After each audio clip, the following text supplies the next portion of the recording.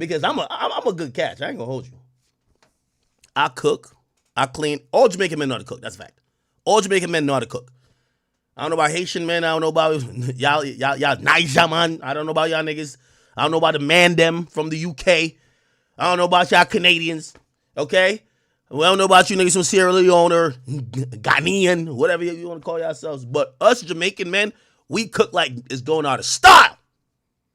Man, I made some oxtail. It's upstairs right now. I ain't gonna lie to you, bro. I said to myself, I gotta watch out because I made a big ass pot. You know, oxtail is expensive now, so I ain't throwing away nothing. I eat the meat and Pluto eat the bones. Well, I get the bones to the dogs. They like chewing on it. I'm telling you. All right, we're in good spirits today, chat. I'm sorry for yesterday. I did miss it. I just didn't want to, like, I ain't gonna lie to you. If it's too late, I could get on and stream, but I hate subpar streams. Like, when I get off stream, I like feeling like, yo, we fucking just demolished for 6 hours. You get what I'm saying? That's what I like to feel like.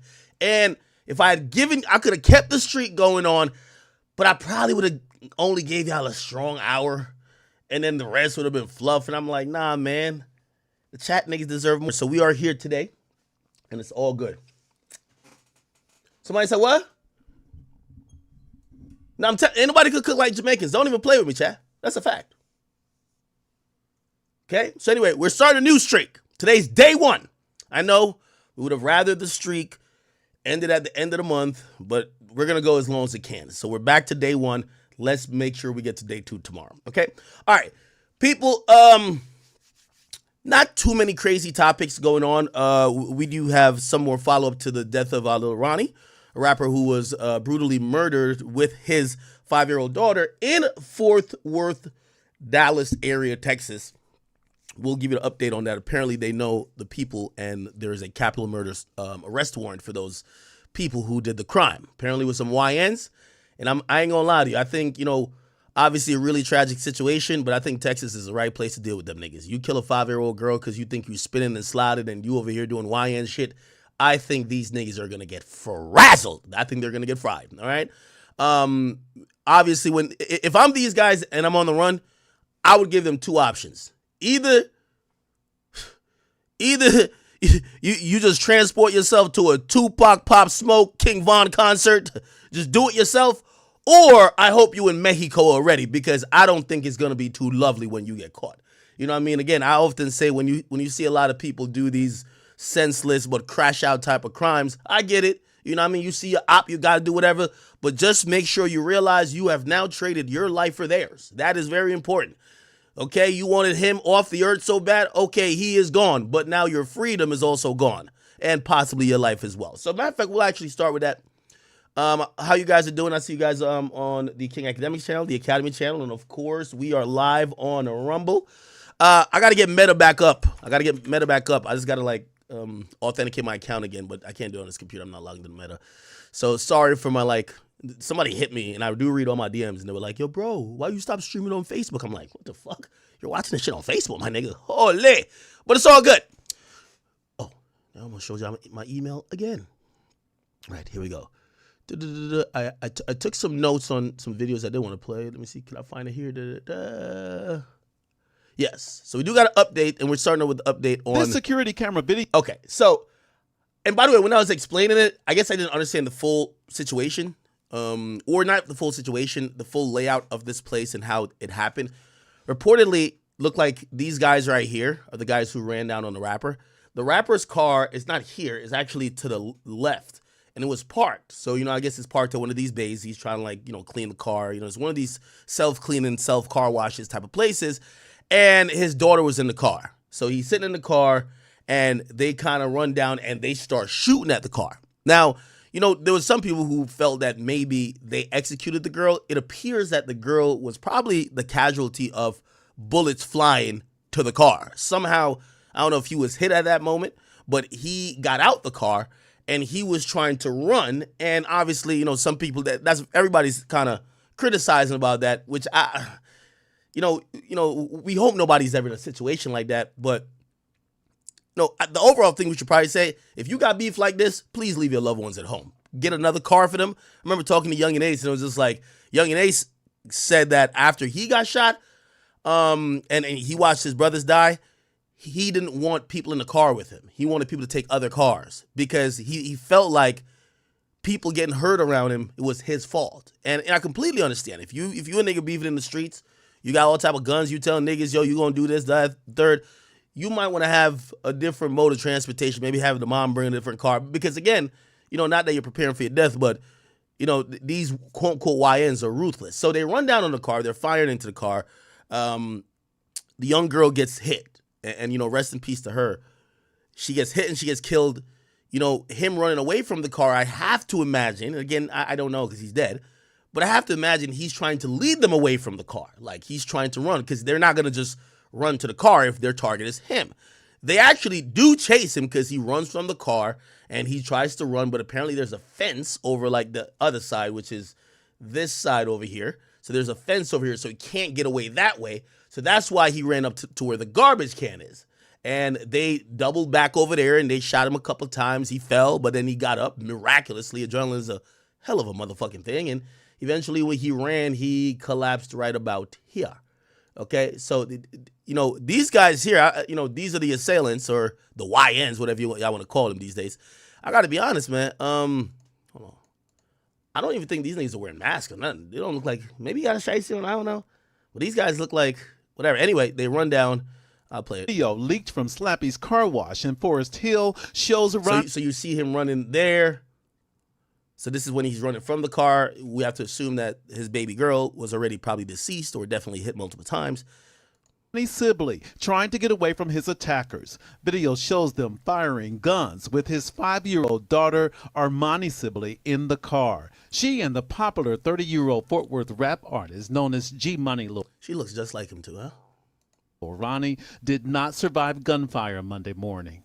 It's the type of gun violence. By the way, the whole communities came out. They're speaking out against this type of senseless violence. I keep hearing people say, yo, this is Texas. Okay, that's cool with Texas, but I don't know no place in America. This ain't Guadalajara, nigga, okay? This ain't Jalisco, okay? This ain't Culiacan, bum-ass nigga. There's no place that people, we get it, everybody got straps, but there ain't no place that people will celebrate or even think that it's just casualty of war, that a 5-year-old is getting killed in broad daylight at a car wash. It's just not going to happen. And I think, I think more than justice for this guy who seemingly was probably about that action too, I think people want justice for this innocent bystander and the daughter of the guy. And I think the community, whenever they catch this nigga, because you're going to hear them say, nigga, turn your bitch ass in, okay? Yeah, this ain't Ecuador, nigga. Get your bitch ass to Central America if you want to go do this type of shit. They don't San Salvador shit. The fuck? Anyway, basically, the community is calling for not only harsh punishment for these guys, but they're encouraging them. Just turn yourself in because you're fried. I started Mothers of Murdered Angels. Melinda Hamilton knows personally. She lost her 25-year-old daughter in 2017 and 19-year-old grandson in 2020. Today, she's one of the community leaders speaking out against the shootings that killed a Crowley ISD kindergartner, leaving a mother without her child. We're here also to give them resources to help them in the need as they need right now. This moment needs to be taken as a gun violence. We're going to stop it now, and we're going to put our foot down now, and this is it, because we can't keep doing this. There's no justification for this violence. We call for an immediate cessation of the senseless killings that plague our streets. Another father has taken another child buried. Minister Dominique Alexander is also outraged about the father-daughter killing. As president of the Next Generation Action Network, Alexander sent this message. So this is a car. This is a car. Damn, my nigga was just trying to vacuum the seats. You know where the pennies usually fall. So this was apparently the vehicle. It's not really known. It looks like this is a coupe. Clearly, what kind of car is this? Is it one of them little scat packs or some shit like that? I don't got cars like that. Anyway, maybe it's probably unlikely she was in the back seat, right? I mean, I know she's a small girl. She's 5, but do they let 5-year-olds ride up front? So it's probably likely the daughter was in the front passenger seat, right? Because I don't do 5-year-olds ride in car seats? Bro, I don't know nothing about kids, bro. Do 5-year-olds ride in car seats? Okay, even then, you wouldn't put your 5-year-old in the back of the car, right? You would just have your 5-year-old sitting on the seat, right? So I'm guessing these bum-ass niggas who come from over there, they don't give a fuck. They're just shooting straight through. right? And they're just shooting to the point where, you know, they're shooting across the young girl to kill the guy, and the young girl probably gets hit with just collateral bullets, which is so sad. It's simple. Turn yourself in. Don't draw this out. As Forest Hill police look for 2 known suspects Right. caught on camera during the shooting. Now, here's the thing. These suspects are known. They know these bum-ass niggas. I heard they know that one of them got a mole on his left ear. They know everything about these bum-ass niggas. But they're not trying to tip them off because those guys are probably trying to evade law enforcement. There's a capital arrest warrant for them, which usually means that they're going to be charged with capital murder. Again, I think they're going to face a death penalty. I see somebody say you should have stricter gun laws. Yo, listen, we don't have to get into politics here. I know, let's not do politics. Criminals don't care about gun laws. There's never time. You know, I buy guns every day. I got to go pick up three more guns. Like I buy usually 2 or 3 guns every month. I call myself at this point because after you get 50, it's nowhere you're shooting on 50, right? So I'm a collector at this point. I go and I have to fill out all type of paperwork. I live in New Jersey.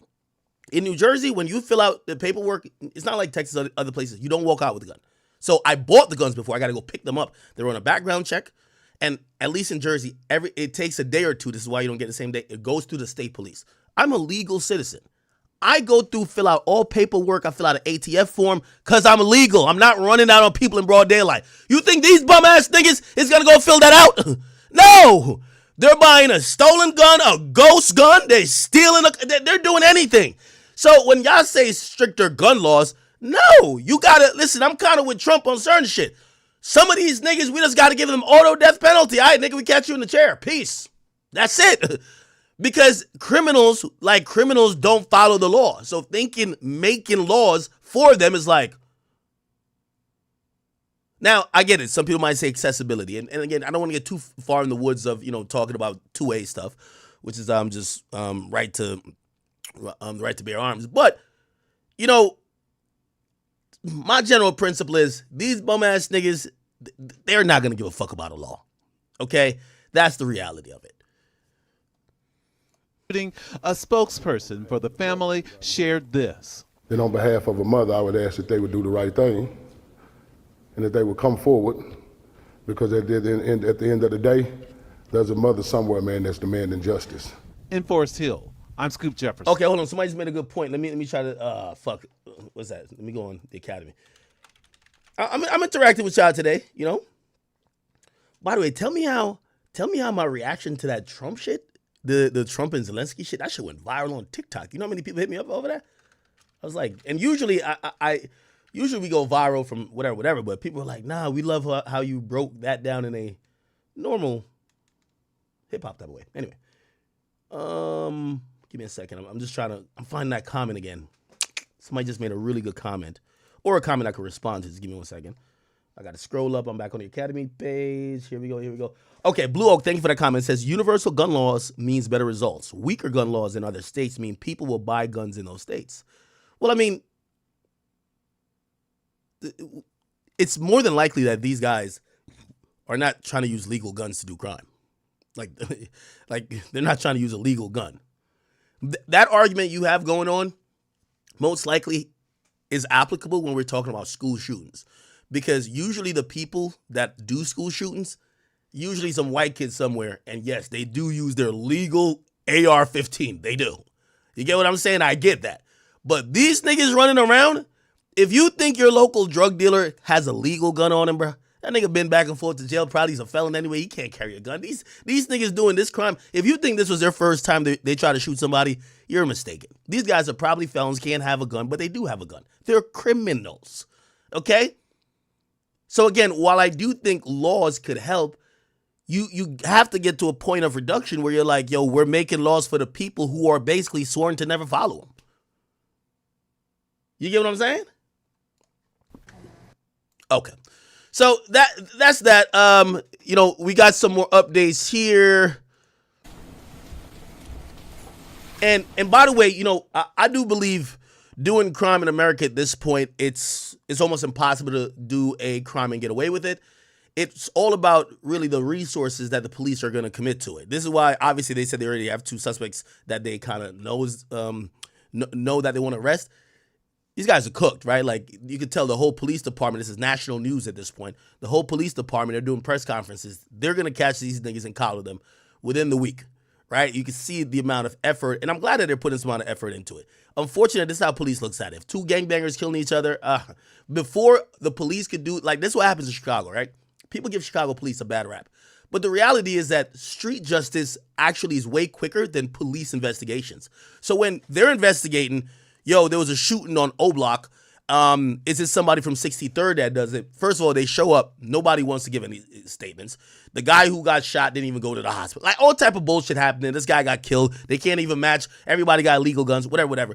By the time they could even really solve it, right, the guy who's a suspect dies. The witnesses, they die. Like, you know, this is actually a real thing. Charles and White says it, but you can watch the Trapelo Ross documentary and figure this out too.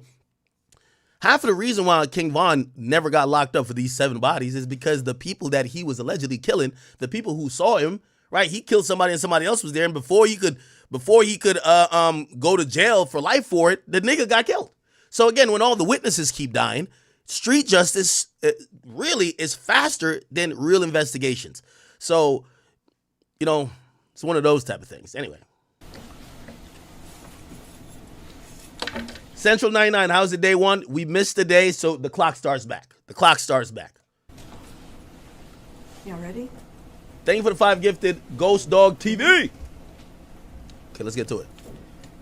The safety of the general public is our first concern. Forest Hill community, please be rest assured that that was the case with this incident.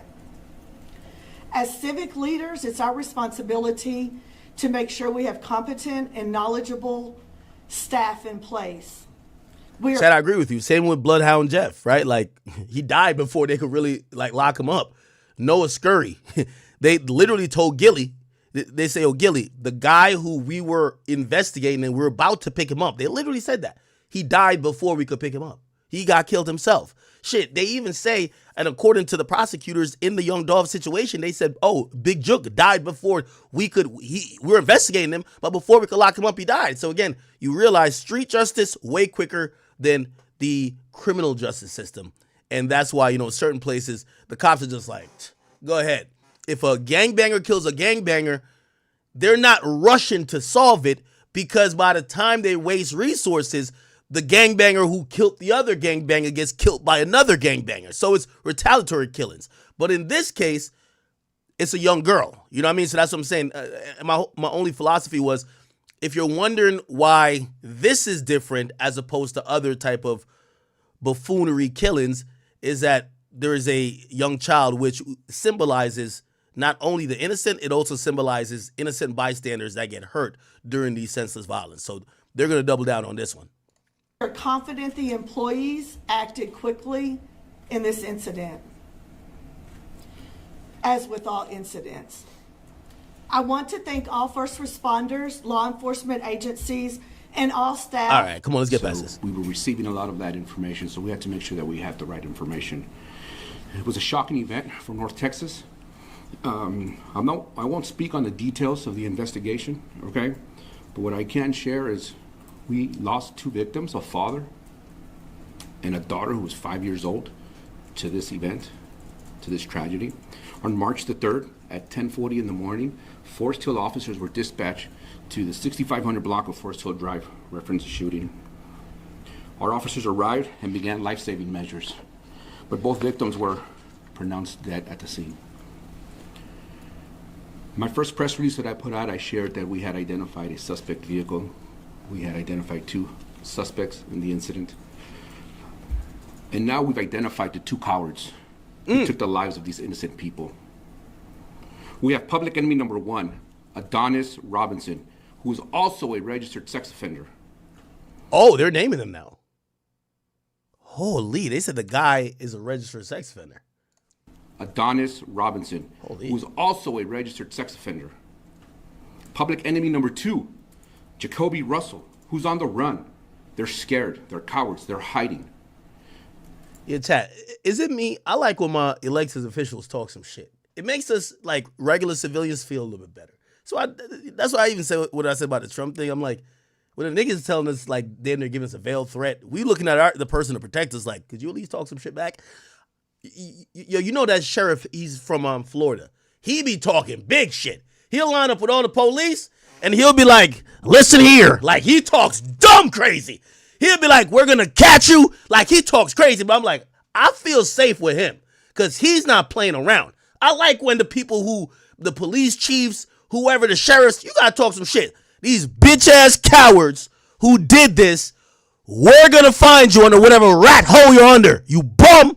And when we find you, we're going to do everything. You better come peacefully. Because if we do what you did to those people, you won't like it. Yo, I like that type of talk. Talk crazy to them niggas, man. I'm sorry. We asked the public. Yeah. Chef Grady. Yeah, Greg. Yeah, that nigga. Hold on. I don't even mean to. I know I be going on tangents, but this thing be talking reckless. I like it. Grady Judd, right? Grady Judd. Look.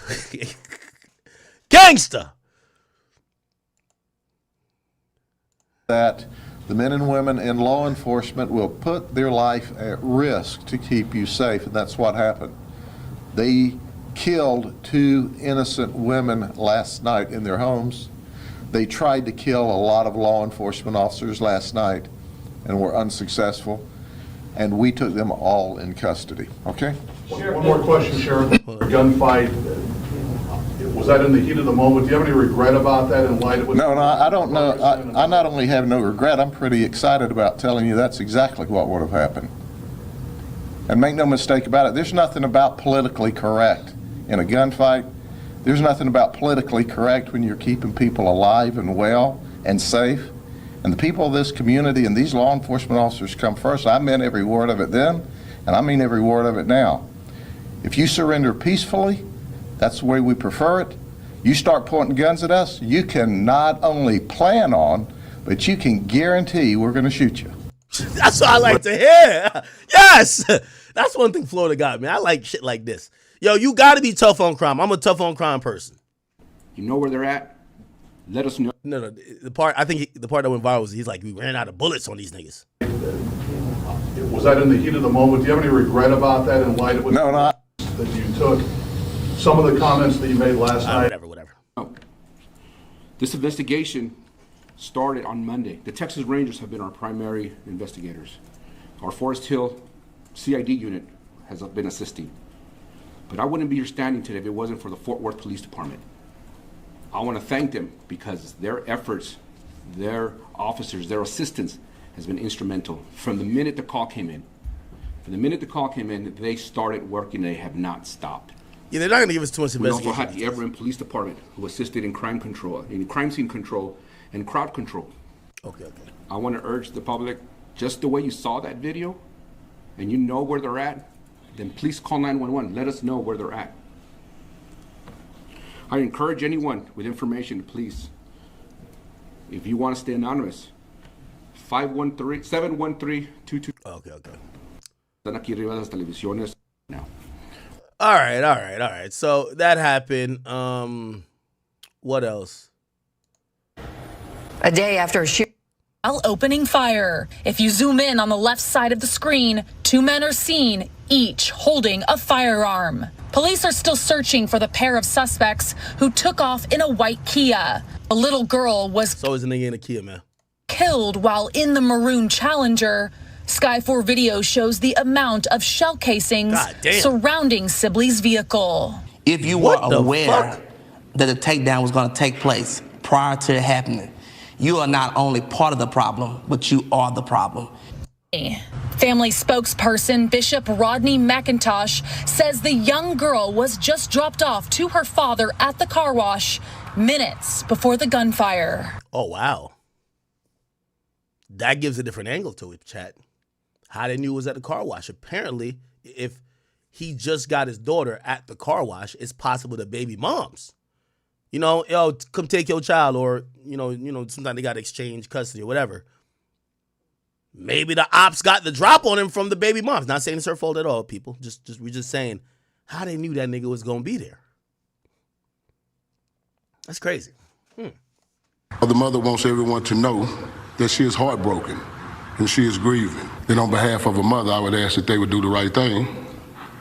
and that they would come forward.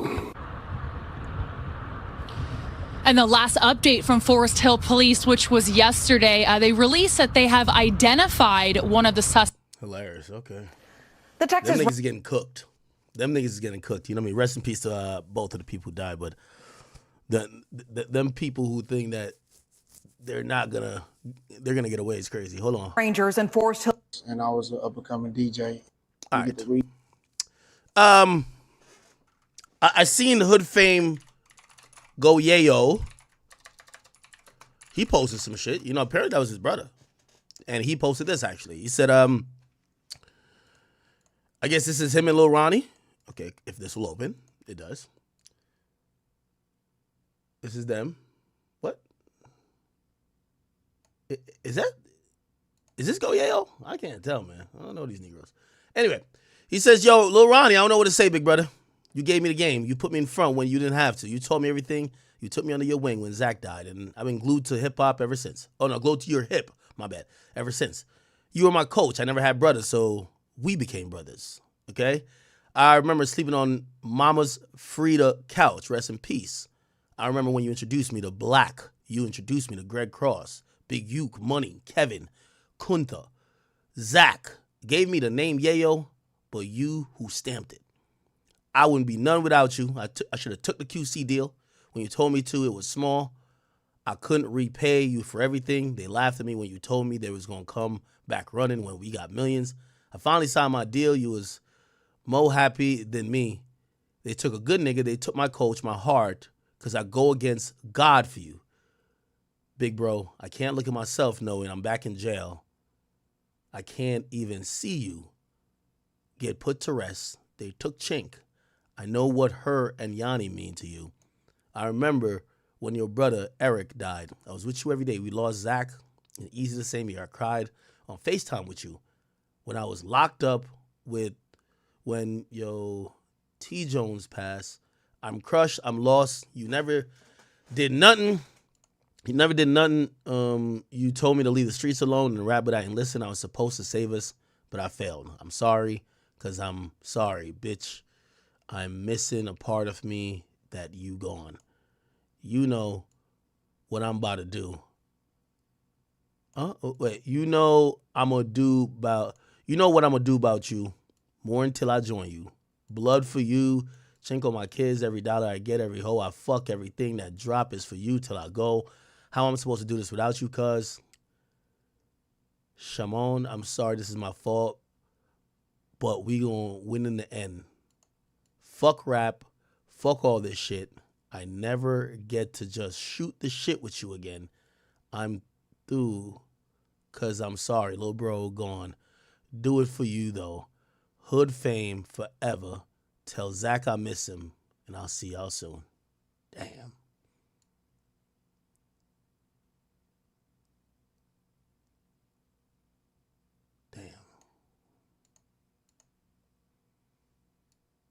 It's crazy, Chad.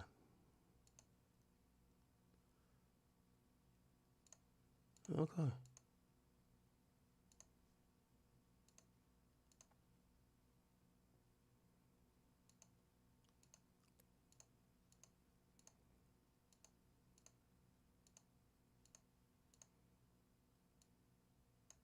Okay. All right. Confident, justice will be served, but it doesn't take back or it can't bring back a life or restore the hurt that this has all caused. All right. Okay, let me see what else is going on. Give me 1 second. So that's the update going on with him.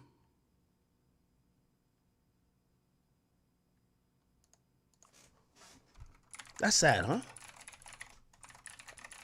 Fucking sad.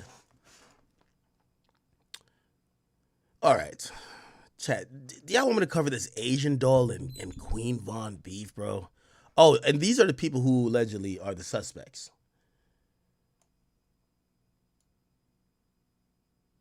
Look like both have been incarcerated before. These look like mugshots, I think. Or maybe they're driver's license pictures. I don't know. But these are the guys who allegedly killed him. And interestingly enough, the oldest person is 25.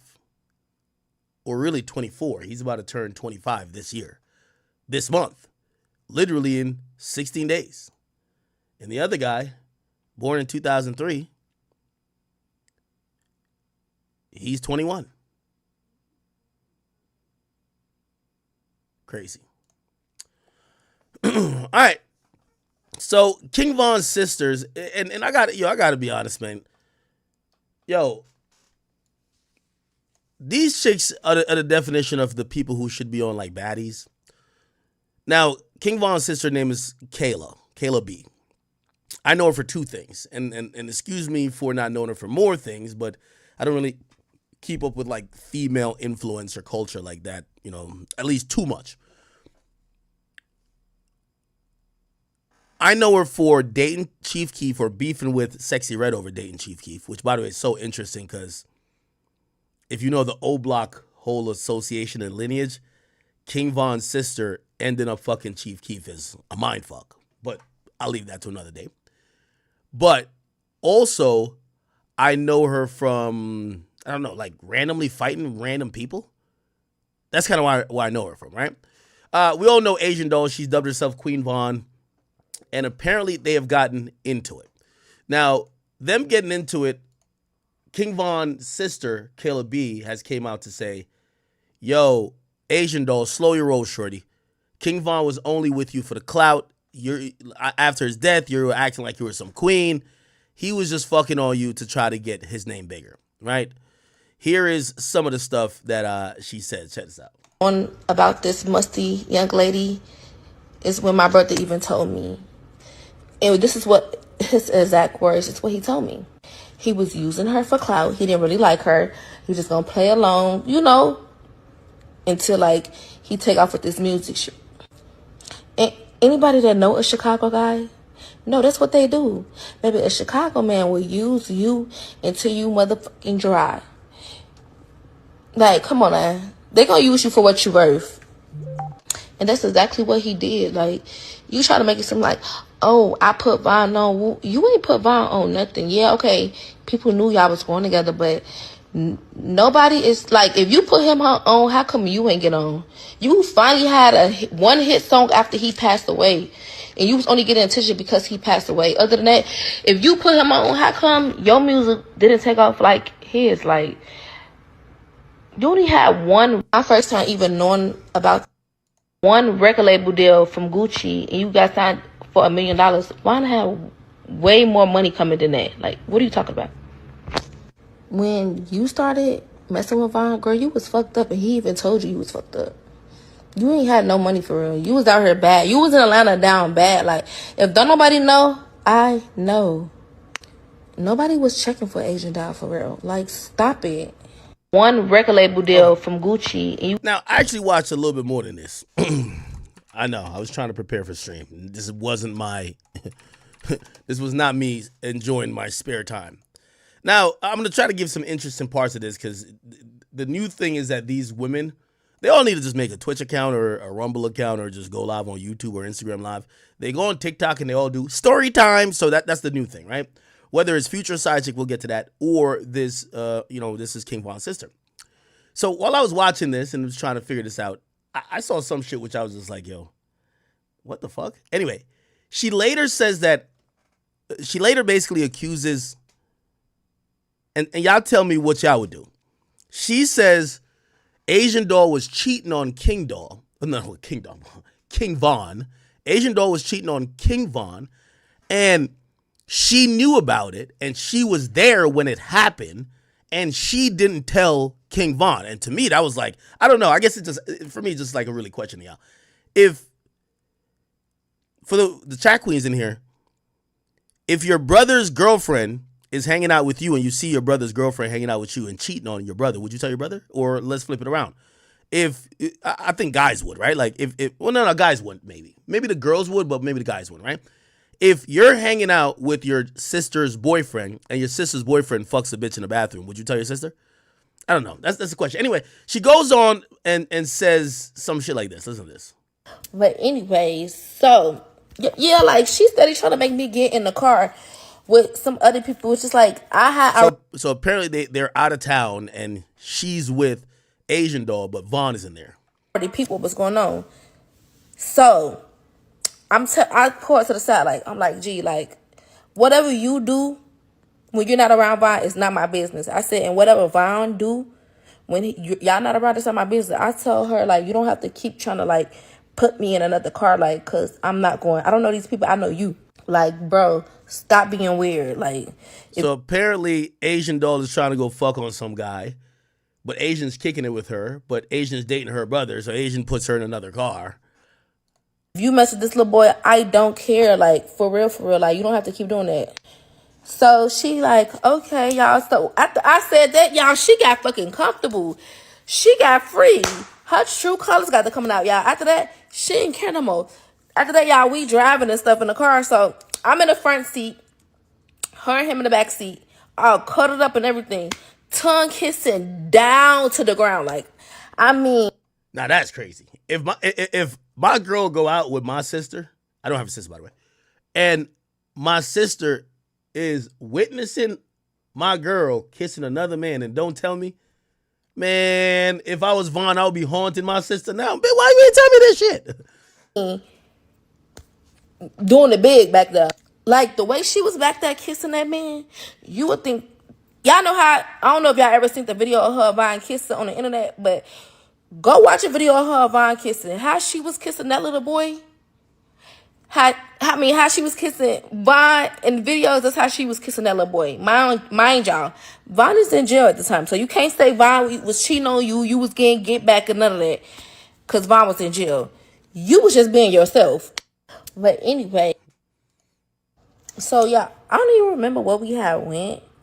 But they was cuddled up in the backseat the whole time. I'm just in the front, minding my business, making videos, turned up or whatever, you know, being me. So, later on that night, this like the end of the story. Later on that night, guess who goes missing? She goes with him to his hotel room. Yeah, so if you in the backseat tonguing this nigga down, I know what's about to go on at that room. You about to go get... Not saying you did, not saying you didn't, because I don't know what happened in that room. But the way y'all was back there kissing, I know that little thing was wet. So the next morning, Vaughn blowing my phone down to the ground. Blow my phone down to the ground. So I pick up, I answer. He instantly gets on the phone and say, man, what that whole agent that she ain't answer her phone?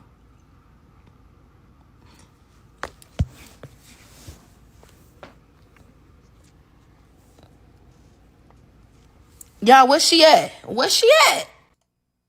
Baby, I don't gotta make up nothing. You little fan pages believe everything. Oh, y'all be up under these comments, little kids. Baby, I've been doing story time. You need to go. So anyway, like I was saying. I know. This is so stupid. I know y'all want to see it, but I seen some people say, could you please cover it? Just bear with me. I'm gonna be done with this in like 3, 4, 5 minutes. He like, why she ain't answering her phone?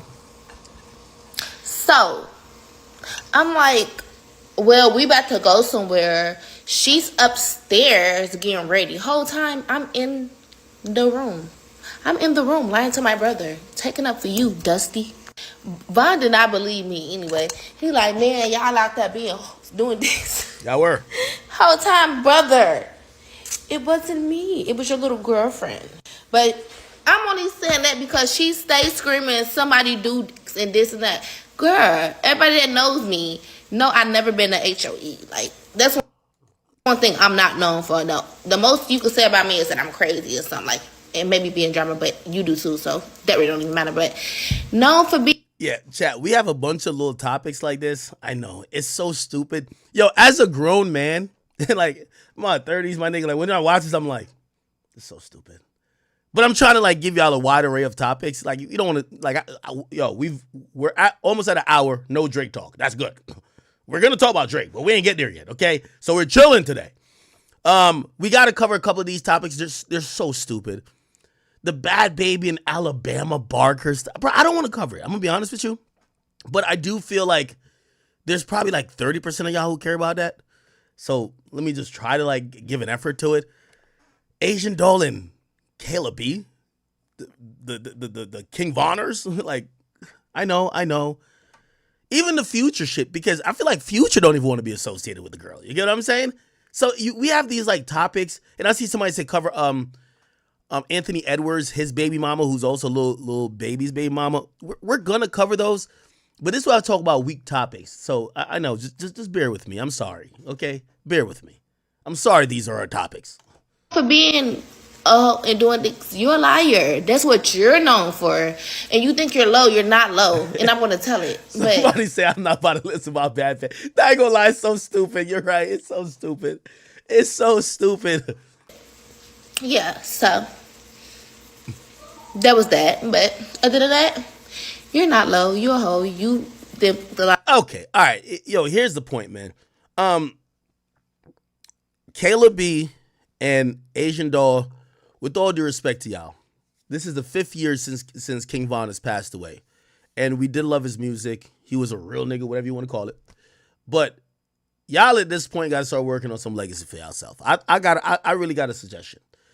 We need Zeus or Baddies or something to come together and have like a fight league. They already pretty much have a fight league going on with their reality shows.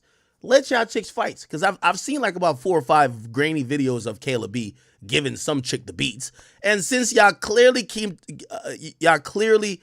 are into keeping up ghetto, ratchet, fighting bullshit, and constantly are getting into it, just have like a fight league. All of y'all chicks, give y'all whatever money y'all want. And I would just love to see if the words match the fist. I think that'll work out good. Anyway, long live King Von. Other than that, I don't know if this is Kayla B's point, but I also agree with this. Yo, Asian Doll, you're pregnant for a whole nother nigga. I ain't even gonna lie to you. It's like certain shit. Like, yo, if I get a girl pregnant and she's beefing with her ex sister, that's a problem. Like, why the fuck are you still thinking about that nigga? You get what I'm saying? I get it. King Von is like, inextricably like linked to your life. I get it. But bruv, you've dated 15 drill niggas in from the Bronx. You're right. You fuck like all these dudes, and now you're pregnant with another man's baby. It's not King Von's baby. Man, go have beef with your current nigga's sister.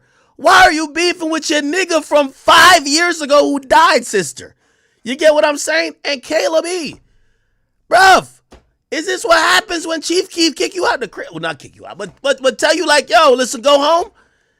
Listen, everybody could be at peace, all right? Long live King Von. But I know that nigga is somewhere right now swinging in the air after realizing that his legacy right now is basically being fought like it's a reunion episode of Baddies, okay? Cut it out, all right?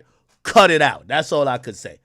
Anyway, let me move on from this. It's just not that interesting, and I get it. But if you guys do look how many videos. This is what they call story time. Oh my God. Jesus Christ. Anyway, shout out to Kayla B. We of course have love for you because you're Von's sister. But please stop the ratchetness. All right? Is this Von's son right here? Oh, anyway. All right. Y'all ain't like that topic, right? Holy shit. All right, let's get to this real quick. I'm gonna have to mix these topics up. I'm trying to save Drake pause for as late as possible, and I think we do have a Kendrick topic as well.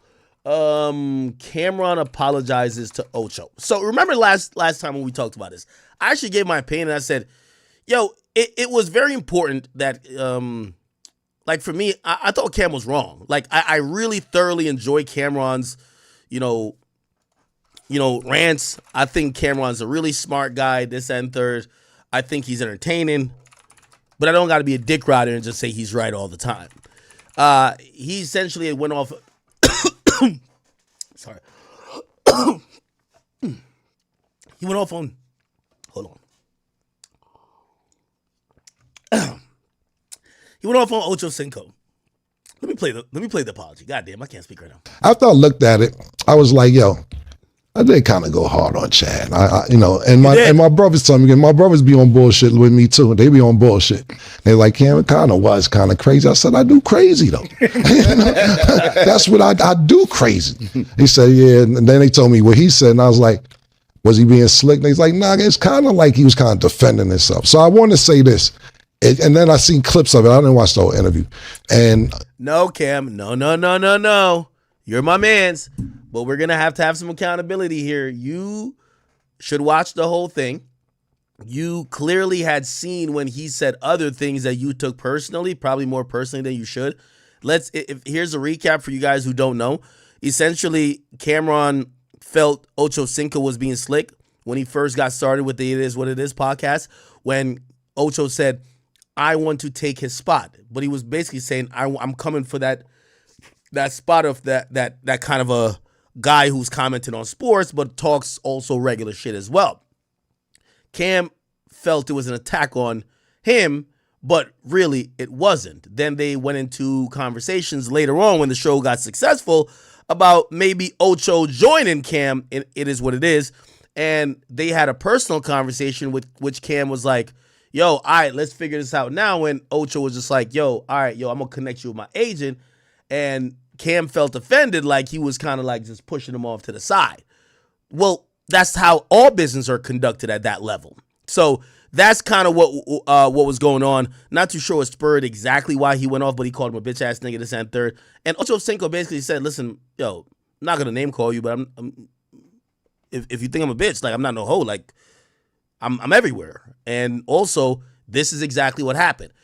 He pretty much took the high road to it. And I'm glad that Cam got out of ego mode and realized, oh, okay, yeah, I did kind of go hard. And he toned it down. So that's what he's doing here. And I seen Uncle Shannon, Uncle say that it seemed personal. None of this is personal. So that's the first and foremost. I have no beef with of course, Shannon Sharp or Chad Ocho Cinco. I just wanted to say, if I went a little bit hard, I apologize. But the thing is this, you threw me off when you said you were talking about your piece with Stephen A. Smith. I'm uncomfortable still bringing it up.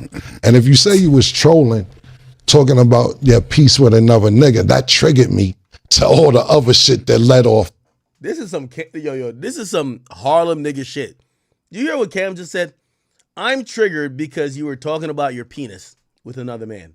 And since Harlem is the home of pause or no homo, anything where two men are talking about something that could be that isn't paused, is that true? I don't know. Is that what he's saying? That's what I got from him. He said you triggered me that you were talking about your piece. Your piece means your dick with another man.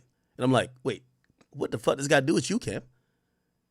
He's talking about, even if he's gay, he's talking about his dick with another man. That's not you. It's not like he brought his dick talk to you. Unless maybe he did. Did he? After that, I think maybe the young niggas, whatever, and I'm not judging, like I said, I ain't got no problem. But you and Stephen A. talking about your 3-inch piece turning it to 11 was kind of wild, and it may have triggered me. So if I went hard, I'm a little bit sorry. Not crazy, but a little bit. And the next thing is, I also seen what you said about the agent shit, and everybody got to talk to your agent. Let me explain something about that, right? I come from a situation, and I dig it. So after talking to a few people about that sport, and people higher up in sports that I deal with, that's how you guys came into the game. And I understand that completely, to where I negotiate my own shit. So when somebody has to talk to your agent, that's how it was since you was coming out of college. That's how it is 20 years later, 30 years later, or whatever. You guys have agents. You guys don't usually speak for yourself. And that's how y'all do business. To me, personally, and there's no right or wrong, I'm just expressing how there is right or wrong I feel about that.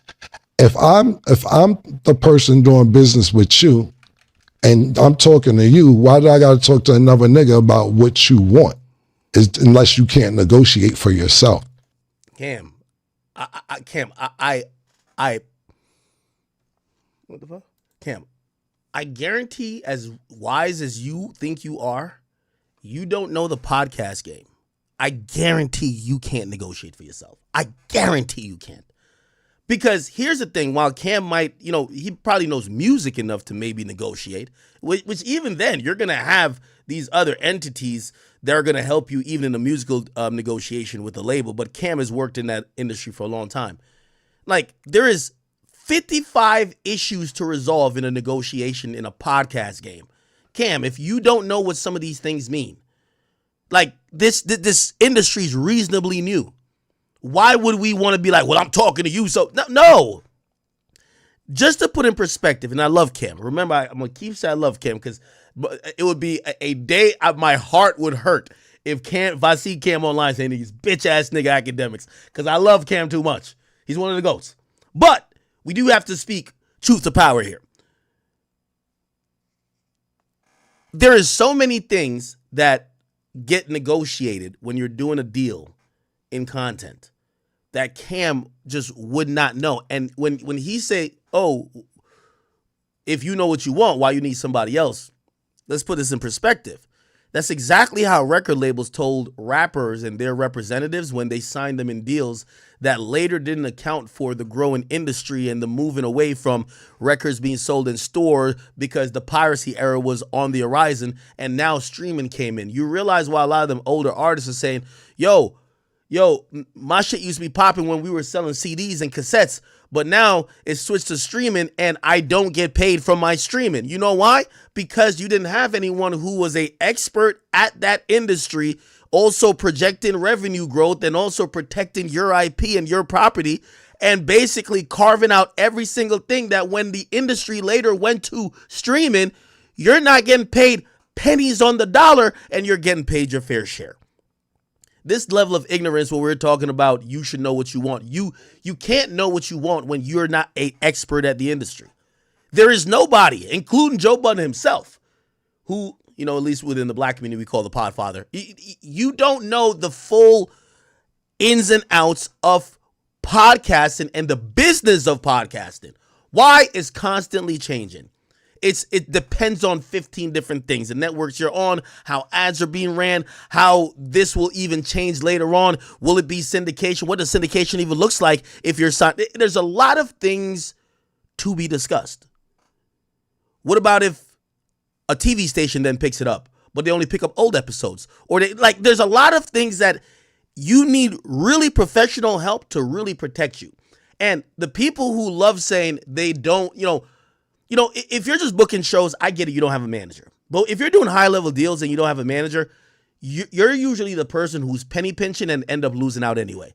Oh, I don't want to give a nigga 20%. But then you end up getting 40% under what you could have made, right? The person who's like, nah, we just talking. You rob yourself of money anyway. Like these people that work in, as I said,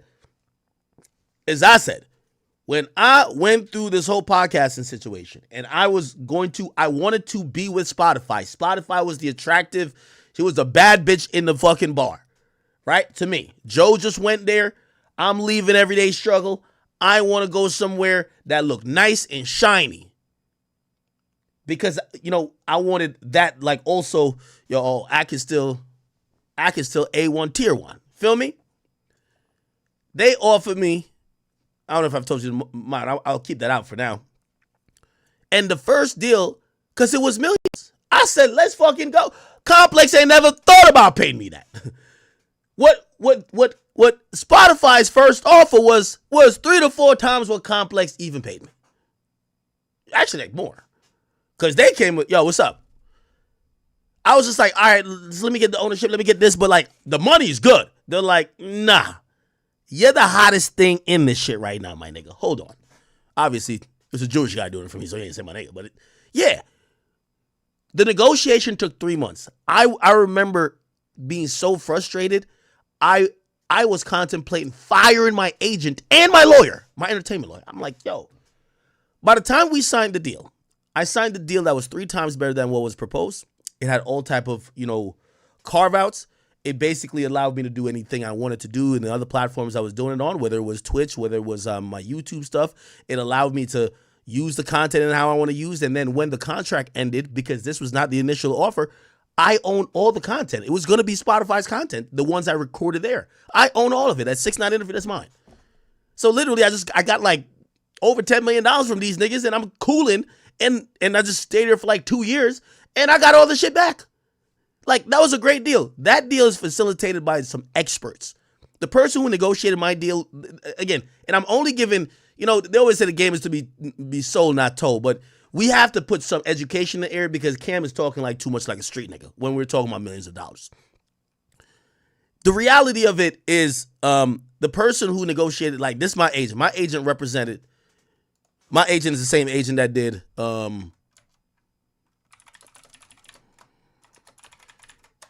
They did the Call Her Daddy $60 million deal. You'll figure out who the person is, like if you go read the articles. They did this deal. They did pretty much every big deal other than the Rogan deal. Every big podcast deal that person did, because UTA, the agency I'm on, is the CAA didn't really head up a podcast department. UTA had a huge podcast department that they were literally sitting with Spotify executives and be like, okay, so y'all trying to get this? All right, cool. How much money I got to spend? I bet. We gonna get you a hip hop guy. We gonna get you the white girl. We gonna get you whatever you want. And that's the reality. They carved out a really good deal for me. A deal that, my lawyer was also make sure I was in my benefit, and I made sure I was in my benefit. This idea that you're gonna get Ocho Cinco, who, again, with all due respect, I'm not trying to down his intelligence and nothing like that, but he's new to the podcast game. Just because he's been getting money for a long time, that he's just gonna be able to negotiate. Like, first of all, what would that mean, right? Like, think about the things, and this is how people rob people. I ain't gonna lie to you. If Ocho Cinco comes say it is what it is, I could seriously see him saying, well, who owns this? If the only way I'll be a part of this, I want to be a part of it long term. So now we could talk about maybe being there for 3 years or more. Also, at some point, I want to feel like I have a stake in this rather than getting paid subsequently more each and every. There's a lot of things to be discussed. The whole point is this. Cam is bugging if he ever thinks, this is not, I'll give you an example. I try to sign a rapper, right? So I got a label deal, right? I have a label deal. I haven't used the budget in a while. I had about close to maybe $500,000. No, it was $500,000. It was like $400,000 that was available to me that I could sign people with, right? So essentially, I could walk on the street, and if I see a guy rapping on the corner, I could be like, I want to give you $100,000, right? I could give that person, nobody says shit to me. We could make whatever deal. All you got to do is do 15 backflips like Speed on stage, you get your money. No one would say nothing to me. The only time that the label would ever say something to me is if, say we're going to sign someone, which, by the way, that came up later, because I was trying to sign somebody who was kind of hot, and their lawyer basically told us that they're getting signed for $1 million, right? And that wasn't in my budget, so I had to collab with the label, but they had to believe. Anyway, that's neither here nor there. For a small deal, which you don't know about hip-hop is the majority of deals that's given out is less than $50,000. People are not getting signed at their peak. They're getting signed pretty early, or they're in these other deals, right? I could negotiate a hip-hop deal with an artist getting $50,000, $75,000. Because even if it's whatever, we're rolling the die. You get what I mean? It's like, okay, we have $75,000 in commitment. Okay, if they don't pop off, even if they don't do the whatever, and we feel like they robbed us of some money, because that happens, or they left with money or whatever, or they don't pan out, it's $40,000. That's why I said that story.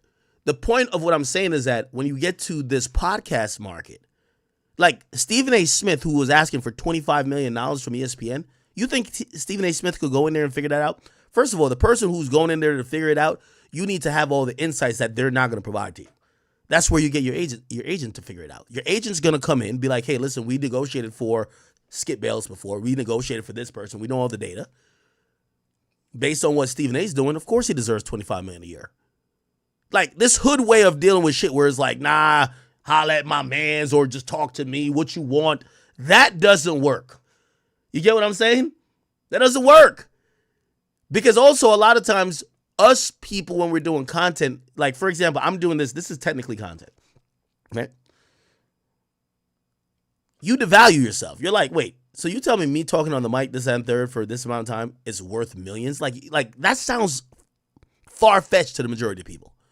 But there's an industry that actually values it as that. So again, a lot of times people don't properly price themselves. So again, I don't want to go into long tirade, but Cam is 100,000% wrong. And by the way, here's what I'll say to any up-and-coming creator. If you get to the point where, or you're a former athlete, you should have an agent.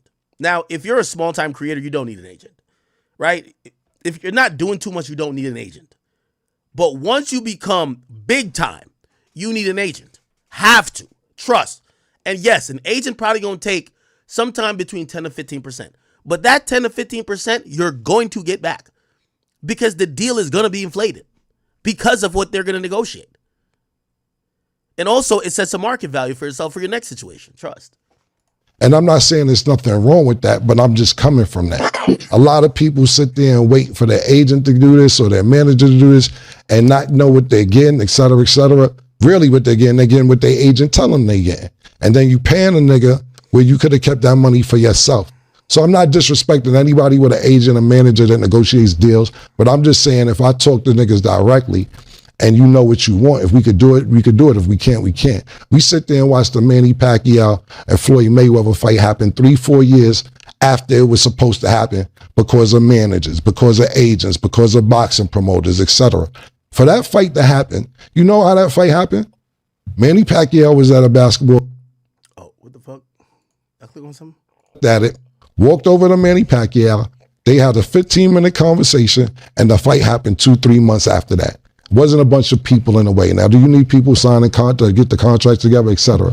So I can't fault you for having an agent not talking for yourself if that's. Now, again, this is what Cam is still being a little bit facetious. Very different, right? I made the final decisions. That's always going to happen. But you need people operating on your interests, right? Like, for example, like, I could have told my agent and my lawyer, I'm like, no, I want to go to the situation, even if they're like, this is not a good, like newsflash. I don't think I ever said this before. My entertainment lawyer really wanted me to go to Apple. Apple offered us $1 million more. Nigga, I didn't take the $1 million more. I went to Spotify. So, nigga, again, I'm the boss. So I said, no, I'm not doing that. If I went to Apple, we were going to start months later. The deal was a little bit different. I remember they had to like wire me a certain amount upon signing. It sounded good because Apple had a lot of money. And it wasn't just Apple directly. It was Apple with this other, I'm going to get too much in the weeds of it. But yeah, I turned down $1 million, but it was for way more control. Apple wasn't really playing the game of like what I was trying to do with Spotify. Yo, I want to own the shit, blah, blah, blah. Apple was just like, we Apple, nigga. We ain't telling you a motherfucking thing. Just take the bread and shut the fuck up. That's what they were saying. And it's cool. Like, you know what I mean? They can say that. Right? But ultimately, I made a decision, just like how Pacquiao probably made a decision, but probably with a bunch of business people in the middle. That's how it works. That's how you came in the game. I just come from something different. That's first and foremost. And I'll wrap it up with that. Lastly, I'll say is this. You guys are doing a great job. I'm not hating on your show or whatever, but I'm doing a spectacular job, nigga. I'm that nigga. That's why you mentioned my name in the first place. And you're doing really good. You're doing good, Chad, and I'm proud of you. But you're not the main attraction on your show. You said you're not the main attraction. You're the coleslaw that comes with the meal. Okay, this is not an apology then. This is a backhanded compliment. You relish. You anchovies. Shannon Sharp could do this without you, even though you're a good addition. You see, now, here's the thing. Usually, and by the way, I've gotten reductive like this. Like, C mics, I'm usually trashing on. B mics are important, right? Like, put it like this. In a lot of times when I was doing Everyday Struggle with Joe, when you got two strong personalities, and it's the same thing with like a Skip and a Stephen A. I'm pretty sure their pre-production was, all right, what topics we doing? Oh, we doing a Tebow topic. All right, I'm going to let you go crazy. Like, basically, I'm going to give you the ball. It's like Kyrie and LeBron. It's your time. Just shoot, nigga. You know what I'm saying? All right, your turn to shoot. All right, my turn to shoot. Feel me? When it came time to talk about younger, all right, here, I'm throwing it up to you. What, you know what I mean? That type of shit. So a B mic, sometimes people get knocked for being a B mic, but two A mics, a lot of times those A mics have to be B at times. Not saying that I believe that Ocho is a A mic. However, a B mic is very important for great content. You know what I mean? Great content. Now, the C mics, these are ancillary pieces. I think Nightcap is a different thing for Shannon. Like, Shannon's a lead shooter. Like he could do his thing, but he needs that rapport, and I don't think he has it with everybody. And I don't think that could be a solo show. So, you know, with all due respect, I like Shannon, but I don't think Shannon could shoot by himself. I do think he needs a teammate, and I think Ocho is a great teammate. Might not be the star, but you're averaging 30, he averaging 20. If he drops 0 points that episode, shit don't work. So I don't agree with Cameron here. I thought it was an apology. It's not really an apology. He's kind of being slick the whole time. All right. All good. Let's move on. We're avoiding all Drake Kendrick topics for now. And unfortunately, we get to hear. Oh my God. Chat. So, y'all remember we covered Future and a side chick. Okay? So, Future's rejected side chick has now gotten to the point where she supposedly has called the police. Yeah, she has called the cops, claiming Future is harassing her. Now, in reality, she's cloud chasing a lot. This is the worst thing about, I've said this before. The problem with a lot with females these days is a lack of shame, right? Like a woman bragging about her sexual escapades and the fact that she has fucked a bunch of dudes, or like even these days when women say, yo, I'm about to hit up one of my hoes. Like even that term, women don't realize you can't have hoes. You're the hoe if you claim you have. Shame is one of the most important ingredients to maintaining a stable society, and it's lacking these days. Women talk about their promiscuity, their behavior, ratchetness, their low tolerance of problem solving. They love to fight. They don't give a fuck. That's the attitude. But you know why? There's nothing shaming them to say, look, you're on camera right now fighting and somebody pulls your wig off. Are you embarrassed? There's no embarrassment anymore. Women don't care if, videos of them or sexual images of them get out. They don't care. When you have a society where it's not controlled by shame, you get to see the very worst of human nature. For example, this woman. She looks embarrassing. In society, men are usually doing the pursuing. Women are usually gatekeeping what is normally sex. It's very rare historically, or not historically, but just, in a previous traditional society, it would be very rare where you're seeing a woman who's thirsty to be associated to a man who's saying, I don't know you, I don't want you, ew, get away from me. But in these days and times, it's actually applauded. These chicks get online. Remember how much shock, even though I'm talking about a different issue now. I was with the Rockstar dude when I found out he sold the footage of his own check-in. Wait, you sold footage of your own embarrassment? Like, that's so reductive. That's counterproductive. Like, wait. As I said, shame is lacking and missing from all society. So this woman, she's making a thing of Future supposedly either cutting her off or not fucking with her anymore, rejecting her, and she has now made it her thing. And unfortunately, everybody's bitten into it because the majority of women that are perusing social media these days, they're just like her. They lack shame. Again, if your sister was like this over a man, I would hope you as a brother, if you're a guy in here, would be like, stop, you're embarrassing yourself. What are you doing? But not these women. Check this out. Now he's threatening to have my page deleted. So if you know, go follow my other page. But it's like, at the end of the day, babe, I will take this off TikTok and we will go to Instagram with it. Okay? I will go to Twitter with it. I will go to ever social. Listen, babe. Who are you playing with? Again, the mere fact you're trying to put moments like this up says all we need to know. Bro, don't worry. Don't text my phone. Don't text. Excuse me? Bro, I don't know you, bro. Stop fucking playing. Listen, at the end of the day, I promise you, on my life, on my fucking life, on everything in my life. All you had to do was shut the fuck up. All you had to do, you keep on fucking playing with me over and over and over and over and over and over again. You're gonna fucking learn. I promise you. Because I'm gonna fucking teach you. I promise I'm going to teach you, bitch. Now he's threatening to have. Now, I again, this is really some stupid shit, but I just want to point out a few important key facts. The young woman you're seeing videoed right there. She claims Future is harassing her, yet she's initiating a phone call to him. Make this make sense? This person's harassing me, but I'm calling them to harass me. Future, who clearly, probably, and let's be real, Future's had a relationship with this woman. He's probably fucked her. He's probably played games with her, lied to her, whatever, he does when he has his harem. However, this woman is using this for fame and clout. And obviously she's kind of cashing in on it because we're covering it, right? And obviously got so big to the point Future even responded himself. Now, after this, the woman then responded with another video. Check this out.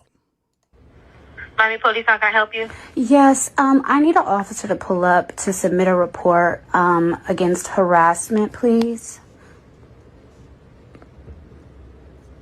What's the address? Okay, so, and what's going on, ma'am? So, pretty much, I have an ex who is harassing me, and he literally is harassing me on social media. My lawyer told me to call the police to... Let me ask you a question. I have a really interesting question. Because I was having a conversation about relationships not too long ago. But maybe I'm old. So I got to ask the YNs. If you're a YN in the chat, spam 1. Do people still ask women to get in relationships, or do people assume a relationship based on the fact that y'all are fucking, raw or not, or y'all are around each other maybe for a good amount? It's been a while since I heard a nigga say, will you be my girlfriend? People just assume relationships these days, right? And really this conversation came from I was, of course, my dumb ass, I get invited to a wedding, which is my brother's wedding, and we're at a dinner, which is the bridal dinner, and my ass turned this shit into a debate. And the point is this. I was saying I'm not into marriage because there is no benefit of getting married that you can't get before. What's the benefit of getting married? I can fuck you all the time? Well, if we live together, we can do this. Women don't withhold themselves or don't provide any additional benefit other than having potentially some legal ties to you, that getting married doesn't seem like it's rewarding for a male. For a female, it is. They get a whole ceremony, they get a ring, they get to have some social status, all that. For a guy, not necessarily. So when I was questioned about, well, why do you think that? Well, I'm like, well, I think relationships in a whole these days are all fucked up. Marriage the point of marriage previously was to have some type of covenant under God. I don't think none of these people even care about God. They just want a ring and they want to start on the gram and want to have some paperwork in case they get divorced and want to jam you up. Secondly, relationships are very different these days. I don't do y'all ask chicks to be your girlfriends, or after you've been fucking her long enough and she's with you long enough, you just start saying, that's my bitch, and she starts saying, that's my nigga, and now y'all are together, and it's kind of like almost, the relationships is basically based on, yo, I'm going to get jealous or I'm going to get tight if you fuck somebody else, so now you're my girl. But no one's traditionally way back in society used to be, will you go on a date with me? Let me court you. Do you want to be my girlfriend? Do you want to take my hand? None of that. We just doing, yo, listen, we fucking, I guess you my main bitch. You know what I'm saying? Am I wrong about this? I could be wrong. Because maybe I have a very different experience. But I don't see niggas really asking women to be their significant other. It's kind of just assumed based on your behavior. Right? Somebody said we sell dreams to these birds. Tell me if I'm wrong. Now, I say that to say this, right? Based on that principle, it kind of would explain Future in this woman. This woman, I do believe that she's fornicated and had sex with Future. I do believe maybe Future was fucking with her heavy for a small period of time. I do believe because people like Future and rappers like that, no matter how much, they're like, their music is kind of like hard on hoes, but they definitely are very gracious with giving gifts. They give out APs, they give out watches, they give out bags. I could see how a woman would then misconstrue that to say, well, if a guy who's having sex with me consistently, at least consistent during a small time period, and buying me gifts, that's my boyfriend. So in her mind, Future is her ex. It's kind of like what, let me not bring that up. So to her, she's going to say Future is my ex-boyfriend. Not ex-sneaky link or ex, I was an ex-side chick. He was my ex-boyfriend. I think Future is like, yeah, bitch, you was some chick I was fucking when I was bored. That's it. So I'm only pointing out the difference here where she's clearly referring to Future as her ex-boyfriend. And Future is like, I don't even really know you, bitch. You get what I'm saying? There's women who have said that they were in a relationship with me. And I was like, when and how? Like, when and how? Unless you're taking the behavior of us having sex and us being around each other to mean that we're in a relationship, because I never said, will you be my girl? Never. Shit, don't they say me and Selena was together? Do you imagine me saying to Selena, will you be my girlfriend? No. But she continues to say that's my ex-boyfriend, and I'm like, what? So I understand both sides here. I think women, they look at relationship based on what they're doing. If they're giving you access to their body, access to their time, you're their man. A guy, we're usually more directed if we're going to really make somebody our girl. And these days, another thing that's what I was saying, just go back to that argument I was having about like relationships and when it came to the time for like marriage, is like, why even do this? We can just have a roster. You know what I mean? Anyway, okay, so she does this. Future tweets out Delulu and Messy, which, by the way, I got to be honest. Yo, Future, I don't know how you get away with this, but Future is 43 and still talks and types like he's a YN. Future gets to act like he's a petty 16-year-old that's in high school going through love, heartbreak, and playing with emotions of women for the first time without no one saying to him, brother, you have 10 kids, you have a failed possible marriage because you got engaged to Sierra, you're 43, and you're approaching being senile. Like, you got to grow up. Like, Future's the only nigga that gets to not grow up. Drake got to grow up. Well, Kanye's just a billionaire. Who else we've been telling to grow up? This is like the era where we're telling people to grow up except Future. Future is still saying one-liner quotes. Like, Delulu, I remember the first time I heard Delulu was from a chick who watches TikTok all day. All she does is this. Nigga, the strongest fucking muscle in her fucking hand got to be this. Swipe. Keep scrolling. Keep scrolling. Delulu! And I'm like, what? What the fuck you talking about? I'm like, wait, that means delusional. Your Future's 43. Like, with all due respect. Again, I'm not trying to age shame or nothing like that, but like, what I'm saying is, this is how lucky Future is. For all of the shit we say about other men, Future gets none of it. Future is typing like he's a 17-year-old nigga on TikTok and nobody cares. Future literally said Delulu and Messy. Are we serious? Yo, John Desportes live. I agree with you. Yo, Vlad, you gotta tell Tony Yayo, take that shiesty off, brother. Yo, Jim Jones. Tony Yayo. I ain't gonna throw Future in there, even though I was really surprised to see Future type like a 17-year-old girl. Delulu, what the fuck? Nigga said Delulu.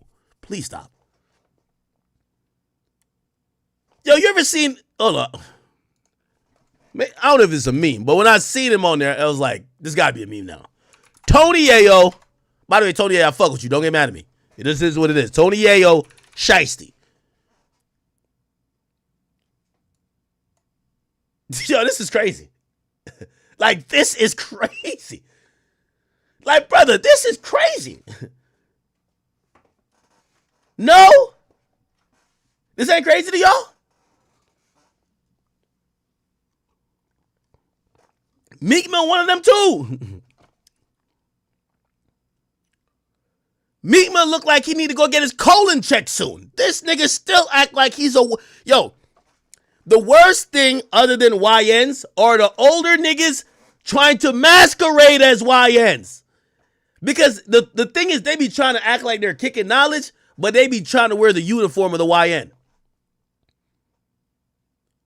Now, I'm not mad if Tony Yayo, who's, you know, you could argue with me or not, that I think he's increased in popularity over the time. Shout out to Vlad. If you want to wear a shiesty while he's walking through New York City, going to the interview, cool. But wearing it on camera, I'm like, Jim Jones is 100% the oldest YN. Jim Jones is the only YN in the game that got more gray hair than regular hair.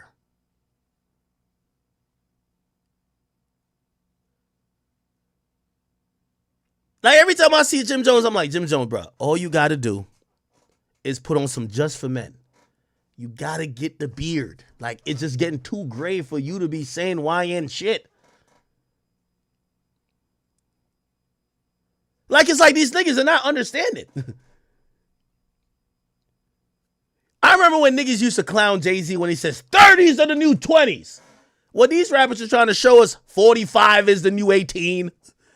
50 is the new 12. What the fuck? Somebody said Vaughn in 1900. Vaughn in 1900 don't even have facial hair. That's how young he is. Of course he's supposed to dress like this.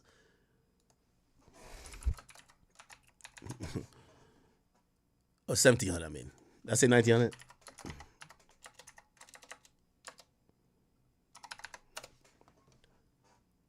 Of course, this is, look. The boy don't even got some whiskers.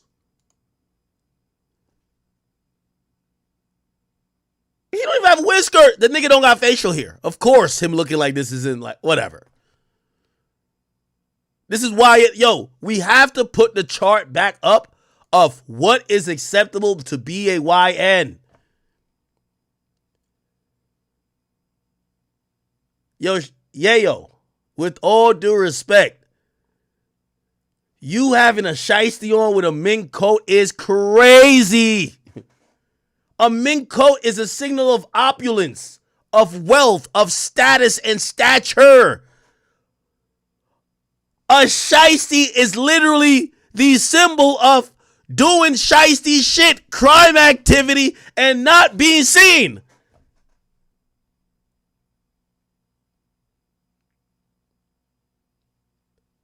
Yayo, please don't do this again.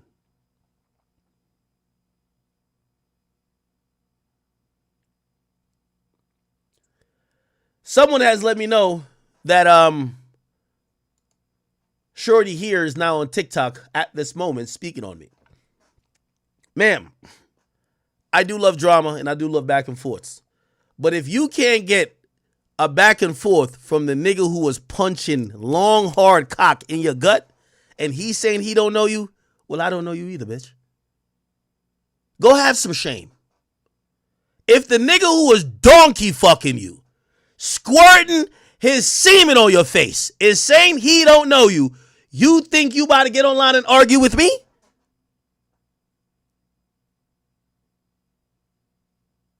If the nigga that done put baby batter on your chin don't want to acknowledge that he knows you out of shame, why the fuck am I going to talk to you?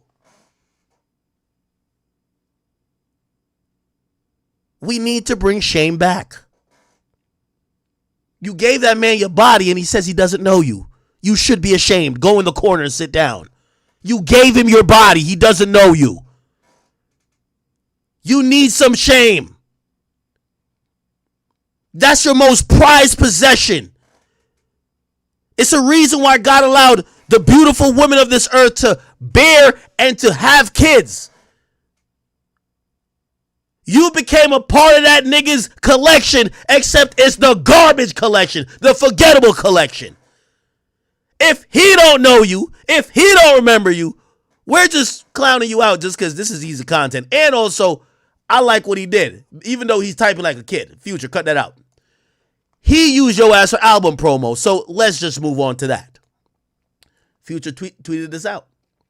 Said Delulu and Messi. Then he says, I don't know where this fake X energy comes from. Goes back to this thing I was saying, chat. These chicks feel they in relationships. That ain't no relationships. If a man doesn't ask you to engage you in a relationship, no matter how much he fucks you, no matter what he bought you, no matter what happens, because certain niggas like Future, as much Future's a trick. Let's be honest. The nigga said if she ain't got an AP, it ain't me. It ain't mine. And he ain't talking about his girlfriend, so he's tricking. It's clearly he's tricking. Atlanta niggas trick a lot. Baby and Gunna say you could buy the biggest Chanel in the store if you want it. They're always talking about tricking. I buy you some titties. I buy you this. Atlanta niggas are notorious tricks. That doesn't mean that they're in relationships with you. These are the type of niggas you should be paying, or not paying, charging to fuck. Let them buy you a purse because they're fucking you. But don't take that to mean a relationship. So that's why I understand what Future is saying. Even if Future bought her something. By the way, at the end of this video, she tried to act like she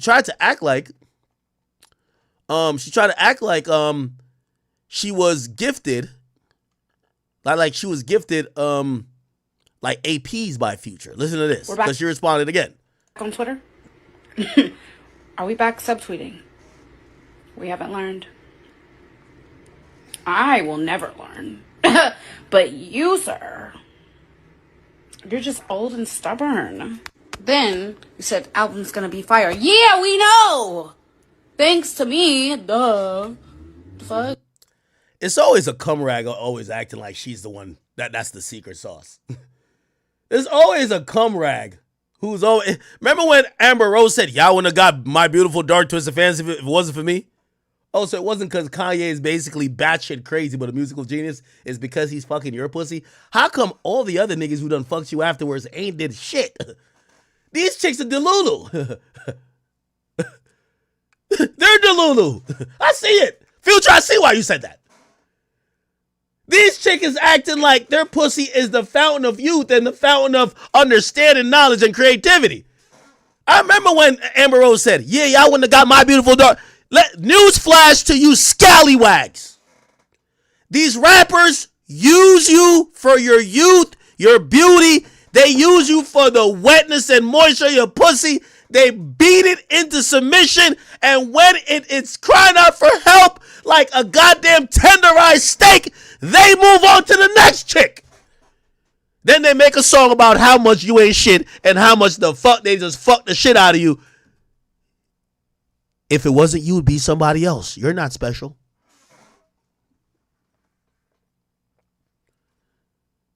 Not because you the squeegee for a nigga's nut. You think that you got some shit. No, you're not. Talking about you're the reason why. Future ain't made a Wack album yet. You think your box inspired him to make the next classic?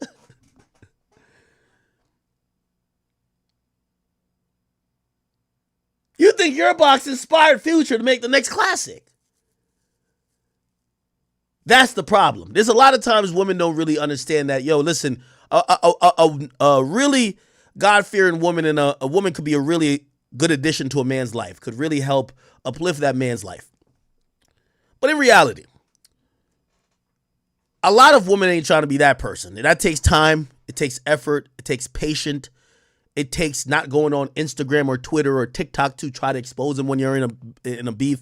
It takes building with that person, realizing where you could fit in, and being an addition to that person's life. Half of you other hoes are just for niggas to get a nut off.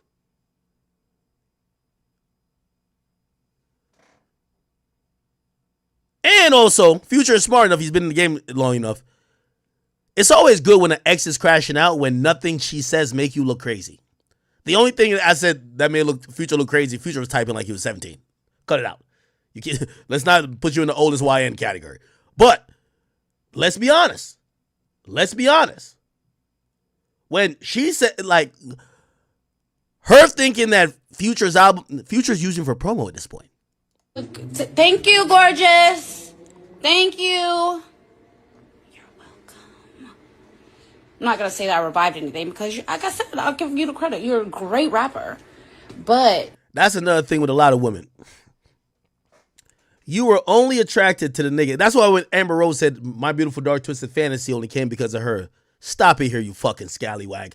You were only attracted to Kanye West. You were attracted to Ye because he was the greatest living artist at the time. Still is. You were attracted to him because he dropped 3 classics in a row. College Dropout, Late Registration, Graduation. You were attracted to him because he was one of the greatest producers already at that time. You weren't attracted. I hate when chicks try to, listen, word to my boy Myron Gaines. I know some of y'all don't like it for everything, but he's right on this. Bitches don't build, they move in. The bitch will move in when you put in the last block on the castle and said, I helped build this shit. Fuck out of here. That's the thing. You're taking credit for this nigga's work when you wasn't fucking with him before he got built. I understand if you're like a Michelle Obama and you're like, nah, we built this together. Well, she was there from day one, ground zero. But the fact of the matter with these scallywags, they show up on the walkthrough and then they take credit for the build. Let's not pretend that I'm not the muse. Let's not do that. Excuse. These chicks overvalue themselves. Future is a nigga who's stuck on being 25. He's a dog. He's been dogging out every girl. You're not special to be the muse. He's just doing his damn thing. Excuse me? I don't know you, bro. Stop fucking playing. Listen, at the end of... We're back on Twitter? Okay. She had a thing where she was showing off the APs. So she showed off, I think, some APs. And she claimed he got him for her. The point is this. Women, and to my chat queens here, if you're listening, please, Ack is trying to appeal to you. If a man denies you, take your embarrassment and walk away. If a man denies you in public, take your embarrassment and walk away. Crashing out like this is clown behavior. But here's the thing. Social media rewards clown behavior. Because it's all about story time. All right. All right. No need to... By the way, I don't even get the story of why she was like upset. Why was she upset in the first place? I know she put up that phone call, but what was her thing? I don't know. I really don't even give a fuck to know. Should we even look at... Yo, Tony Ayo, bro. You gotta stop. Nigga showed up in a mink and a shiesty.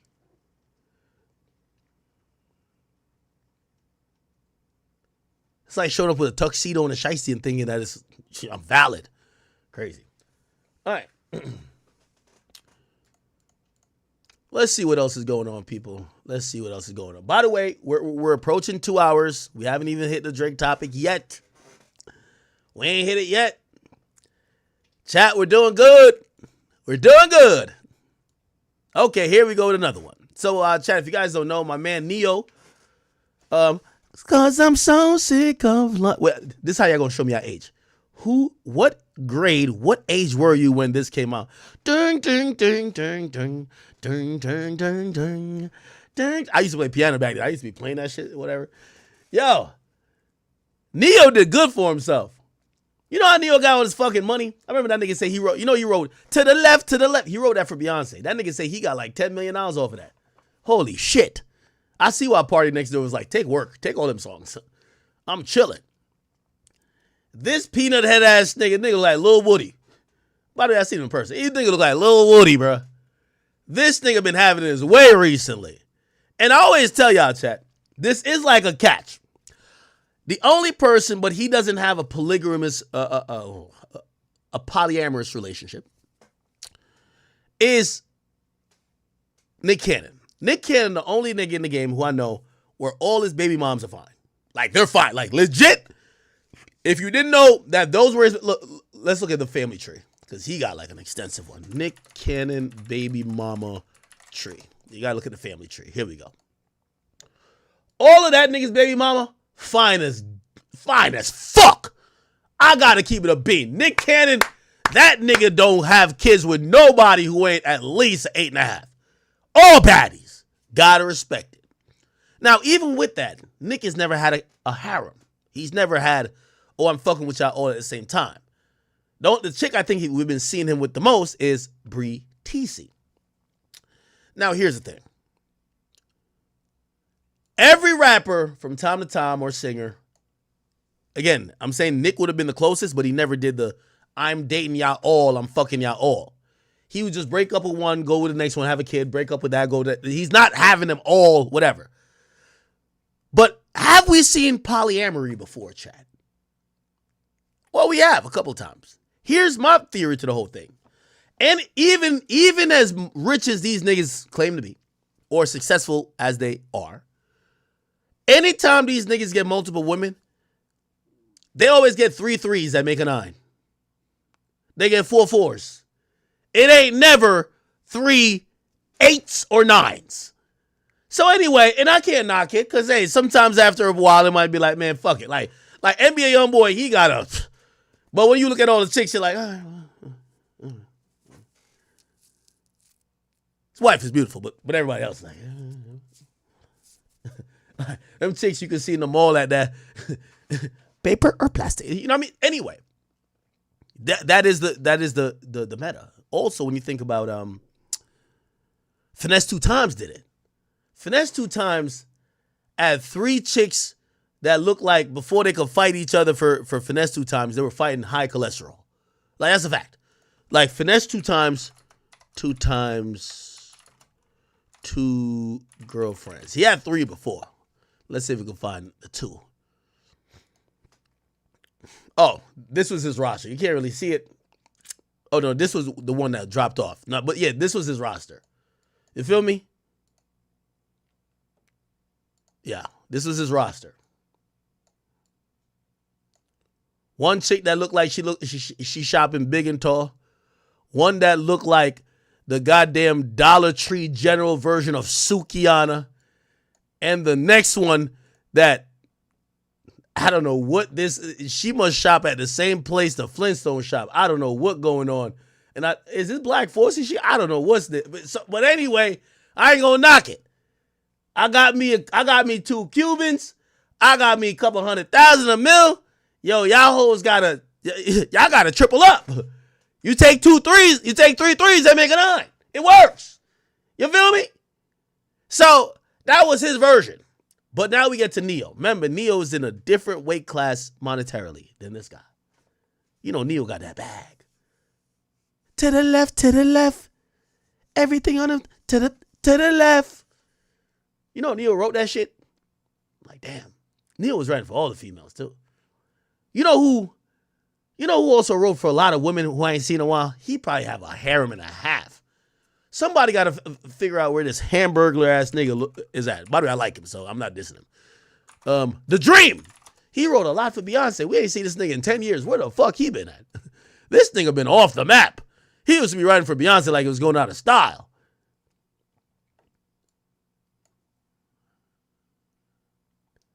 I ain't gonna lie. After you write for Beyonce, you get them checks, you just say, fuck it, man. Why am I even chasing a career? I'm out. But anyway, Finesse 2 Times, but here my boy Neo. So Neo had a harem where he had 4 sister wives. Okay? This was the newest one he added. Check this out. You make me better. Oh, I forgot him song. You make me better. Look at this nigga. Freaky ass nigga. Freaky ass nigga. Freaky ass nigga. Okay, I mean, she all right, though. She all right. She might actually be the baddest one on the roster.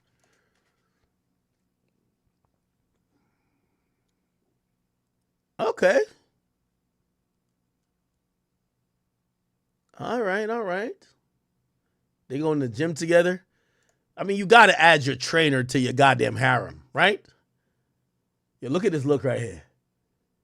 This is the look of the diddler. Holy. This look right here. Okay. Oh, shit. He's spotting her? Let me tell you this. Yo, my man just had a baby with his girl. He said his girl been going to the gym to get back in shape because she was going through postpartum. She want to snap back. I ain't gonna lie. Tell me if we ain't shit. We don't put so much bullshit in his ear. We're like, nigga, who's she working out with when she go to the gym? It's because they got a kid, so he be at the home watching the kid, but she go to the gym. Nigga, this nigga got so much in his thoughts. This nigga put her in an all-female gym. Nigga, I didn't even know that existed. Because that trainer is going to fuck your girl. When he's done stretching her, come on. Before we lift the weights, we got to do the stretches. Just get on all fours. Extend this leg. Keep the butt here firm and tight. He's holding it. Hold it. He's gripping her. Yeah. Going to pipe your bitch out. Well, that's how Neil got this chick. This must be his gym buddy. Okay. Bootleg ass trainer, man. How come every trainer, anytime they're helping a woman, they're always on the hips? They never like hold their arm, nothing like it's always ass. What the fuck? How the hell is this stretching, nigga? Right? You know your girl at the gym. Yo, when she in the mirror like, oh, I think I'm getting something back there. The trainer gonna walk up and slap her. Yo, you gaining. I ain't gonna lie. Damn. All right. Nigga planking, all type of shit. She was planking in that pussy. Nah, Neil's a wild boy. Nigga start fucking with. I think she's a trainer. Wait, do I know her at name? I think she's a trainer. Anyway. That wasn't it, people. So, if you haven't seen the other sister wives, okay? Let me show you them right now. Wait, where they at? Hold on. Where they at, though? Okay. Wait. So, these are the sister wives here. No. Wait, why can't I find it? Okay, here we go. So that was the fourth one. Here's the other three. Okay. So it's inside Neo's wild polyamorous lifestyle with 3 wives who call him daddy.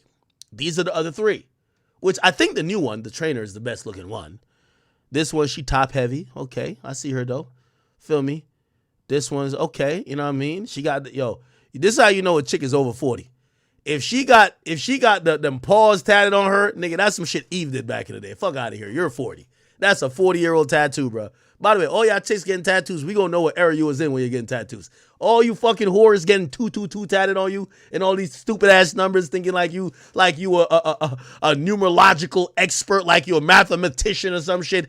Bitch, we're gonna just know you were fucking all the SoundCloud rappers. All of you whores who get 222 tatted here, under your titty, I know the spots. Trust. You don't gotta ask for ID these days, man. These hoes, you can tell where these tats are from. Okay? Yo, wait. You tattooing a paw on you? Oh yeah, you from like the 90s. That's some 90s bitch right there. That's some 90s shit right there. I ain't gonna hold you. That's some 90s shit right there. Paw.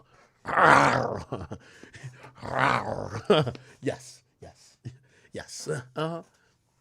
Okay. But yeah, he got his 3 chicks. I see what's cracking. Damn. Okay. All right. They fighting to kiss him. All right. Bumbleclot. Okay, they look better in without the clothes. Surprising. Okay. Damn. Oh shit. Oh nah, Neil going crazy. Yeah, the clothes don't really do them justice. His main squeeze is an OnlyFans model known as Bella, who goes by the name Daddy's Pretty Baby. Then there's Phoenix Feather. Damn, these chicks got like porn names. Who's also an OnlyFans model. And rounding out the foursome is a party girl named Ariel Hill. Holy shit. Wow. And his sister wives ain't shy about flaunting their lifestyle. They accompany him all over the world. Oh, shit. Y'all remember the TMZ story where when he was walking with his side chicks? Neo spotted TMZ sister wives. Like he was just walking down the street. All right. This is him right here. Oh, my God. We got to watch an ad. Now, chat, let me ask you, do you think this is some pimp shit or it's like these girls probably know at a point, this guy's going to give me a lifestyle I probably never lived. I don't know if he requires them to be fully faithful to him or maybe these chicks is just like, yo, we're gonna have a great time. Like we've never experienced this type of life. You know, sometimes there's a trade-off, right? You know what I mean? Either these chicks are dead broke. These chicks are like, yo, already have kids. Some of these women look like they might have kids already. They're like, yo, we just want to live a lifestyle with a guy who's a huge celebrity. Who knows? Anyway. As an advocate of dating multiple women at once, being married before, what are your thoughts on legalizing polygamy? Legalizing polygamy? I didn't know it was illegal. It's illegal. You can't get married. Yo, somebody got to tell Neo this is how they set Diddy up, nigga. You better not try to buy no station and don't get no liquor deal, nigga. They going to arrest your stupid ass talking about, I didn't know it was illegal. That's going to be in the indictment, nigga. Singer Neo, arrested on 15 counts of sex trafficking and illegal marriage. He was once quoted on TMZ story saying he did not know it was illegal. Yo, Neo, watch yourself, my boy. But you can obviously have more than one girlfriend. I feel like in the realm of love and romance, you should let people do whatever the hell they want to do. Yeah? Can't see how it's hurting anybody. Exactly. Do you think it should be legalized? Sure, why not? Would you fight in DC with the lawmakers? No, because to be honest, I don't need the government to tell me what it is I can and can't do. Yeah. It's my personal life. So, but if you wanted to get married to more than one woman, would you consider doing that? Or would you want to even get married to multiple women? I don't know. Yeah? No, depends on the situation. I'm not gonna let it ruin my day. Okay. At the end of the day, the people I love know I love them and they love me. Why don't you write songs about dating multiple women? You're always just like, gassing up one lady at a time when you're writing music. I mean, the songs come out depending on the situation and the circumstance. Okay. This is the first time that I've been in a relationship or situation like this, so. And how is it? Say that no songs about it will come to pass. They'll come. I love it. Y'all see the security in the back, though. I don't force it when it comes to music. It happens naturally. It happens organically. You recommend the situation you're in now? No. Why? I don't recommend anything to anybody. What works for me might not work for you, and vice versa. So Girls, find out what works for you. Can I ask your girls, would you want to get married with two women and Neo? The look of shame. They know they better not say some fucked up shit. Something you'd be open to? See you guys, bye. Nah, Neo been doing this thing, man. Neo been getting too much money, man. I remember Jamie Foxx was on that too at one point. Jamie Foxx was just like, I think men should have as much women as they could afford. Basically, he's saying the same thing. You know what I mean? A lot of people in Hollywood think like this. A lot of celebrities think like this. It's just that they're usually just juggling women as opposed to creating a situation where they're like, yo, y'all all got to share each other. And we're going to get to the latest. I know you're still doing the polyamorous relationship thing. You have 2 girlfriends right now, right? I mean, is that the cap, or would you add more to it? No specific cap. It just depends on, who I vibe with and who vibes with me. I know. Okay, so no cap to it. So as many, maybe you'd add. Oh, okay, we're not closing the door to that. As many as you can afford, I know. So Omarion right now is celebrating his 3 years of celibacy. Wow. Would you ever do something like that, or is that just? I'm certain that was a spiritual decision. You know what I'm saying? So congrats to him. Don't know if I could do it, but congrats to him, indeed. I know. So I want to know. Yeah, I'm gonna keep it a being with you. You see, again, I'm being realistic with y'all. Mad celebrities think like this, especially when they get to this point of their life where it's like, it's not about like they got so much money and so much expendable income, and they don't have to keep working and whatever.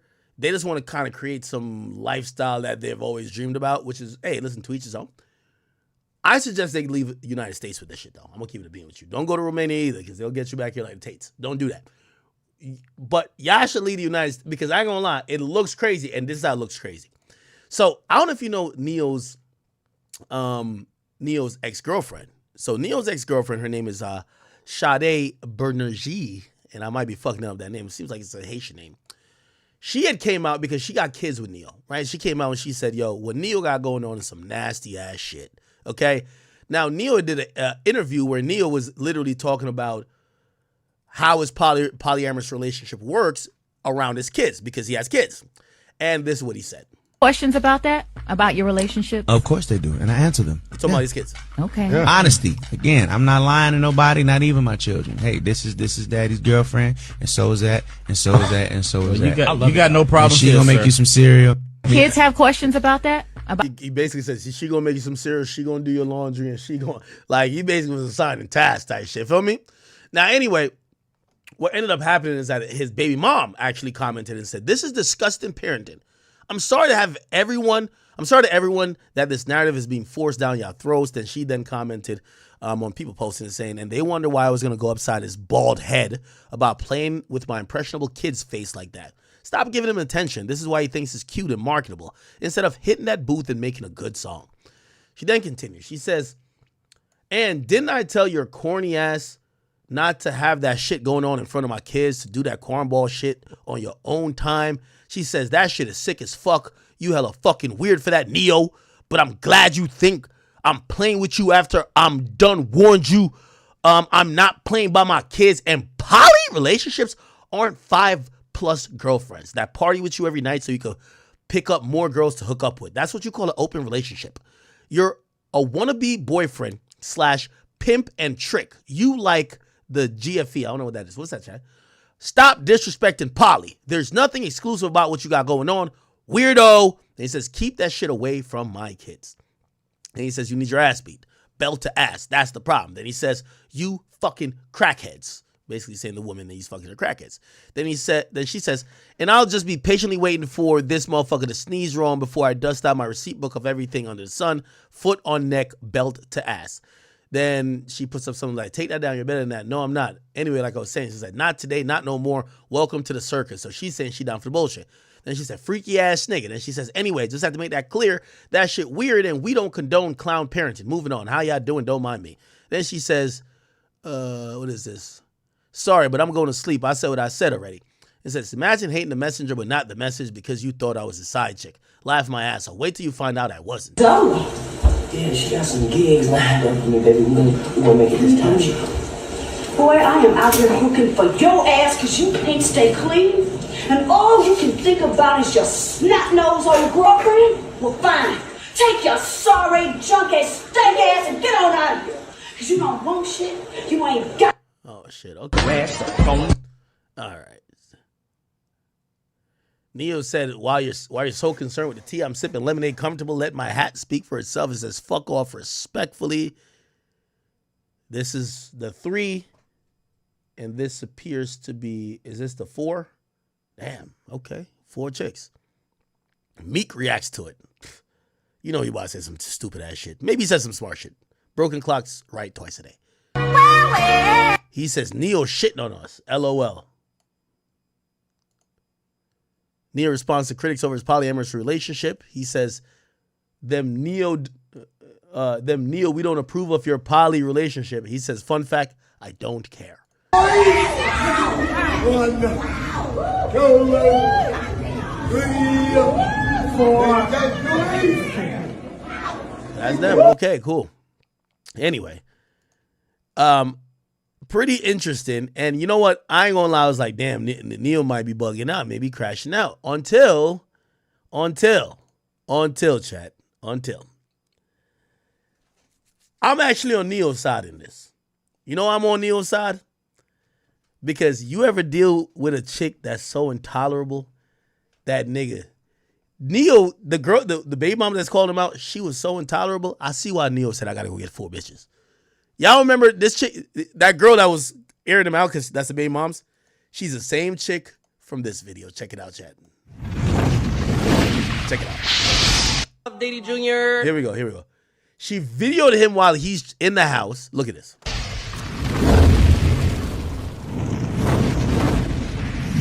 About the freak off, Diddy Jr. Diddy Jr., tell him about the freak off. He calling the police, y'all.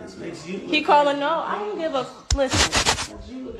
No, you know what you did. Your body slamming on the floor. Come on, police. Tell him the real you. Tell him the real you. Tell him the real you. Tell him the real you. And while we're here today, Tell them why we're here today.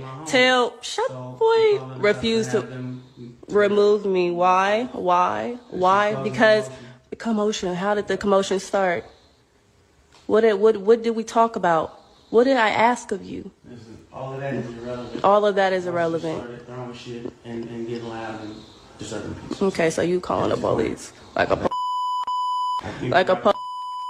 y'all, guess what? Over what? Because he want hoes over the house while his kids is here. While you like to have hoes, drugs, and weed, alcohol, mushrooms, and prostitutes in the house while his kids are here. Everyone has asked him to stop, but he will not listen to nobody.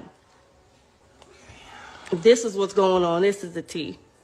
While the is in the house, I asked him not to bring no in the house. I even came over here to help him with these kids because he won't watch these kids. Tell him about the freak off, Diddy Jr. Tell him. Okay, so basically he was with his baby mama.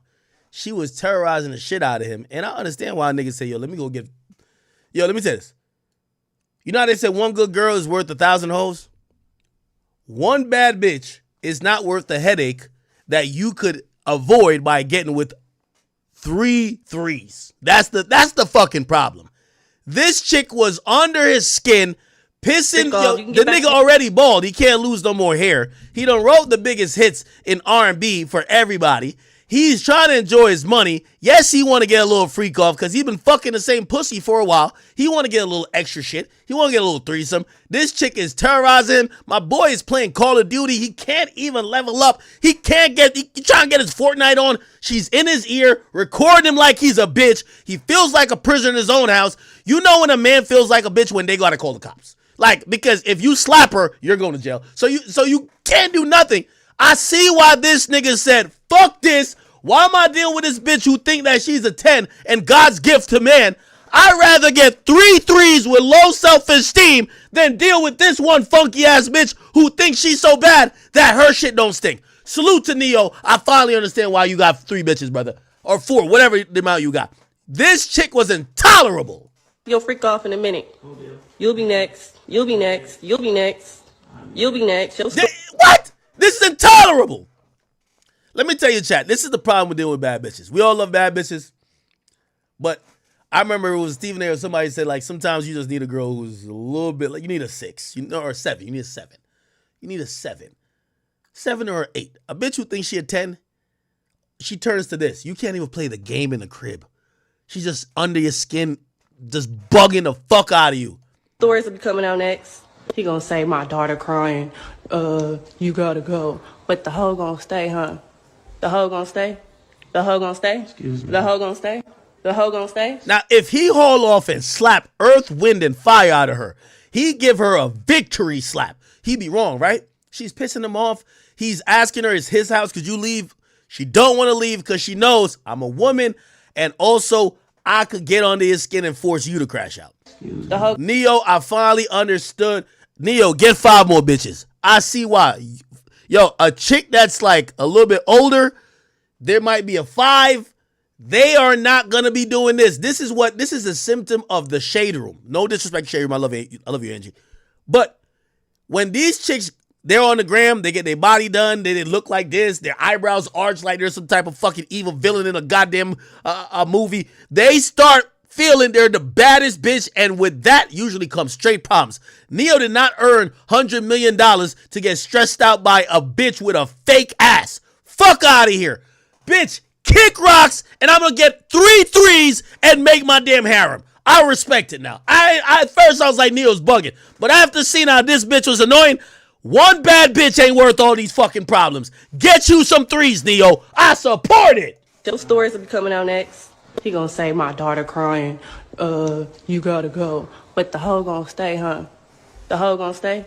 The hoe gonna stay? Excuse me. The hoe gonna stay? The hoe gonna stay? The hoe gonna stay? Come on now. The hoe gonna stay? You're doing a lot. Huh? Excuse me. Why can't you just be at home with your kids? Why can't you just get out? Why you just can't be at home with the kids? Excuse me. Why you can't be at home with the kids? Is that hard for you to lay in the bed? Because I want some extra pussy on the side. I made $100 million. My name is Neo.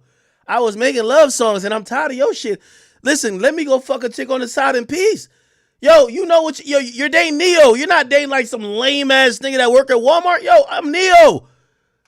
I'm trying to play my game now. Get out of my face. You're recording me. I can't even yo.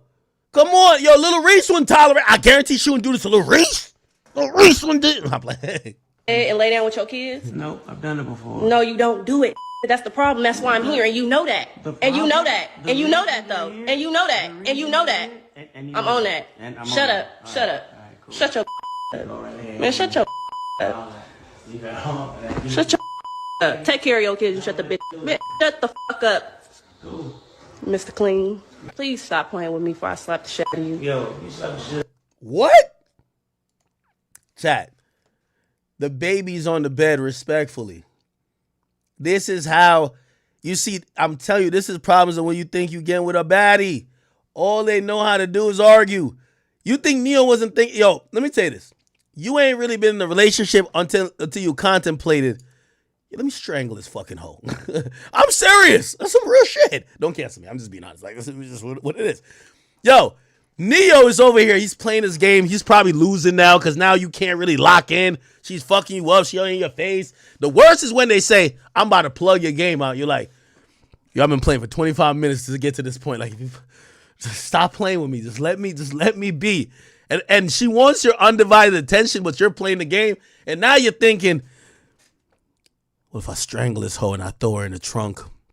I could get rid of the... You got to... Listen, that's some real shit. You feel me? Know that. And you know that, though. And you know that. And you know that. Also, why do y'all women... You know, yo, Neo ain't had hair since hair existed. He always been Mr. Clean looking. He been bald. A woman will get with you and clown you for the shit that she knew before she got with you, and she'll use it as some shit. Like, I'm telling you, what's wrong with y'all chicks? I'm on that. Shut up. Shut up. Shut your up. Man, shut your up. Shut your up. Take care of your kids and shut the bitch. Shut the fuck up. Mr. Clean. Please stop playing with me before I slap the shit out of you. Yo, you slap the shit out of me. No, shut your up. Shut the, yeah, I know I'm gonna go to jail with you. That's why I'm staying far away from you. The police. This is a nice room. You got a little fireplace here. My nigga trying to play is Call of Duty. Police. You know what's so crazy? Women will. So what Neo is doing, and this is advice for all men. I pray that these are not the type of women you're dealing with, but certain women know how to utilize the woman game on you, which means they want to argue, might be over another girl, might be over some dumb shit. Like, you don't want to argue anymore, but y'all live together. So they start annoying you.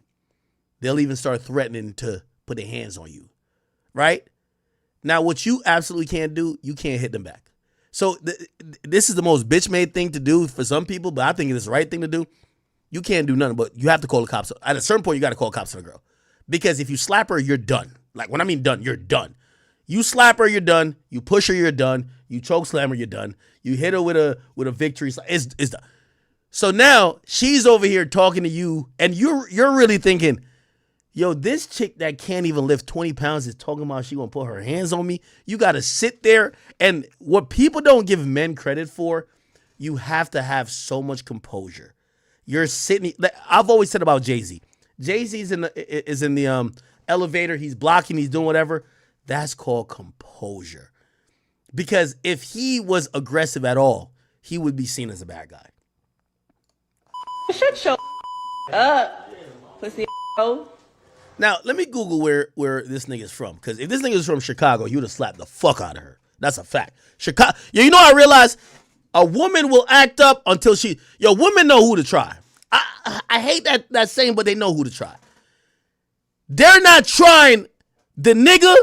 Certain niggas, they're not trying like that. You know why? They know that nigga's going to do some shit. Let me see. Where is Neo from? Camden, AR. A nigga from Arkansas? Oh, hell no. That's why he getting tried. If he was from Chicago, Illinois, she would not play with his ass like that. For real. On BD, she would not play with him. If his place of birth was Chicago, Illinois, she wouldn't be in his face like that. trust. What am I supposed to do? Fight you? You already did that. Yeah, I did that. Yeah, exactly. Yeah. Shut up. Yo, this is wild, bro. So apparently, All right, so that's the same baby mama calling him about his polyamorous lifestyle. Neo, I was down to say you tripping, but I think you're doing the right thing. As long as you're at peace, my brother, for all the men who have gone through a lot of issues trying to get a bad bitch, deal with a bad bitch, when you finally find some peace, I don't care if it's 5 2s, if it's 3 3s, I don't care how you get it. Brother, I'm going to support you. Don't do nothing illegal. Don't get married to them because you can't get married to multiple women. But if you want to support them, you want to spend your money, which you've earned a lot, on these 3 women, they're making you happy. They're not arguing. They're giving you whatever sexual gratification that is consensual, that you enjoy and they enjoy. Go ahead and do your thing, Neo. Because that chick that chick that I was watching in that video, Neo, I'm telling you, at a certain point, you're going to start thinking, I got to slice this bitch's throat. So before you get to that, you got to leave. So I respect you for at least seeking polyamory rather than doing the other shit, okay? Blasey, thank you for becoming a member. Holy shit, man. I'm telling you, a woman could drive you to that point, man. That's a fact. All right, we are 2 hours and 20 minutes into it, and we ain't still get to the Drake topic yet. Yo, chat, I do want to get to the Andrew Tate stuff. I think we could do that. Could we do that? All right, we did this. I'm deleting topics off my other screen. We did that. Now we have some Drake. We're going to delete. No, we're going to leave that for now. We did update to Lil Ronnie killing and Neo's sister wives. The LeBron stuff, I'll save for the Drake stuff. Let me see what else. I do want to get to the Andrew Tate thing a bit. But wasn't there another topic? Oh, yeah. So when we get to Drake, there's going to be also Kanye option. Not Kanye option. Kanye apologizing to Drake. We'll touch on that too. But we're trying to save. Let's save the Drake shit for. I'm trying my best for an hour and a half from now. So say if you want a Drake topic, I'm trying to put it for around 4 hours or 3.5 hours. Okay. Right now we're at 2.5. Let's chill. Okay. Let's find the topic. So y'all spam some shit. I do kind of want to get into the Andrew Tate shit a little bit. Wait. Ooh, I want to play this too. Yeah, this is wild. Okay. Chat, vote real quick. Y'all want me to talk about Bad Baby or not? Like, I really, like, it just seems so stupid. First of all, I ain't gonna lie, we're all getting old. Yo, Travis Barker, the drummer from, like, Blink 182 or something, or Linkin Park. I don't even know what he's from, but he's, like, fucking one of the Kardashians. He has a daughter that's, like, 19 that's, like, fucking niggas. I'm like, what the hell? Like, I'm looking at him like he's maybe, like, 38 or something like that. Like, bro, he has a whole child that's, like, 19 or 20. Like, he has a whole grown adult.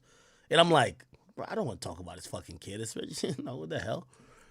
But apparently, his kid, Alabama Barker, is beefing with, what's this girl name? What's her name? Bad Baby. And it's kind of stupid. Yeah, I'm not going to get into that. Anyway, I'll just cover the fact. Her baby daddy just got shot. Which is, I'm going to just give my overall thoughts. Yo, prayers to this nigga. Apparently got shot in the arm or the hand. He, of course, when you're in the fucking hospital bed, you got to record your injuries to show people you're all right. But he was shot at the strip club. And I'm going to just be honest. Like, this was some stupid shit to me. So Levon, LV, as she calls him, was shot early on Wednesday morning while he was outside of Sam Hofbrau's in downtown LA, according to multiple sources. 2 groups of guys got into an altercation while enjoying entertainment and someone opened fire. Okay? The full story, which I don't know, is this going to keep going? If it doesn't keep going, I'll just... Okay. LAPD says action spilled outside and several more shots popped off. With 2 people getting hit, Levon was hit in the hand. Other person was shot in the shoulder. Okay?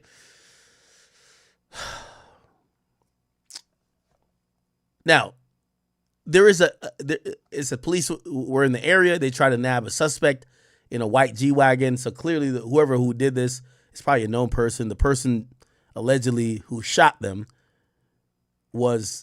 showed up to the club in a white G-Wagon. Police these days are like completely inefficient. How do you let a G-Wagon get away from you? They said the G-Wagon hopped on the 10 freeway and managed to evade officers. Nigga, what? That sounds crazy. So, okay. All good. So, wait, is this him talking? Is this a gang sign? I like this guy. You know I like him? He's the hero for all the black niggas that I know, especially around high school age, that used to be, they were going to be certified bums, but all the white girls loved him. So he's like a white girl fucker. And he don't fuck no broke white girl. There's a stigma that black dudes like fucking obese, overweight white girls with good credit. No. A lot of black dudes like to fuck up when it comes to dealing with white girls. And he's one of them. He's not fucking no random chick, so it's not just about pussy. He's fucking Bad Baby, who claims she made $75 million on OnlyFans. And he's fucking Alabama Barker, who, I don't know, I guess she's a Nepo baby. So he's definitely trying to fuck his way into success. And I ain't mad at him. You get what I'm saying? For all the shit that women do, whether it's the Dreas or whoever in the world, they prey on athletes or people that got money. Let this nigga do his thing. Fuck these chicks and cheat on them and do what you got to do. Just don't beat them. That's the only thing I'm going to say. We ain't rocking with you putting your hands on them. But you fucking Bad Baby, draining her bank account, fucking other women, we support it. Keep cheating. And the fact that, you're not ruining or breaking a black woman, you doing it to the Caucasoids, go ahead, do your thing. Because, yeah, you know what I mean? Fair is fair. They do it to a couple athletes. We live with it. You do it to them, okay? So, guess he's throwing up some gang sign. Brother, please don't throw up no gang sign with the hand you were shot in because you're not shooting, okay?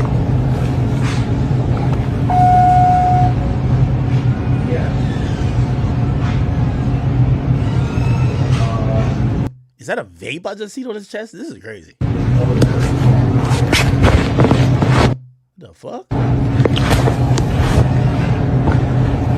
nigga trying to make a trigger finger while he was shot in the hand?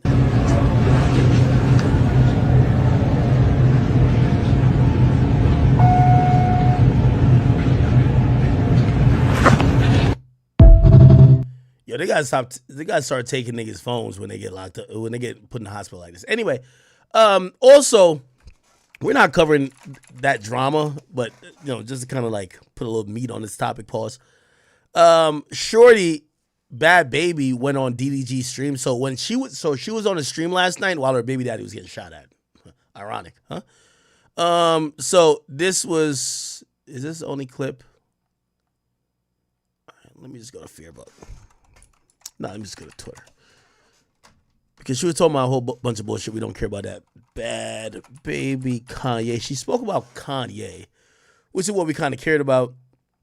And she has a beef, again, with Alabama Barker. We're not going to focus on. Hold on, what the fuck? Could I play this song? Supposedly this is her diss song. Oh, rehab with this flow, bitch, I'm blacking out. No, you not a model, get that flow right, better lotto. You ugly with no makeup, for some beats, you fucking Jacob. How many times I got to tell these hoes I been that bitch? My money long, shit on the floor, look like I printed. 7 foreign cars, live on. I ain't gonna lie, man. Every time I see Bad Baby, I see Selena Powell, man. I don't care how much money she done made. Wait, I can't, maybe, did Fearbug put it up? I think maybe. I don't care how much money she made. She's a broken woman looking for love and fundamentals. It tells you that money's not everything. She's made, and I think by her own admission, she's made $75 million, but she's looking for the basic necessities that every human needs. Love and acceptance. She's run into this guy who clearly knows he has some control over her, power over her. He's given her a kid. She's down to drain her bank accounts to make him feel good. But he's going to go fuck other girls, and he knows she's going to accept him back. She's also going through cancer. Like, she's getting treatments for cancer. And when you look at it like that, it's like, as much as you might not like her or whatever, you get to realize, like, there's many instances or iterations of her. Like, to me, I look at Bad Baby as Selena Powell. You know, these are people who they thought doing whatever to get the bag would cure whatever unhappiness they have, but it hasn't. Wait. Anyway. Oh, let me try to play the... She was talking about how Kanye cleared the song. What the fuck is this? Is this annoying? It's an annoying blind date walked out on him after seeing her face. Now turn to your right and see your dream man. Hello.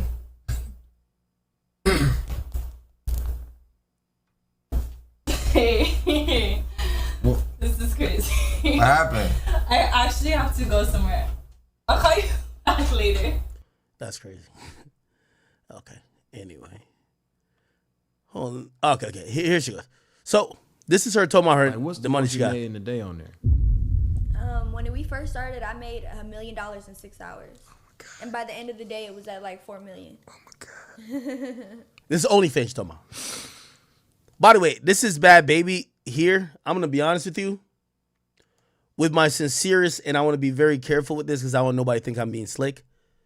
Bad Baby, I know she's going through some health issues. And, you know, even when, I think she had said something slick about me recently, like, my nigga, let me tell you this. And I know it the best. Bro, it don't matter if you got 75 million or you got 750 million or you got 75 billion. When your health ain't right, and we also seen with Irv Gotti, Bad Baby didn't look like, on the live stream last night, it was concerning. This woman didn't look like a woman who is 22 or 23, whatever her age is at this point. Is she? I don't even know her. Is she 20? We could Google that. And now overall, the net on Hold it on. is like. Hold on. How old? Yo, she's 21. If I told you this was a 21-year-old woman, like, come on, bro. So I have all the sympathy for her in the world. She's going through some health issues. Unfortunately, her attitude and how she reacts to certain shit doesn't make it the easiest for people to root for her. But when I seen her, like, bro, respectfully.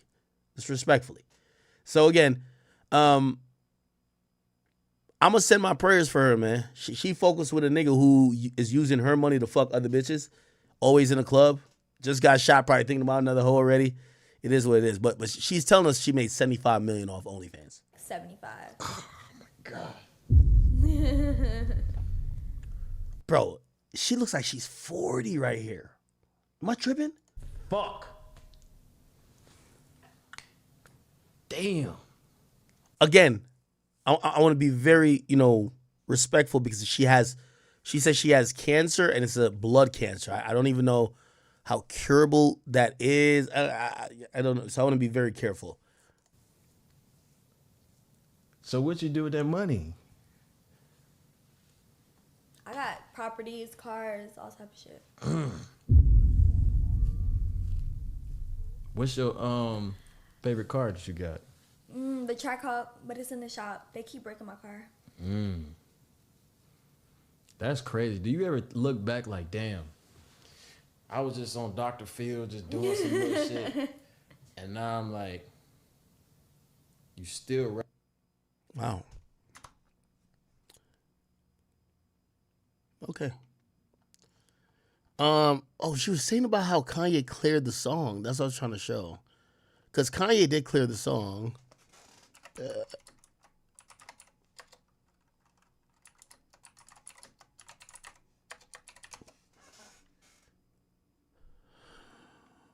Okay, she was explaining how it got cleared. Who cares? I can't find it.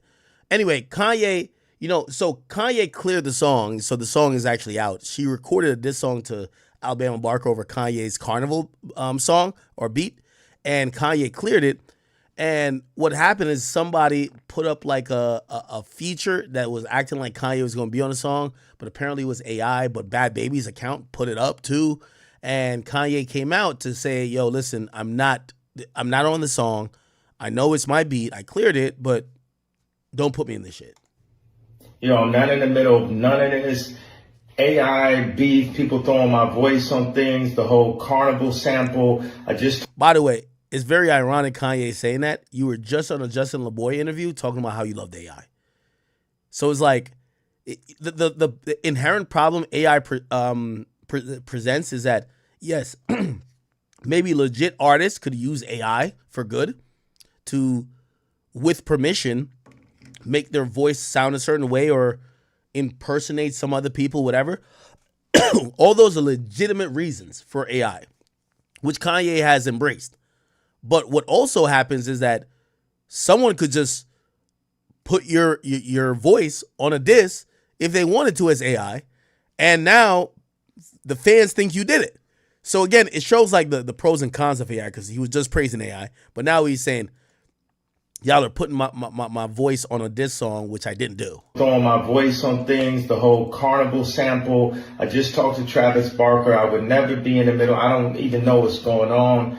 I just got sent a song and asked if I could clear the sample.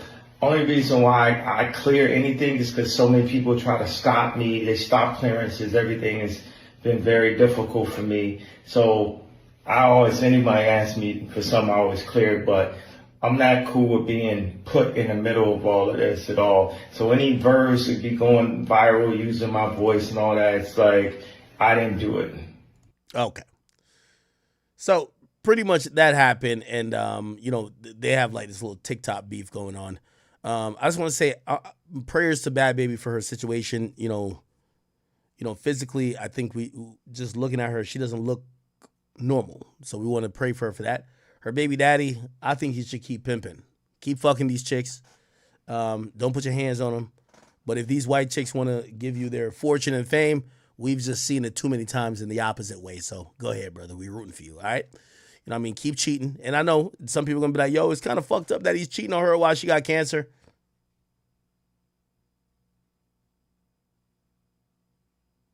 Okay, I get that. I agree. I agree. But, you know what I mean? These women know what they're signing up for, bro. Like, yo, women date cheaters and expect loyalty. Like, these chicks ain't trying. Like, the main thing, anytime when I hear about people complain about cheating, I'm like, y'all go pick the niggas who's known for cheating. And then y'all complain about them cheating on you. Crazy. All right, so that's how Kanye got brought into that. Was there any more I wanted to talk about with the Bad Baby shit? Nah.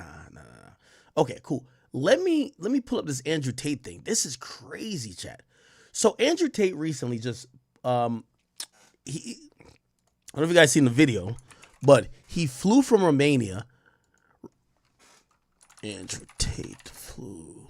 Okay, so he flew from Romania to Florida, apparently because of everything. And if you guys don't really know, like, it appears that Trump getting in office and a lot of like what was thought of as the regime, it's like an agenda change. People and even other countries have taken note of that. And apparently certain things that they were either doubling down on, they've either relaxed on, or they've changed to.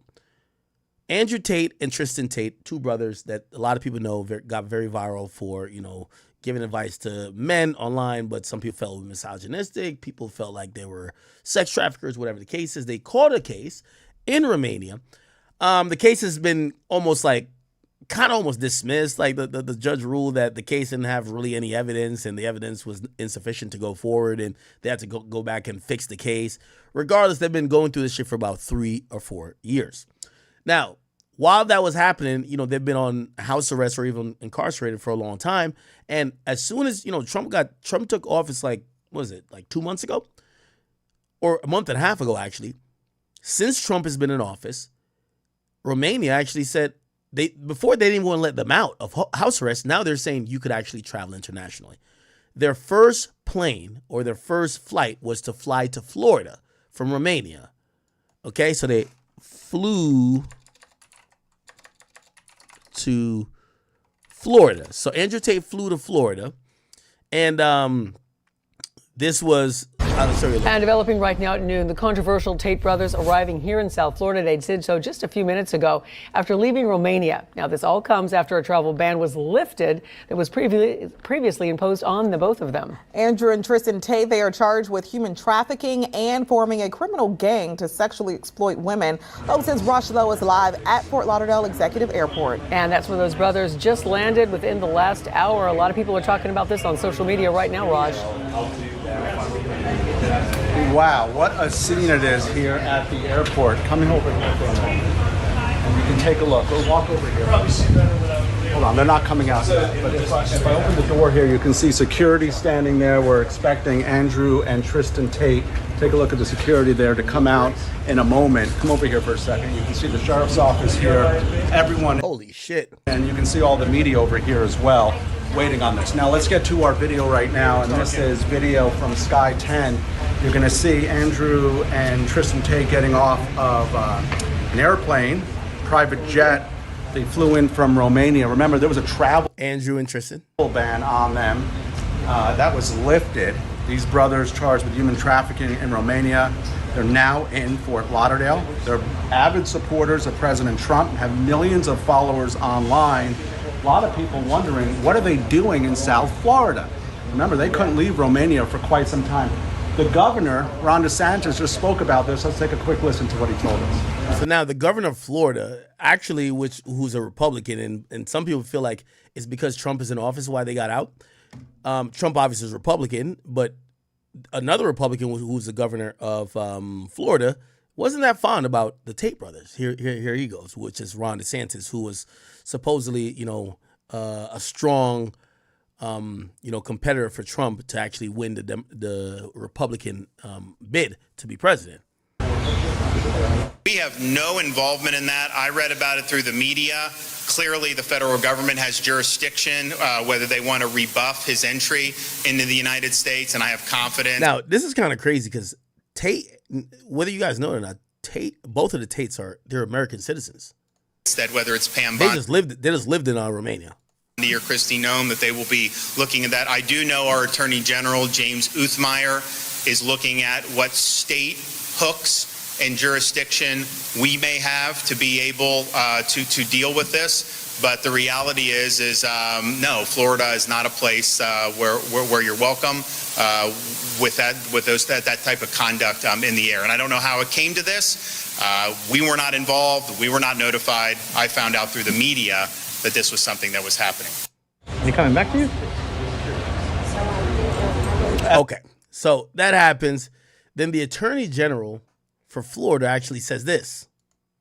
Listen to this. This is Attorney General for Florida. Yeah, look, these guys have themselves publicly admitted to participating in what very much appears to be soliciting, trafficking, preying upon women around the world. Many of these victims coming forward, some of them minors, people can spin or defend however they want. But in Florida, this type of behavior is viewed as atrocious. We're not going to accept it. They chose to come here and set their feet down in this state, and we're going to pursue every tool we have within our legal authority to hold them accountable. So we are in the process today. We have secured and executed subpoenas and warrants, and we're going to continue to move forward with full force of law. This is an ongoing criminal investigation, and we're going to use every tool we have to ensure that justice is served. You've opened a criminal investigation? There is an active criminal investigation, yes. Do you believe that you could be giving any details of what? I can't comment on a pending investigation, but what I can tell you is if these guys did. Yeah, look, these guys have. Okay, so essentially they're saying that the Florida Attorney General wants to investigate the Tates for even showing up here. Then it says he's opened a criminal investigation. The Tate brothers that these guys have publicly admitted to participating in very much what appears to be soliciting, trafficking, and preying upon women. Now, Tate has came here and done a couple of interviews, including interviews with PBD. Let's see if we can find it. And, I do want to watch let's watch a little bit of it. Here we go. This is him talking about him landing in the United States. How did it feel when you landed? You haven't been here for 6 years. What was that feeling like when you guys landed in the state? You were born here in D.C. What did that feel like? It's amazing because we were supposed to have Wi-Fi on our jet. No one knew we were leaving. We get in the air, the Wi-Fi doesn't work, of course. So we had no idea about the fanfare. So we landed and Tristan's phone starts working. And then he says, wow, it seems people are very interested. It seems like this is a big, big, big story. I didn't expect it to be this big. I said, yeah, it is a big story. I'm kind of surprised as well. I didn't think anybody would even really care that much. And Tristan said to me, he goes, better this than nobody caring at all. And this is a very interesting point that my haters don't understand. Because I get so many of these conservative dorks, and they are dorks, these nerds. Andrew Tate's a bad guy, blah, blah, blah, blah. Crying about me all of the time is the reason my brand is so big. It takes hot and cold air to make a tornado. And there's nothing more feminine than sitting there as a conservative influencer. I'm a conservative influencer, and he's so dangerous, and he's so bad, he's so scary. You sound like a girl. You sound like a girl, it's gay. It's gay. They make me sound like a mafia boss all the time, which is why young men go, well, do I want to be like the big boss who everyone talks about? Or do I want to be like this dude who talks about being afraid on his Twitter? My haters can't stop mentioning me. I didn't tweet for all that time because I didn't need to. The whole Twitter was me. I don't need to tweet. I just need to breathe and they talk about me.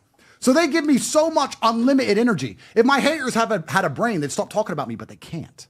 They can't. So when I land and all these haters and senators and Ron and everyone's having a mental breakdown, I kind of just sit in the middle of it like, well, I mean, I guess I'm the main character, I guess. I mean, what am I supposed to do with it all? But you're asking how I feel. It's kind of interesting because it was such a whirlwind and it's still such a whirlwind now. And I know I have to go back in a few weeks. No feelings have really come to light as of yet. I don't feel any. No, I don't feel relieved. Reminisce, family, memories. You and Tristan by yourself. Hey man, this is kind of cool. 6 years, nothing. There is an element of that, but how do I say this without sounding psychotic? Let me try and not to sound crazy because my haters have enough ammo. Let me try not to sound psychotic. Part of me will be disappointed if I don't go to Romanian jail. And I know this sounds nuts. Maybe this is a coping mechanism. I don't know. We can all talk psychology. When you're a man and every single government in the world is after you, maybe you cope by thinking, well, if they do win, I'll get a cool story. Maybe that's coping. I'm being honest now. We can talk to Dr. Phil. Call Dr. Phil. I don't know. But I was so certain that we were cooked. I was like, no one beats these people. You can't beat this. It's a fucking... That's kind of interesting. He's admitting that he thought he was done. Set up. And they're going to rig the next election like they rigged 2020, and they're going to set us up, and we're done. We're toast. I was so certain I was cooked. I kind of, in my mind, was like, oh, I'm cooked. And now I'm not cooked. I'm like, well, I don't deserve to be cooked, which is good.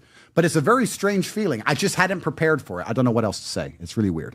It's really weird. But I was disappointed by my welcome. I'm not going to lie. But I'm going to train Ron. We're going to be okay. Tate, we've been interviewed you a few times. But so that's him reacting to Ron DeSantis not fucking with him. Man, I'm going to be honest with you. If you ask me what I think about the whole Tate situation, and it's interesting, and I'll make a hip-hop segue here.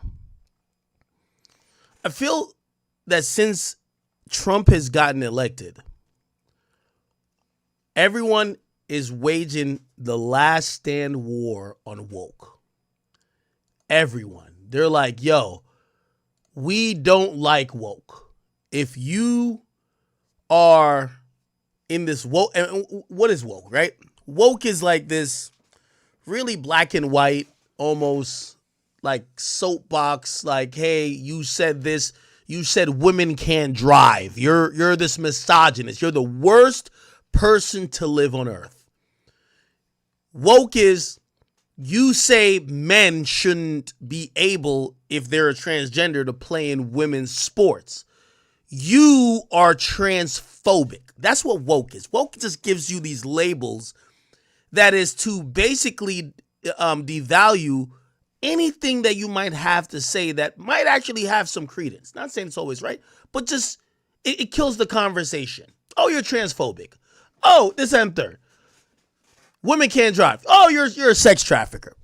And I do think that we're seeing this take place now. I think Kanye, the reason why he's been going off, he thinks this is the moment now where a lot of the wokeness is time to bring some of that back and destroy some of that. Trump has talked about it. And I think Andrew Tate, who he's one of the people who he felt attacked by some of this woke ideology, is saying, yo, that's probably one of the reasons I'm here now. Now, it's kind of ironic, and this is where the hip-hop element comes in, because I feel as the world is probably trying to bring down some of that woke ideology, I think in hip-hop it's gotten worse. In hip-hop, the place where people have laughed and celebrated people's deaths, if there's a cool song about it, they have talked about and encouraged violence or selling drugs to the community. Now we're in a place, and it's a few people's fault, but whatever, we'll get to it.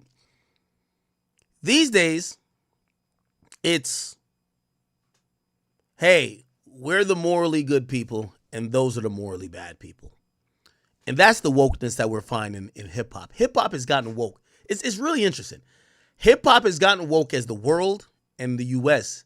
is fighting to revert to a place of nuance and a place where woke doesn't control itself, doesn't control the masses. In hip-hop, it's all about, well, this guy has a weird case. Newsflash, everybody had a weird case, if we really want to speak about it. Well, this guy sold drugs to kids. This guy supposedly killed someone. This guy did a murder for hire.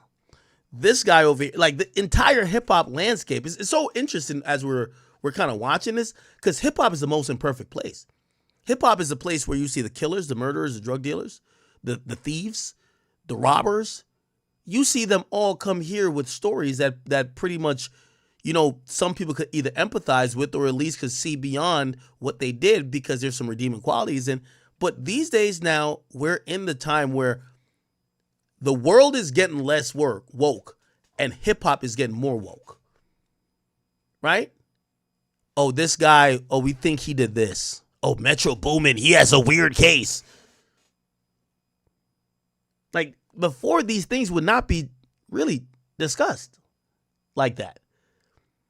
Unless it gets to a point of complete litigation, right? And I feel like this is a decent segue. We're almost at 3 hours. I know this. I'm doing it a little bit earlier. But we're in this era now where people kind of look at, and this is what I mean by woke. What woke always does, woke drops a labeling on you. You're misogynistic. Then they, you know, and this is what hip-hop has kind of like been that or been getting there. Like, I would criticize, I would tell Meek, yo, Meek, you show up to my crib, nigga, I'm smoke you, nigga. Like, that's what will happen. Nobody reports on it. Everybody be like, yo, he only talks crazy to women. He's misogynistic. The idea of saying someone's misogynistic is a way of saying, yo, just ignore this guy. This guy is like a really bad person. Because no one in their right mind would agree with misogyny. Just like how now we're in this place where this idea of someone has a weird case, someone's a sex trafficker. Like, once you say that about him, yo, this guy is A, B, or C, people just don't even give a fuck anymore, right? It's a good segue. I seen Van Lathan post this, and actually, not gonna lie to you, I think what he said was actually right. But what he's saying is he's thinking hip hop, and I don't know where this is gonna go. I can't predict it, and I've been really good at predicting hip hop, but I really don't know. But he said something that was actually really important, and I think it's true. Hip hop these days, and I think it's a symptom of being woke. Hip hop these days, we've never in hip hop gotten to a place where it's about good guys versus bad guys. You know why you can't do that? If that was the case, we would blame Future for killing Juice WRLD. We would blame these guys for pumping poison into the communities. We would blame UGK for promoting pimping that probably some nigga listened to and abused women. Like, hip-hop is such an imperfect place for imperfect individuals. To hear people apply woke standards kind of like fucks everything up. And I was listening to Van Lathan, and he said something really important. It was like, hip-hop is, because of the Drake and Kendrick battle, it's about people thinking there's good guys and bad guys. And it's so interesting. It's like people are thinking, now Ack is just defending Drake. Ack would defend people who like kids. Or they think Drake fans. No, Drake fans are the type of bad people who would defend pedophiles. And they drop these words upon people. Like, these are heavy words, right? They drop these words upon people, and it's easier to make their conscience feel good because they're like, well, if you like Kendrick, you know, we're the anti-kid fuckers. But if you like Drake, you're probably down with kid fucking. That's kind of crazy. Hip-hop has never been, this is the weirdest part of, for as long as I've lived, I've always looked into hip-hop. I've always studied it. It's almost like more than a genre, it's more than a sport. It's like a religion, damn near for me. I've never seen hip-hop almost turn into this thing that seems like you can't realize what it is. From the, hip-hop has always been about forgiveness, redemption. We've seen Jay-Z go from saying big pimpin' to basically now talk about how he's in a loving relationship with the wife that he loved. We've seen people come and go and learn. We've seen people make diss songs about people that tried to harm him. We've seen Gucci record a song like The Truth that we love, but then we were able to accept him when he came back around, came from jail, and realized that some of the way he was moving wasn't the best. Hip-hop has been that. Hip-hop has never been woke. And that's like odd. Anyway, let me play this clip and hopefully you guys get it with my preface. Here we go. Feels like right now that this is not a rap beef. And maybe I've said this before, maybe other people have said this before. It feels like a lot of people are viewing this as a fight for the soul of hip hop. I looked at it as Kendrick put belt to ass on Drake. That happened. Kendrick put belt to ass on Drake. Other people have gotten belt to ass put to them in rap beefs. And it's moved on. Like, people want this to be the end of Drake in a very distinct way. And I never really looked at it that way. I looked at a lot of shit that Drake has done as being corny. I looked at a lot of shit that Drake has done as inviting this type of criticism from people. But the animus is something from both sides. The animus is something I kind of didn't expect was going to last and be as deep as it is right now. No, I didn't think it was going to last. But I think when it happened, it wasn't just rap. It became American versus Canadian. It brought out a certain side of... No, Shorty, it was never American versus Canadian. It's, that's a sort of like very on the surface, like look at it. It's been... Like, it's no surprise. You ever heard of this thing called FBA? FBA niggas, like that's what I'm saying. This is why I say it's politics now. FBA niggas are super Kendrick fans. They feel like Kendrick represents the essence of what they are. They love the song Not Like Us. Again, we've gone long beyond whether you think Drake won or lost the battle or whether Kendrick won or lost the battle. It's now on some... It's a hip-hop purging. We're trying to change the ideology of what hip-hop is or accepts. And that's kind of like the odd part. LA or like California, LA, because of the things that Drake said, it became light skin versus brown skin. It really became all these things. All of that's fine. Because like that happens in rap beefs, right? Okay. It became something else. This is where I do agree with Van. And Van, I like to give people their credit when they say something good. Or not say something that's thought-provoking, I'll say. Which I am going to admit I wasn't quite ready for. It became the good people versus the bad people. Very simple explanation, but I think that's so true. Yo, there's times, and I know Twitter's really the most toxic platform.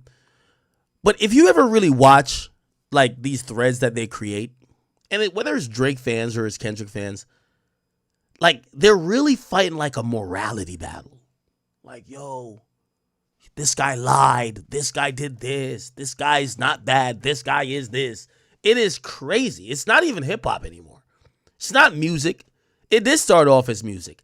What's happening is definitely people are saying good versus evil. Like, the OVO fans want people to focus on the TDE sexual assault lawsuit. And Kendrick fans are unwilling to be like, nah, yo, Kendrick just said some shit, but he won though. They're like, no, Kendrick said he's a pedophile. He is a pedophile. He's a bad person. Like, they're wishing jail. They're like, we're going to find the proof. The accusers are going to come out. That's like kind of really odd, but it's true. Which is, I think, something that's new for even a rap beef. This one became the people that are okay with grooming and pedophilia and being assholes like that against the people who are the good people. But look, man, I'm telling y'all, I'm not going to talk about this no more. Y'all really taking the beef to heart. Y'all, Kendrick won the beef. Kendrick got the better records. By the way, I seen the person in the chat or this comment section say, are people taking it too serious or is Drake? You see, those people are like, they're short-sighted. We're not talking necessarily about Drake or Kendrick himself. We're looking at discourse. The discourse happening around this, when you start seeing like these like really, the only extremist fan group I've ever seen is like the Barbs. Like Kendrick now has extremist fan groups that will put an accusation on you. They'll put a rape accusation on you. They'll create the fact that you have a weird case. I mean, some of the OVO fans, they're like that too. Like they'll dig up something to make someone else look. And I think that's like the odd part where I don't think that's ever been hip hop. Where it's like now we're about, you know what I mean? I'm just wondering how rappers are gonna deal with that. Like for example, even Kendrick himself, because. For example, look at Jay-Z. Jay-Z, a guy who you probably could have said some shit about him when he was super active, maybe in the pre-2010s while he was in the culture doing his thing.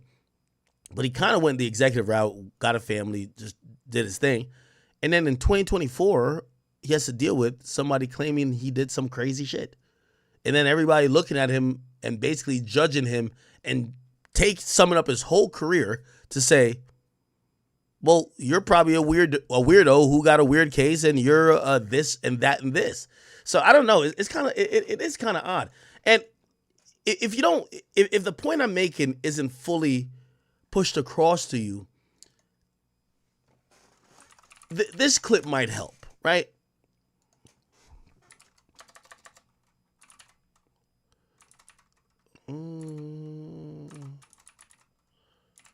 Okay, this clip might help. Like, for example, when on late night shows, like, so this is, what's this guy's name? Is this Bill Maher? Am I tripping? Anyway,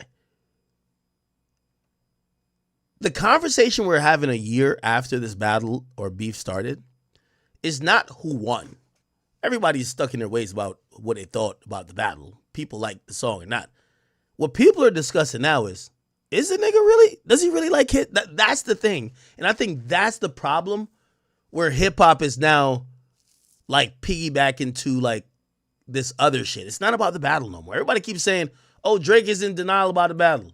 My nigga made an R&B album. I don't think he in denial about shit. The ongoing thing as people keep thinking about some of these things is, does he like kids? And this is why I said I changed my opinion on the lawsuit, even though I still think it's against the wrong people. Because the takeaway from this is, this nigga might, like, it's not that he lost a rap battle. Okay, whatever. Yo, is this nigga fucking children? Listen to this. And this is a white man asking a black man, yo, okay, all right, I kind of get some of the stuff going on in this, but what's up with this kid angle? Listen. Fight lover boy, or was that grandfathered in? I have no idea about what he's doing with his boy. No, that don't sound right. But I don't know what he's doing. But I never saw anything that proved he was a pedophile. There's been no court. There's been nobody brought any cases against him. That's outside of hip hop. Like they're like so buying into this shit. They're like, wait, why isn't Drake in jail? Like they're actually thinking this. This is why when people say they don't understand the lawsuit, again, I don't agree who's being sued, but I do agree. What else could you do? There's white people who aren't, the people that are not of the culture are like, okay, all right, well, what I took from this is that this guy is a pedophile. Where are the victims? When are they going to come out? Where are the criminal charges? When is he going to jail? Which, again, as much as we love rap battling, it's like, bro, that's pretty a harmful thing. Like, this white guy really is asking, okay, so when is Drake going to get the Epstein treatment? I never saw anything that proved he was a pedophile. There's been no court. There's been nobody brought any cases against him. Obviously, it's possible, especially in the music industry, but I guess it's possible for anybody. Right. And so, maybe it's well known within the industry. There's a clip of like him talking to a 14-year-old girl on the stage, and that was also very false. Suspect. And then, on the stage? And we hear what he's saying? Okay. Yeah, you hear what he's saying. What is it? Come back to my room? No, I wouldn't say that. Well, we heard it. What is it? I don't remember what it is. I just know. Now, this is where I think some irresponsibility like kind of continues. Is like the dude is asking, oh, so you're saying his pedophilia is on full display. What is happening? What was he trying to do? They kind of brush it over. It was just kind of weird. He's a pedophile, though. Oh, that's where that comes from. That clip. Well, and then he was talking to it must have been something. I don't think it was. What are your opinions on the Donbass? No, I just don't. It was something that made your eyebrow raise. Okay, right.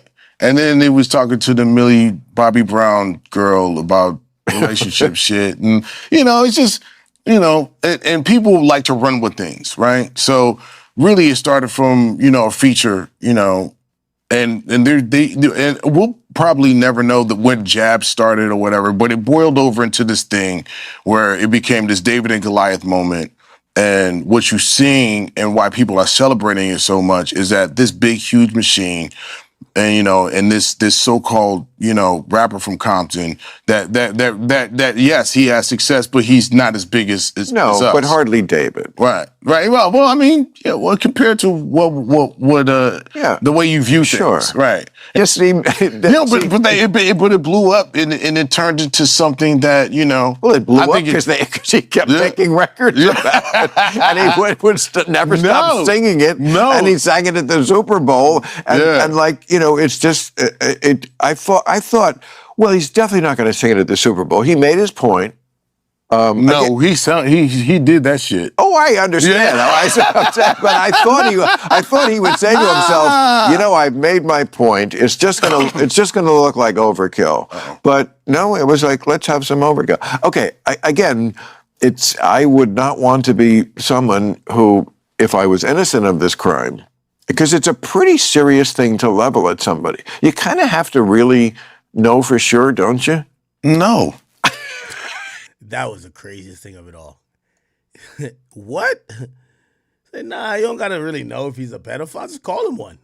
For sure, don't you? No. To level at somebody. You kind of have to really know for sure, don't you? No. Are you kidding? I'm not kidding. Hold on. No, I understand. Pedophile? But no, listen. This is a rap battle. Yes. This is not, testimony or deposition. This is a fucking rap battle. I'm going to talk about your mama. I'm going to talk about your daddy. I'm going to talk about your children. I'm going to talk about everything. I'm going to talk about your grandma's wooden leg. I'm going to talk about your missing teeth. Right. It's all game, right? So, we're pretty savvy enough to say, like, if there was something weird going on, then there would definitely be people that would come forward and testify and do that, and then people will be charged for that. But when you playing the dozens, and I give you one that hurts your feelings, right? Don't be the guy who wants to fight because I got a good joke. You understand? You know what I'm saying? That's quite a joke. Right. Wow. Right. It's right, but I mean, it's. I think when you're in a rap battle, the option is to either bow out gracefully or to come back with something harder, right? No. So you're saying we're not for the suit, the Drake? No, there's no suing it. Well, Drake sued his own record company. Yeah, I think we're having a lot of conflation in how we're discussing this. Like, there's still people who think fans of Drake who are speaking about this angle are mad that Drake lost the battle. And the battle has been over for quite some months. I don't think no one's relitigating the battle. I think these days, this is it. People are wondering, and I don't know, is anyone in here who, yeah, we should probably do a poll. Does anybody in here actually believe that Drake like kids? Because some people who be like, man, Drake just need to get past it. Be like, okay, it's cool. Like, he got past the Pusha T thing. You could get past certain shit, and then certain other shit where they're like, he fucks kids. You can't just be like, oh, I'll just get past that. Like, it's very interesting and very different to get past some of the things that people would love for you to get past. Who just sent the donation? Give me 1 second. I'm going to read it.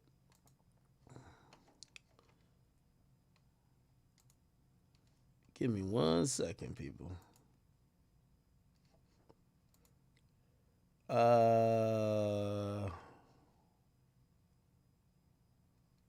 Wait, y'all really think Drake like children? Yo, really? Yo, bro, come on, really? Hold on. Y'all could do a poll if y'all want. Here's the question I want to ask. Do you think Drake is attracted to women who are under the age of 18? Just let's say that. Do you think he systematically tries to hook up with them? He has some secret shit where he's fucking children? Or do you think, yo, Kendrick got him on something that, you know, enough people could laugh at and kind of be like, what the fuck? And it worked, which, okay, cool, kudos to Kendrick. But you know, like, all right, we know that's not true.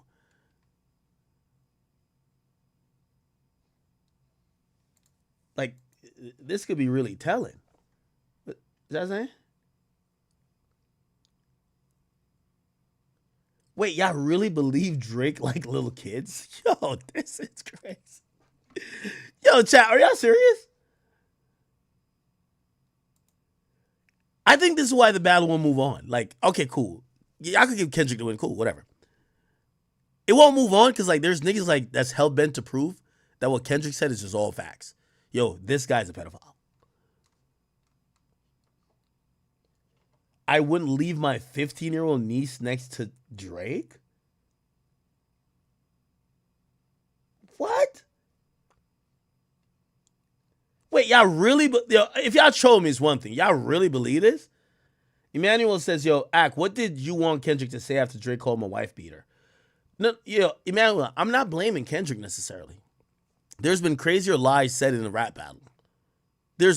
Again, what I'm saying is that I don't know if it's his fan group, but hip hop has gotten woke that we've latched onto this morality shit that we're also thinking, and also there is a Kendrick Lamar element where people believe everything Kendrick has said is not tongue in cheek, isn't I'm dissing you. It's like me saying, nigga, you got a big head, or I'm just saying something that's just to offend you or to make you look whatever. People are saying if Kendrick said this guy's a pedophile, well, it's only a matter of time until we get the information that is going to prove and probably put him in jail for being a pedophile, which I'm like, that's crazy.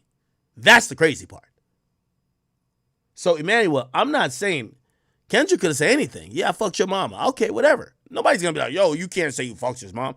I'm not saying that. What I'm saying is that the culture this is one of the few things. Yo, pull like this. What Jay-Z said to Mobb Deep, he was like, when I was he basically said you was a ballerina. He basically accused Jay-Z. Yeah, he said it in Takeover. He said, then you drop shook ones, switch your demeanor. He says, when I was pushing weight back in 88, you was a ballerina. I got the pictures. I seen you. Now, here's the thing. Everybody knew there was a little bit of tongue-in-cheek here. Yo, not to really be taken serious. Nobody, like, for the continuing and rest of this guy's life, I think it was talking about Havoc. No one was like, yo, dude, you were a ballerina. Like, people realize, yo, this is a diss song. Like, if you go back to even the song, he's like, yo, I showed you your first tech on tour with Large Professor. Then I heard your album talking about a tech on a dresser. You know what I mean? Like we knew that there was a lot of stretching the truth. Like, this is a diss. We're ranking on each other. Like, that's just how it is. We're ranking on each other, whatever it is. We've never seen a rap battle turn into people hearing people diss each other and say, we have to prove that Drake is a pedophile. That is crazy. You don't think so? Like, people hear these disses. That's why I fucked your bitch. Like, has it been like a conversation like, did Tupac ever fuck Faith? Cool. But has it ever been such a defining thing where people are like, well, I guess maybe they've never accused people of some serious shit like that. Is Kendrick the first nigga to accuse a nigga of some, like, on this big of a level, of some serious shit like that? Huh?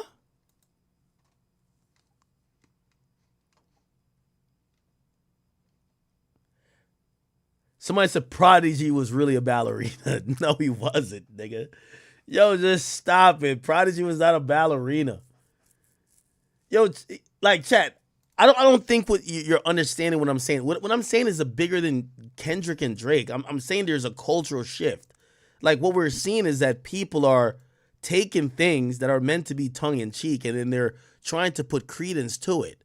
Like, I'm not even gonna lie. I didn't even like, and this is probably me looking at where hip-hop is going, because I think this is normal Fifth. I don't think Fifth is influenced by this propaganda, right? I seen Fifth put up something, and Fifth was like, yo, wait a minute, Joe, you need therapy. Something ain't right. You touch your pet sexually, masturbate so often, you need travel lube and sleepwalk, whatever. You should have to register as a sex offender. Like, I think maybe 50 would normally say that, but like, the point what I'm trying to say is, yo, niggas is hearing one thing, and they're like, yo, this nigga's a sex offender. Like, they're literally just like turning people into the worst things in society. The dog feel good by playing with their fucking privates. Yeah. Now, again, I think this is a tongue-in-cheek comment by Joe. I don't know if he jacked off his dog. I think this is a tongue-in-cheek comment. But now niggas will use this and be like, he should be registered as a sex offender without having any more proof that this actually happened, without knowing what the fuck happened. You get what I'm saying? It's just that people are so quick to say these things. But they like that. Stop raping my dog. That's how I know that he's not a real animal. Kendrick intern says Kendrick is doing the Lord's work. But is he, though? So you're telling me Me Too in the rap game is doing the Lord's work?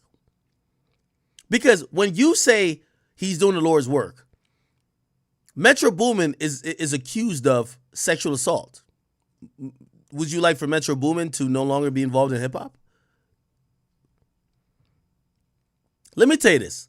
When y'all say this stuff, and again, we're not only just talking about pedophilia, sexual assault, or whatever, but when you have the soapbox, yo, listen, good versus bad, maybe Kendrick is really Jesus. He might be the only good person in hip-hop then. Like, I don't even want to mention Kodak, but salute to Kodak. Lover. Because I don't. Okay. Bring that back. Anyway. Yeah, I understand. But he's basically saying that you did something for someone else that you used to do for me, and here's how I know. Say that again? You're doing the same thing that you're doing for him, you used to do for me, and I'm blowing the whistle now. I see.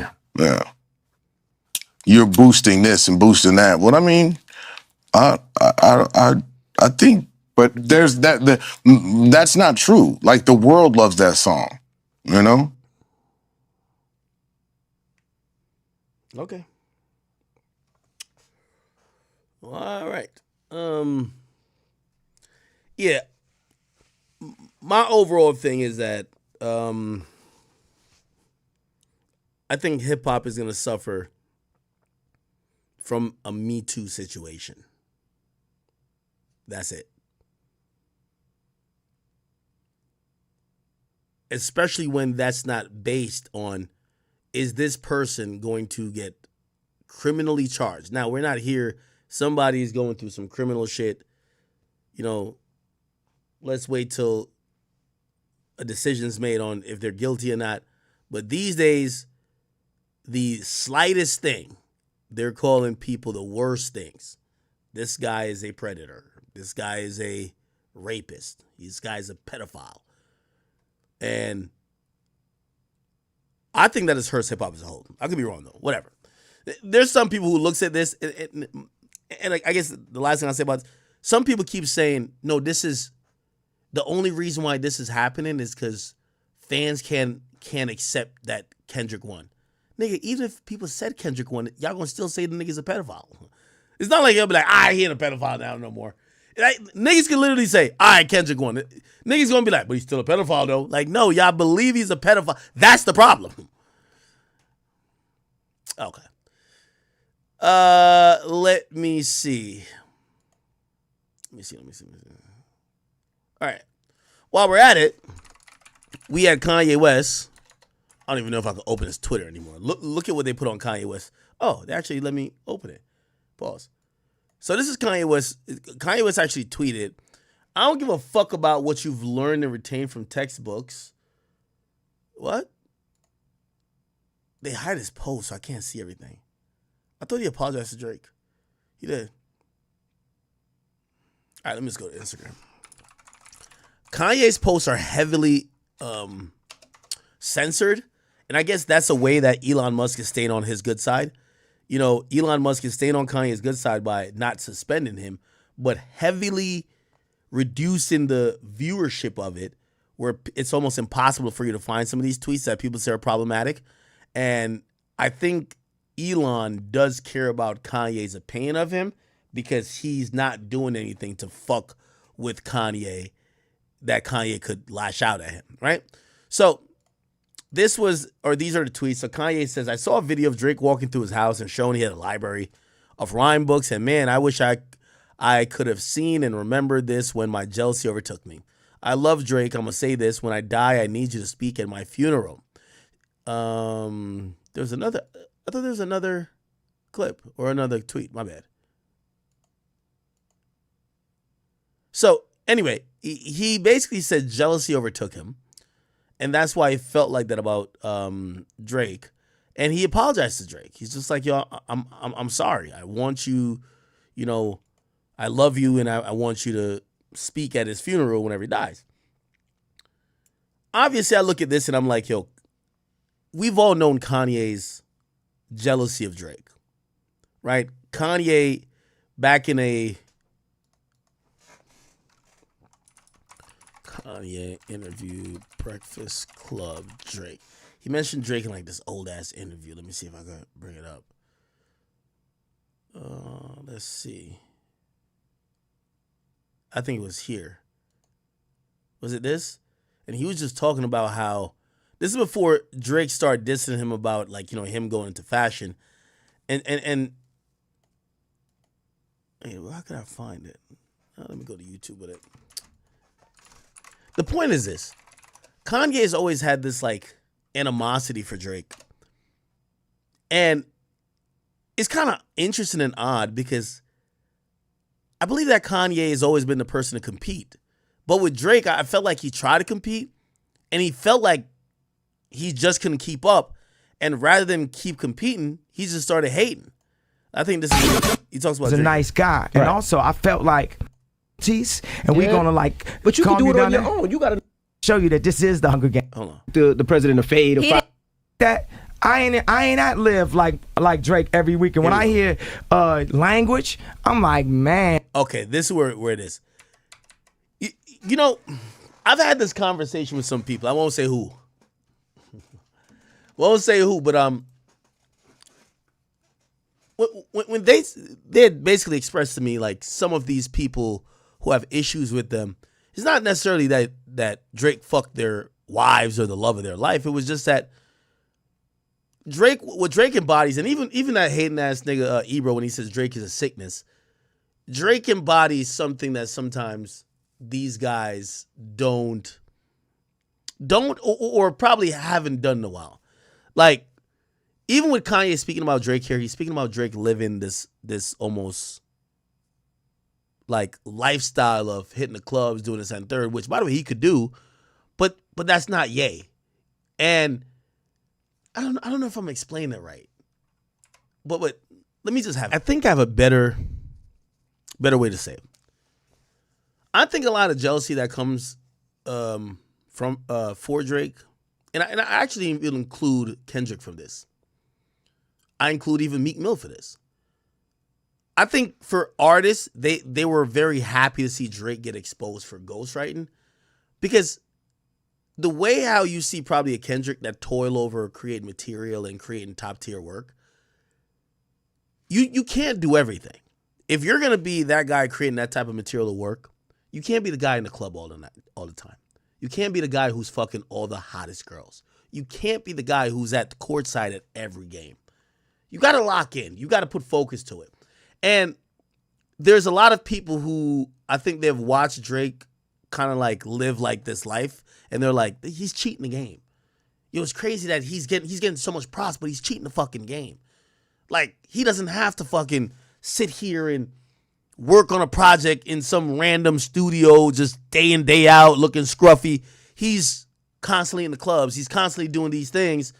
And shit, we look inferior to him, so let's expose him. So we're going to let people know he's getting help on his songs. That's why he could do all these things. Because, like, the idea of, like, ghostwriters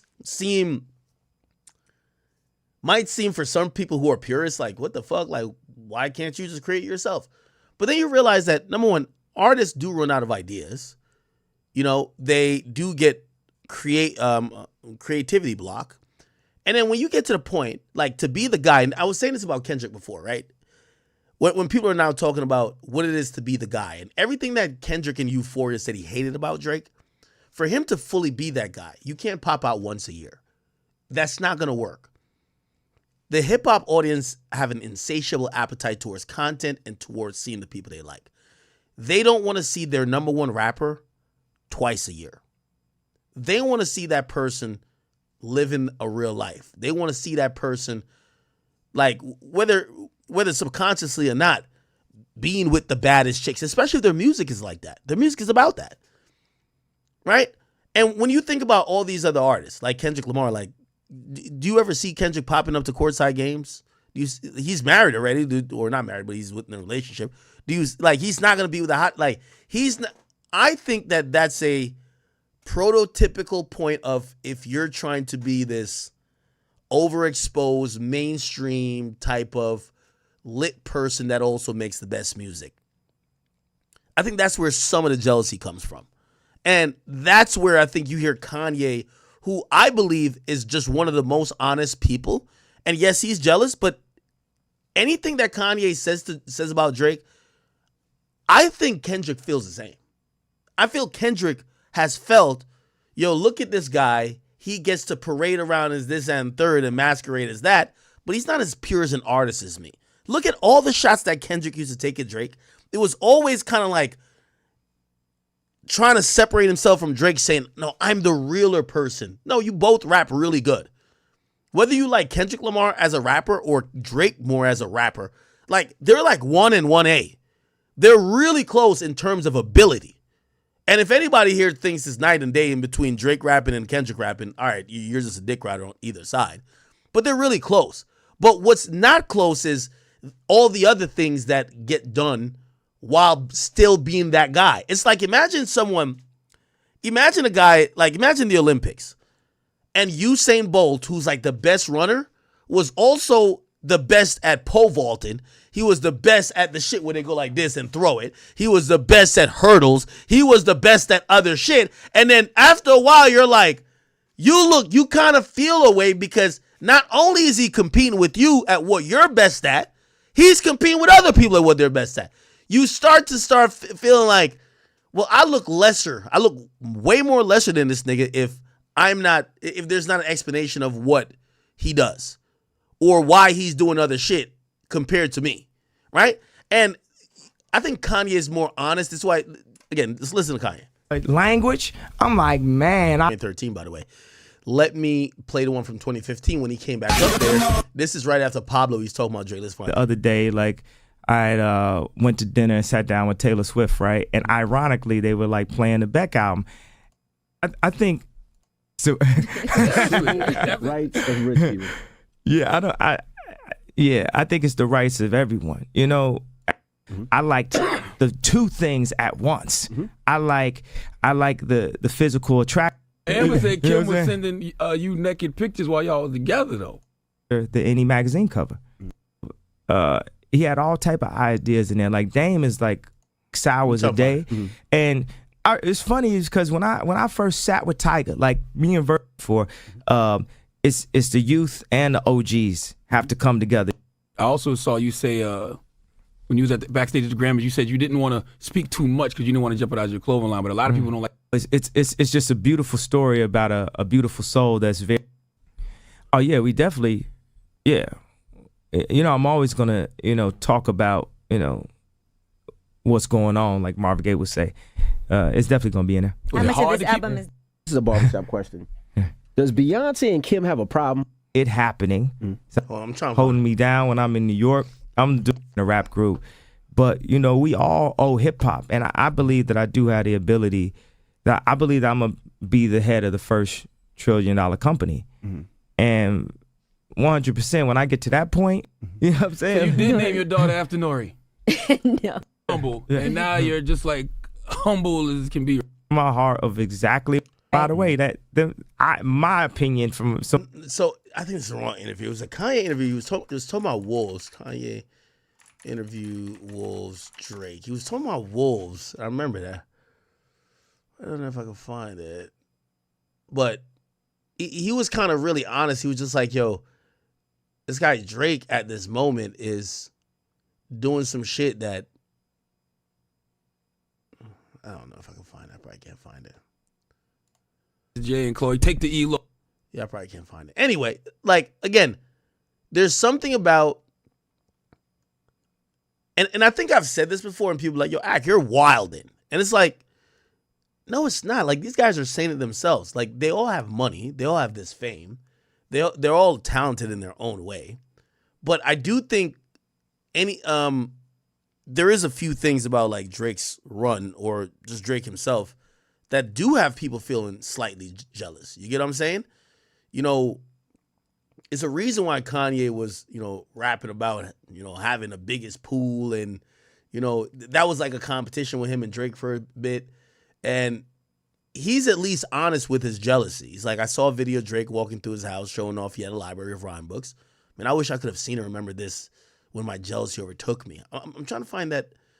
Maybe we could find it to, did I see a documentary that says why Kanye hates Drake? Let's see if we can find it.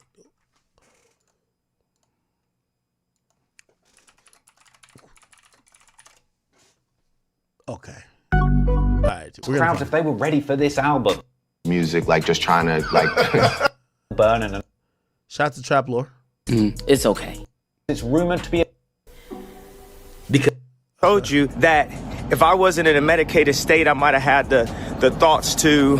I might have thought. Okay, it's back here. And the album is called Wolves. Oh, this yeah, was. So, yeah, it was. And that's what happened. Me and Jay started talking about Watch the Throne, and Drake went and did all the records with Wayne and did the tour, and we never did it. But I just went out and put it in the ether. I put it out in the world. Yeah, I asked him, and we talked about it, and he said, yeah, we was gonna do it. And actually, he was sending beats back and forth. I got this one record with Young Thug that I think we're gonna put on Rihanna album. And not long after that, Kanye admitted in another interview that he felt Drake was a good sparring partner. I look at Drake as like an amazing sparring partner. Someone's like, come on, man, get back up. No, it's so interesting too. Like, if we really go back in this, I know Trap Lord is gonna have it. Like, there's some studio footage of like Drake and Kanye, where like Drake is kind of like fawning over Kanye for like acceptance. And I don't know when that moment where Kanye felt like Drake passed him, but at first Drake, I think Kanye was like, all right, that's like my equal. And maybe that was still tough because Drake used to look up to Kanye. But the moment that Kanye felt that Drake passed him, it was like a moment that was eating at him, but just eating at him about his own inadequacies. You get what I'm saying? It was too big, it's scary. It's like I was fine with, writing Find Your Love with Drake on his first thing until he got too big. And that was the moment where I had to adjust and deal with this new energy. And perhaps this is why Kanye got on the defensive. Following this, we saw... Again, I respect Kanye much more than Kendrick, at least with this one thing. If you think that Kendrick had no jealousy for Drake and this was purely competition, you gotta be an idiot, right? There was some jealousy there, right? And by the way, I'm not saying jealousy is bad because jealousy is part of human nature. But Kanye's at least very expressive and he says exactly what he's feeling. Even if you're like, yo, that's some bitch ass shit. He's going to be honest about it. Or a snippet of the classic Kanye song, All of the Lights. Somebody says Drake never passed Kanye. Now, I think Kanye is the greatest hip hop artist of all time, right? So don't get me wrong with that. But even though Drake's a way better rapper than he's ever been. But I think Kanye passed Drake. No, Drake passed Kanye in terms of taking the throne of being the hottest. And he did that around the time where Kanye was experimenting a lot. Like, by the time 2012 comes around, Drake is the hottest thing on earth. Drake is hotter than Kanye. 2013 comes around. What did we get 2013? I forgot what album he gives us. Is it Yeezus? I know we get Life of Pablo maybe 2015 or 2016 or 17. Like, but the point is this. There was a moment where culturally and just musically, Drake was the guy. And like he passed everybody. With a performance from Drake, but unusually, he ended up being removed from the final song. Now, apparently Drake said that he didn't really feel any type of way about this. What I wanted to ask you about was All the Lights. Like, we had heard a leak of it and you were on the record, and then the final came out and you weren't on it. Do you know why you weren't on the final version, and do you feel a way about it? No, I mean, Kanye's creative process is ever changing. He's one of those guys. We make music differently. I make what comes to me and I hate changing it, whereas Ye'll change something 30 or 40 times to get it perfect. And I mean, it to each their own. And the change was to put all those people on it, and I wasn't one of them. That's it's completely okay. Yeah. But the thing is, from this point on, Drake stopped seeing Kanye West as a mentor or an idol. He felt he had learned what he needed, and he began to see Kanye as competition. And so with that in mind, Drake begins his quest to try and surpass Kanye West in every single way. In September 2010, Drake is seen leaving a nightclub with Kanye's ex-girlfriend Amber Rose. But if Drake is Mr. Steal Your Girl, Kanye is Mr. Steal Your Project. Because in 2010, we saw Drake in... Drake fuck Amber Rose? Yo, Drake, you a dog, man. 2 interviews with my uncle, Tim Westwood. Firstly, one where he discusses the prospects of a potential joint album with Lil Wayne. Talking about me and Wayne. Exactly. But the next time that Drizzy checked in with the... Yeah, I'm gonna be honest with you. I'm unsure where... Yo, chat, should we talk about Drake and Wayne's relationship at this point? I'm unsure where their relationship is or if it's changed at all. I don't know. Maybe they're fine. I just noticed that notoriously they feel separated. Of course, Wayne was upset about him not getting the Super Bowl nod. And subsequently then came back around and said, oh, no, I respect Kendrick and we talked. And I'm like, wait, hold on. Ain't you Drake's fans? Like, nigga, fuck that nigga. Like, you know what I mean? Like, I'm pretty sure if Yachty was just like, yeah, me and Kendrick got on the phone, I think Drake would be like, all right, I'm cutting you off too. I don't know. Like, I haven't seen, we've seen Louisiana Fest recently. I remember when Drake was on Stake during one of these concerts that Wayne had. That was some reunion shit. And I was like, damn, Drake, you could have went to go support your mans. And I don't know. I haven't seen them really obviously, I definitely haven't seen them say nothing bad about each other. And I still think I've seen a couple comments where Drake is bigging him up, But it's kind of interesting and odd that we don't. I don't know. Maybe I'm expecting too much. I genuinely don't know if their relationship has changed or has just remained the same. And the reason why I'm saying I don't know is because Wayne's also on his own planet. Who knows? Maybe Wayne's like, what the fuck is going on? Somebody said Wayne's still cool with Drake. No, I'm not saying they're not cool. I'm just one. It feels like I just haven't seen even the OVO. Like I've seen Nicki kind of support Drake. I just haven't seen. I don't know. But again, Wayne be in his own world. Maybe I'm looking too much into it.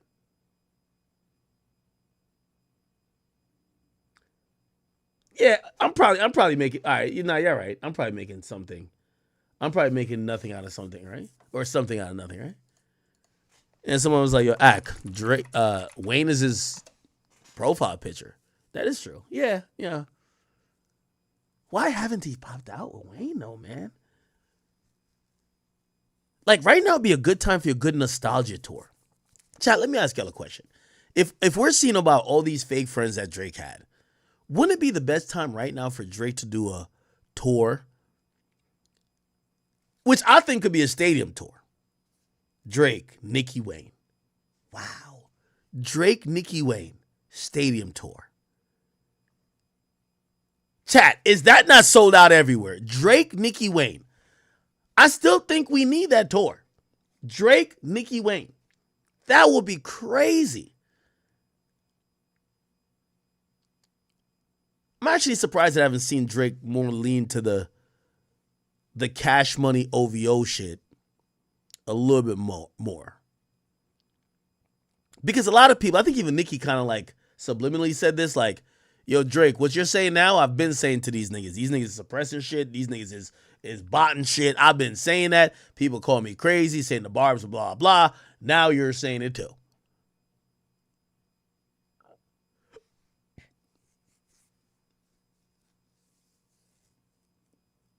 Sometimes when you got fake friends, listen, anytime you find out you got some fake friends, you usually get closer to family.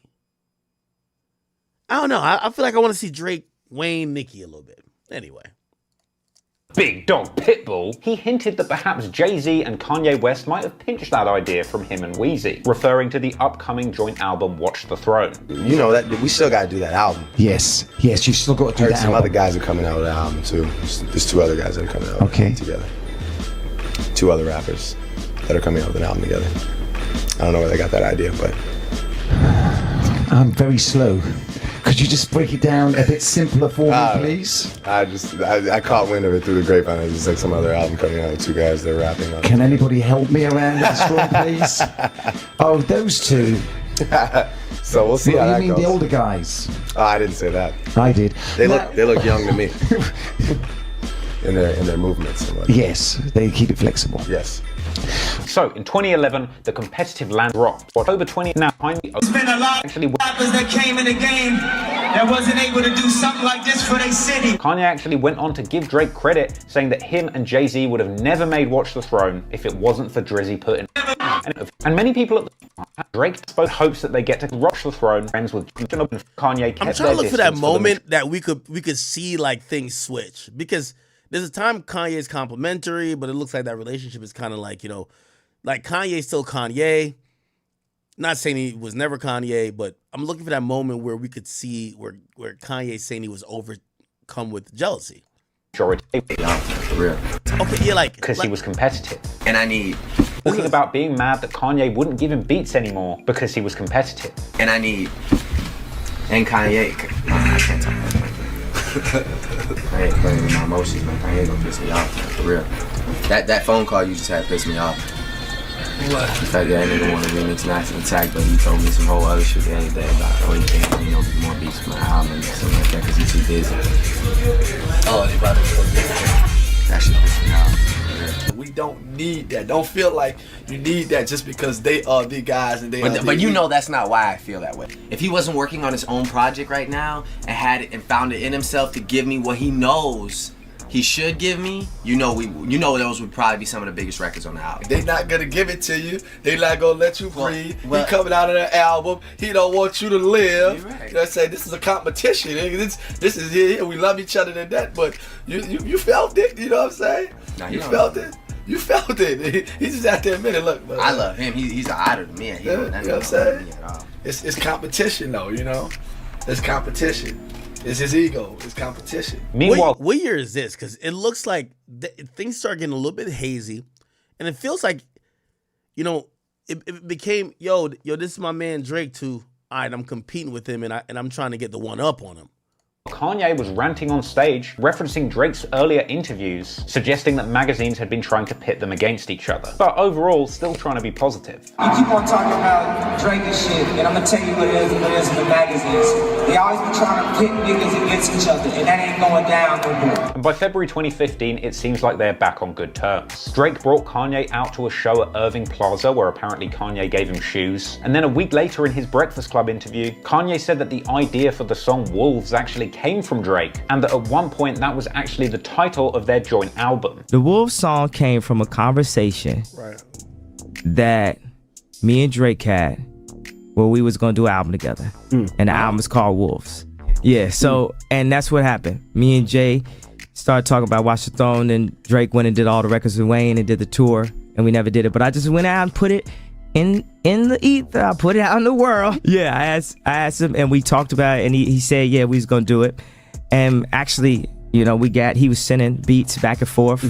You know, I got this one record with Young Thug that I think we're gonna put on Rihanna album. And not long after that, Kanye admitted in another interview that he felt Drake was a good sparring partner. I look at Drake as like an amazing sparring partner. You know, someone's like, come on, man, get back up. Bow, get back up. What's up, bro? What you doing? Because, you know, you sit there, I was sitting there getting fat, you know, sitting back, just knocked everybody out. And then this guy hits the gym, he's just like running around like, bah, bah, bah, 14 hits. Same as Paul McCartney, bow, you know.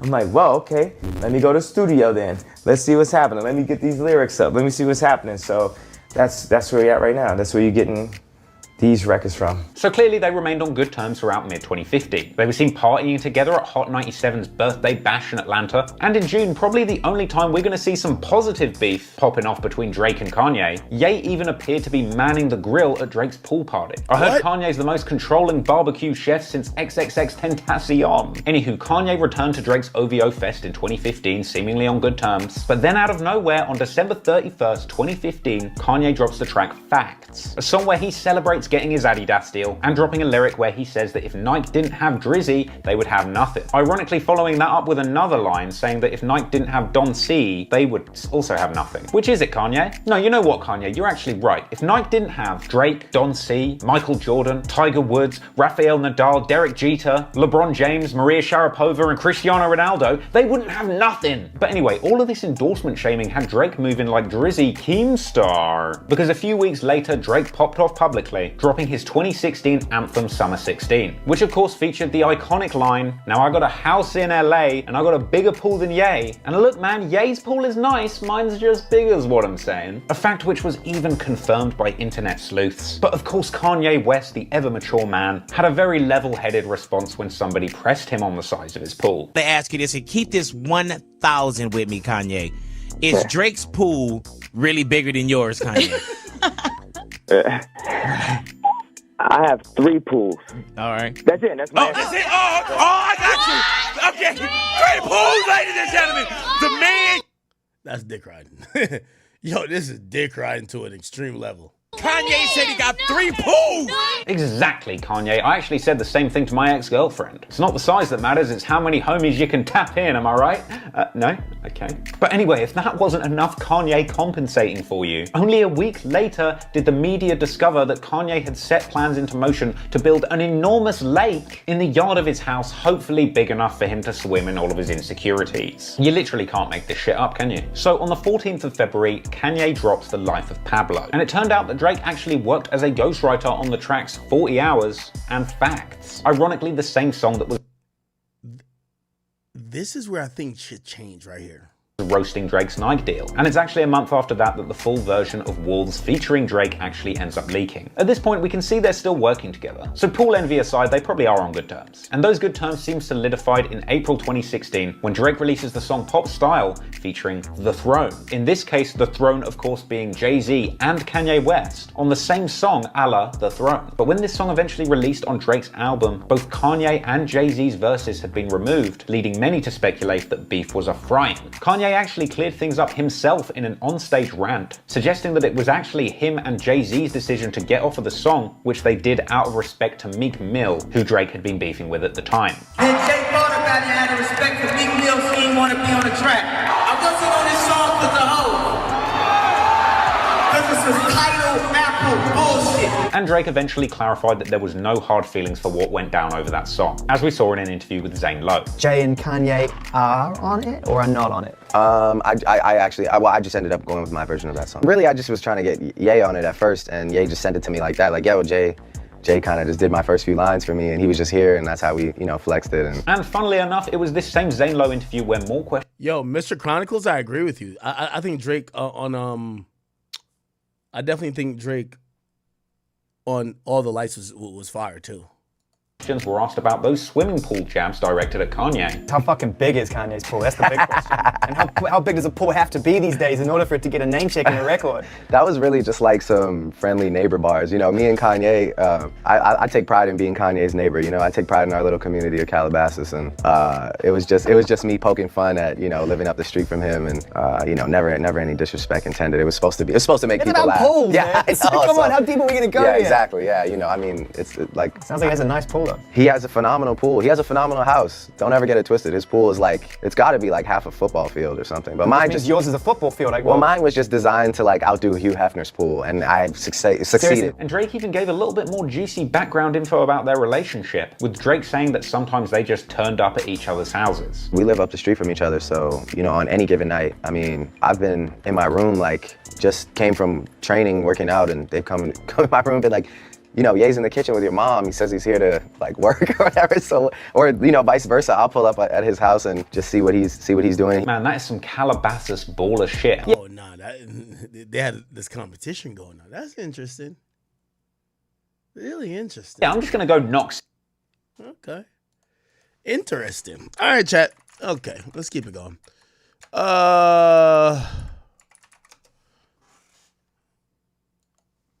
What's Drake's IG again? His plot twist IG Drake. Oh yeah, this is his burner account. Drake been on here posting a lot. He been posting. I think this is Mealy Mall's girlfriend. So Mealy Mall does a podcast with like his girlfriend. Of course, she looks exactly how I think his girl would look. And apparently, I guess Drake is poking fun at this chick. Which, by the way, I wonder if Mealy Mall feels. This chick was saying this album isn't for women. Right? Like, I think she had said Kendrick is addressing Drake's culture vulture ways and the way that he steals from the fucking culture. What did he? Who's calling it? However, I think supposedly she's like fucking with his music. I don't know what the fuck. Drake is really tapped in. Drake watches everything. You know what I'm saying? Who's calling that shit? Who's calling that shit? Who's... Girl, go sit down. What are you doing? Ugh. Go back over there with that boom bop bing bam. Go back with him. Songs are not for women. Look at what is being said in the songs. They weren't writing this like, oh, the hoes gonna love this. I miss you. I'm talking to you, baby. I miss you. Now, okay, let me address this real quick and not attack Shorty. I think this girl is like pretty much the most of social media.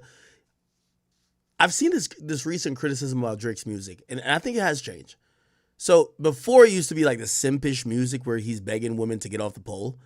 You know what I mean? Like, yo, just hold on, we're going home. Like one of those. Now his music is almost kind of like embracing what females are on, which is like most of these women are whores and these women don't want to be saved.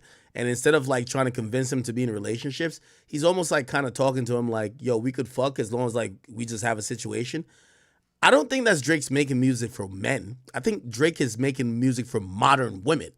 Like, honestly, I think in 2011, Drake's music was sounding like, just hold on, we're going home, because there's been a culture shift since then. But back then it was like, yeah, you know, like saving women, like women are like these perfect, innocent, whatever. And these days, after you've seen the City Girls, the Meg Thee Stallions, you've heard the rhetoric that they all are putting out. Bitch, I'm outside. I got hoes. I got this. Like, if you're talking to them on some Prince Charming shit, like, you're fucking corny. So I think Drake's music meets women where they are now. Bunch of whores, promiscuous. They like to really, like, they claim they want whatever, but it's a bunch of bullshit. So I think Drake music is matching the times. And I guess this woman had a critique of his saying, oh, the music isn't for women, but yet she's on TikTok and she's over here loving it. Look. Okay, how do I play? Songs are not for women. Look at what is being said in the songs. They weren't right. Let me see if I can find Mealy Mall girlfriend. What's her name? Mealy Mall girlfriend. Oh shit. What the fuck? Mall. Alright. Damaris? What the fuck is that?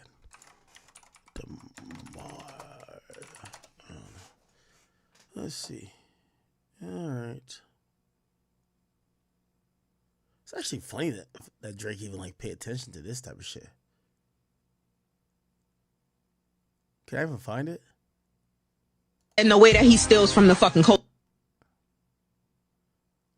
She flat ironed her bundles on 25 degrees. That really chapped my ass. And being that I'm sitting here on my couch rubbing my feet together like a moon cricket, today I have time. Now, being that you run a TikTok stand page that's dedicated to a man that wouldn't piss on you if you were on fire, I wouldn't expect you to know this. But my job as a producer and a mic on an entertainment podcast is to garner conversation from clips, which is why you're stitching something that I said a year ago without context. Damn, I'm good at my job. I should ask for a raise. You probably shouldn't have put me in that corner while having your face in the screen, because it actually...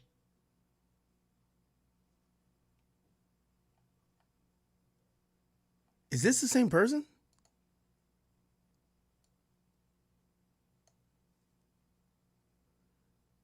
Chat, is this person this person?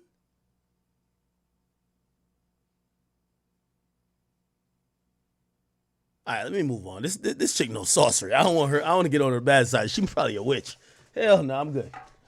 Shorty, I want no beef with you. If she could transform from that to this over here, this is talented. That's talent. I'm just gonna leave her alone. What the fuck? Nah, that is crazy. You tell me. Or maybe I'm wrong. Am I wrong? I probably am wrong. Whatever. Holy shit. All right. Yeah, I don't know why Drake posting about this shit. Drake petty. Drake petty. Yo, Drake. Yo, could you give us an update on what happened with your beef with Dylan Brooks? Like, we've been tuned into that beef. What's the update? What's the update on the beef with you and Dylan Brooks, gang? Like, I've been tuned in. Trust. All right. Let me see what else. Did I spam some topics? Oh, Drake lawyer. Did I see that? Oh, man. Drake lawyer. What the fuck?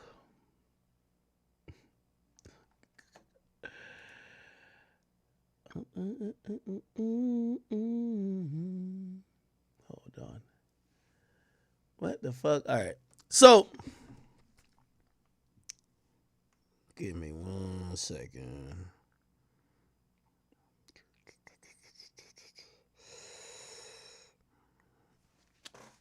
We got a quote here. Drake lawyer.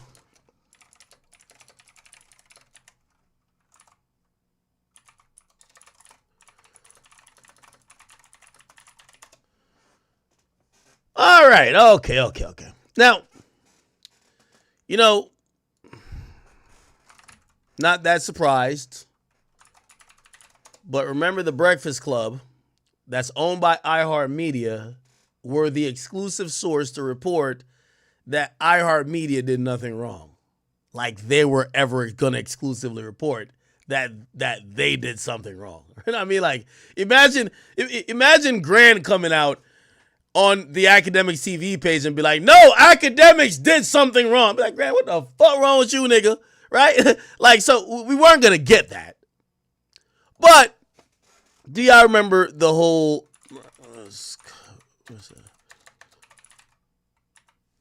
What's the girl called? Yeah, all right, this one. Here she is. So they were reporting before that,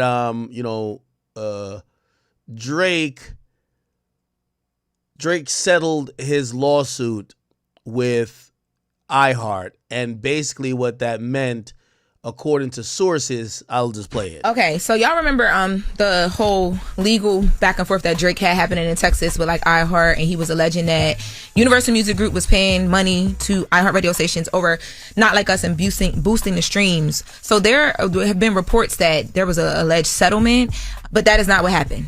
What happened? Well, we know nobody cares about the truth and the lies more entertaining, but I need DJ Academics and all the Drake fan pages to gather around to get the truth regardless. Get the facts. It's simple. What Drake filed against iHeart wasn't a lawsuit. What he filed was a petition. Yes. And it was a petition to try to make iHeart give a deposition. So Drake wasn't asking for money. He was asking for information. Right. So iHeart could not have made a payment. iHeart could negotiate to give Drake documents or something else showing they didn't do anything wrong. And once Drake received those documents and saw that there was nothing there, he could agree to drop his petition. And that's exactly what happened. Okay, he simply dropped his petition because after he saw what he needed to see, he realized iHeart was not engaged in any of the actions that he was accusing them of. End of story. And I know Drake fan pages won't run with that because it's not as entertaining as saying, iHeart settled with Drake for money and Drake was right all along. But, no, your guy Drake simply dropped the lawsuit or dropped the petition because there was nothing there. Okay. By the way, reported by the Breakfast Club owned by iHeart. We then saw another iHeart employee say, to be clear on iHeart's statement on Drake's petition, here's an updated statement from iHeart. In exchange for documents that showed nothing that iHeart did was wrong, Drake agreed to drop the petition. No payments were made by either one of us. Now, that was very interesting because finally Drake's lawyer is at least doing some PR job on some Alex Spiro shit. Says Texas-based iHeartMedia says it settled the dispute with Drake over Kendrick after demonstrated that it did nothing wrong. Drake had alleged in a legal petition in November that iHeart received illegal payments from UMG to boost radio airplay for Not Like Us. UMG is a parent record label for both Kendrick and Drake. San Antonio-based iHeartMedia initially declined to comment on the settlement, which was revealed last week in court documents. The media company released an updated statement Saturday. And let's see. In exchange for documents that showed iHeart did nothing wrong, Drake agreed to drop his petition. No payments were made by either one of us, the statement said. A representative for Drake disputed iHeart's statement on Tuesday, saying that the company has not provided a single document as of yet to Drake, let alone any information that showed they did nothing wrong. Now, I would also like to, as I said, if you're going to tell the story, you got to tell it all. The Breakfast Club is not going to report this. The Breakfast Club, again, is owned by iHeartMedia. It would not behoove them in the interest of them having a job or having a entity that's owned by the iHeart to report on statements that call out the company that own you as a liar. Okay? Now, is Drake telling the truth? Is the lawyers telling the truth? Or is iHeart telling the truth? I don't give a fuck. Just to let people know. I'm not here to say Drake is right. I don't like the lawsuit. I've always said that. But we do realize there's so many different angles here. And for me, this is a expose of media, right? You can't expect the media company that is going to be reporting about itself to say anything that's contrary to make itself look guilty. In exchange for documents that show blah, blah, blah, that a representative for Drake disputed, say they have not gotten any information that would show that they did nothing wrong, okay? Says this back and forth is silly. Drake dropped the petition. We did nothing wrong. End of story. So now iHeartMedia has came up with another statement saying, the back and forth is silly. Drake dropped the petition. We did nothing wrong. End of story. Okay? By the way, that statement was sassy already, but okay, cool. In a document filed in court, attorneys for Drake said the rapper had reached an amicable resolution. The dismissal was done with prejudice, means Drake would not be able to refile the petition against the company. A hearing on a motion by UMG lawyers to dismiss was changed to March 24th, according to records filed last week. Okay. Drake's petition also alleges that I think they also put the Super Bowl performance in the new lawsuit, not petition.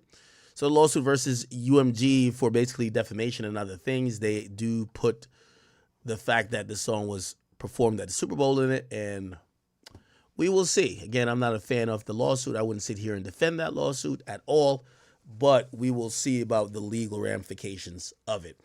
I think iHeart's in an interesting position. Y'all are getting investigating for Payola. not the greatest place to be.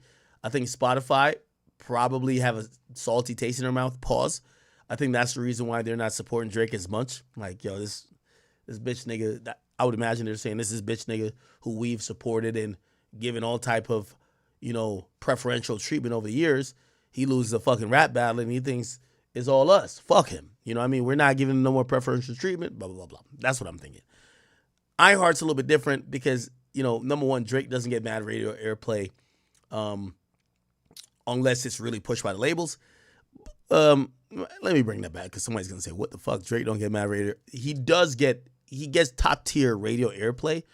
And by the way, we can't say that it's ever changed. You know what I mean? I know people are complaining about the lack of radio airplay for Some Sexy Songs for You. It's only a few weeks, and I'm going to be honest with you, I think you got to blame that on the label. I think the label is just dragging their feet for whatever reason. I don't know. But would iHeart feel a way about Drake moving like how he moved? Of course. Of course it would feel a way. Yeah, Drake, nigga, what the fuck? Why are you trying to put pressure on us? Now we're getting probed by the feds. What the fuck is going on? So I get that. All right. Alrighty then. Interesting thing that came up was apparently looked like LeBron James has reposted a reel that seemingly has a Drake song over the reel. Now, LeBron James posted a reel from Ball is Life that showcased a highlight reel of his son, pretty much like doing layups. Check this out. Yeah, come to the stage and show me some love. You know I'm coming, I'm giving it up. Ain't spinning enough. Hey, I miss you.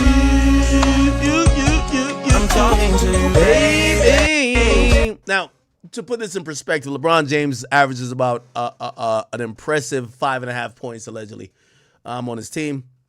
I actually do like Bryce. I think Bryce could be the future of the league. I think him averaging less than 10 points don't mean a motherfucking thing. He got LeBron James DNA, and if anything, he could go on the Bronny path. So I think his sons are gonna turn out just fine. However, is LeBron trying to get back on the Drake train? Right? Is he trying to, pop back out with Drizzy? I don't know. I think LeBron is actually playing this pretty well. As much as LeBron has taken subtle shots, he's done nothing to make it seem like he's mad at Drake. We haven't even heard, which usually we hear all type of questions in a post-game press conference. We haven't heard not one journalist ask him about Drake that he could give his opinion. So I think he's playing it good. I don't think LeBron looks weird or corny or nothing at all. If anything, I think this actually leaves open the option that in the future, LeBron could come out and say, yeah, me and Drake are cool. We always been cool. Now, it got weird at a little point, but we're good. I think LeBron is the ultimate professional.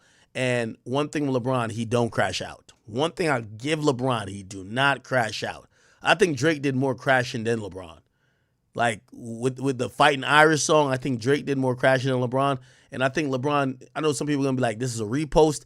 There's mad collages of his sons doing layups. I seen a collage of Bronny James catching rebounds. Anything LeBron James kids does on the court is a highlight reel, bro. So he knows what he's doing. He knows that this was a Drake song that was like an overlay or a song for the reel. He knew what he was doing. I think he's just kind of sending the message like, yo, I get it. Drake's going through some shit, but he taking it dumb serious. It's not that serious to me. I'll still throw up a song, or I still throw up a reel that has a song because I'm not that in my feelings.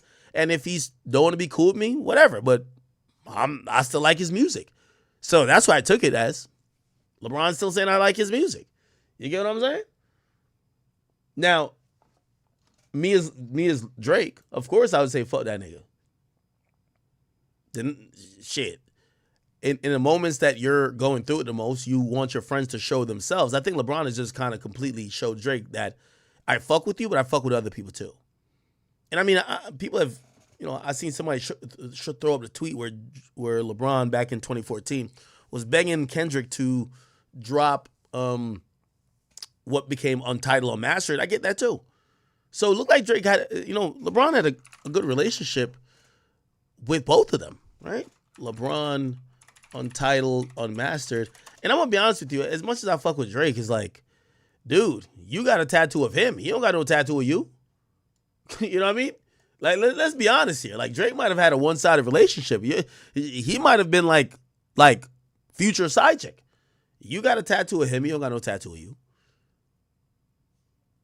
When y'all are on the shop together, you're talking to him like he's your father. It sounds like LeBron, maybe you felt like him and you were close, but maybe he's just on some, nah, you're one of the dopest rappers. I like your music. You're kind of cool too. But Kendrick's one of the dopest rappers. I like his music and he's cool too. And then probably LeBron's on some, nigga, you ain't gonna tell me what the fuck to do, or I can't listen to a guy who I've listened to probably for just the same amount of time I listen to you. Fuck out of here, nigga. I really didn't even know that he was supporting LeBron. LeBron was supporting Kendrick back then. That's what I thought. I thought LeBron was dick riding a lot. But LeBron, we all know LeBron like a fake music fan type shit. Not really fake music because he do love music, but you know, he act like he knows every lyric. This is 2014. You feel what I'm saying? Bro, it's 2014. He's like, yo, Top Dog, after that Grammy performance, you have to release those on title tracks ASAP. What's up? Talk to me. Like, I think 3 months later, Untitled Unmastered dropped. Like, I mean, bro, we just got to kind of be honest, my nigga. And then look what he said. Look what Top Dog said. Damn, my nigga, you on my head too. The fans been killing me. Y'all just backed me into a corner. Give me a few days to think. It came out afterwards. So LeBron been fucking with Dot, man. You know what I'm saying?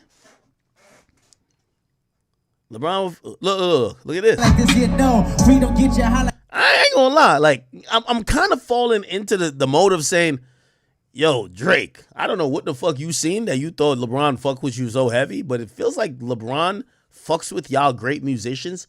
He likes you, just like he probably likes Jay-Z, just like he likes LeBron. No, I mean not LeBron, I mean Kendrick. And if you got a tattoo, he don't got no tattoo. If you got this, he don't got this.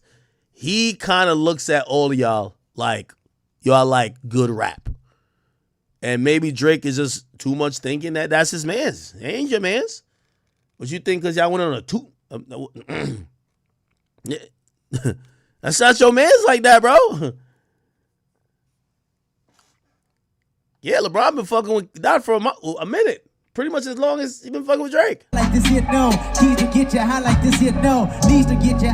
No. Please to get you high like no. 1, 2, LB. Levitate. Life will get you high. No. LeBron have the same dance moves that he do on the court. Look. Levitate. Life will get you high. No. He don't get you high. No. She don't get you high. No. For free don't get you high. No. Please don't get you. I know that nigga Drake tight. You know what Drake tight? I'm gonna tell you why. That nigga Drake thought he was doing some shit. Look at this. Drake, I fuck with you, but come on, bro. Hold on. Drake, Bronny. When Bronny caught a heart attack, man, that nigga Drake walked Bronny out. Yeah, this nigga Drake was like, yeah, this is after Bronny had like a heart attack. Look at Drake. Drake felt like he was part of the family. Like, no, Drake, nigga, don't you realize that LeBron like the next like Jay-Z? Nigga, he don't give a nigga. He was just dapping it up with AD. Yo, AD, we locked in forever. You my brother forever. 3 minutes later, he put his phone on do not disturb in airplane mode, and that nigga got traded. The whole time, AD, like, yo, what do you mean I got traded? I was just locked in with Bron. Hold on, let me call him. I know y'all niggas ain't trade me. Let me call Bron. This user is busy. What the fuck? Yeah. Yo, LeBron is cut though. Yeah, get that nigga AD out of here. Give me Luka. You don't give a fuck. Yo, come on. You know how LeBron is. LeBron be so locked in with other men. Like, he be like, yo, let's have press conferences together. Him and AD was having mad joint press conferences together. Yo, that's twin. Like, they were calling each other twin. That's my brother. Come on, bro. We don't know what happened. Whole time nigga was like, Taco Tuesday. Yo, come on, man. Secretly, he was like, yo, man, ship this bitch ass nigga out of here, man. I need Luka, man. I can't win another ring with this nigga. This nigga frail. This nigga's a bitch. LeBron. Drake thought he was in it. Like, this nigga Drake thought, like, look at Drake. Look, Yo, Drake was chilling there like he thought he was gonna suit up too. LeBron only got it. You look at Chubbs, be like, all right, bet.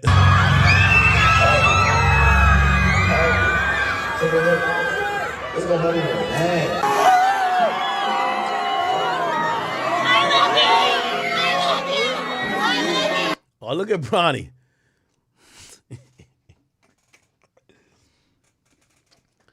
That nigga LeBron probably did the last checkup at the doctor when they said, nah, Bronny good. His heart healthier than ever. You know what LeBron said? Man, fuck that nigga Drake, man. Listen, man. I ain't gonna lie. LeBron's a cold nigga. LeBron remind me of Jay-Z. Yo, you can't get to $1 billion unless you a snake. That's a fact. Who that? Nicole Harris, what's going on with you, girl? She said, Act, stop it. What married man is coming home with another male tatted on him? Yo, what you talking about? What you mean? What you saying LeBron couldn't get Drake tatted on him? The boy? 6'6", he couldn't tattoo an owl? I'm pretty sure Drake would have been cool with like, nah, you don't got to tattoo my face, gang. Just tattoo the owl. Just tattoo the owl.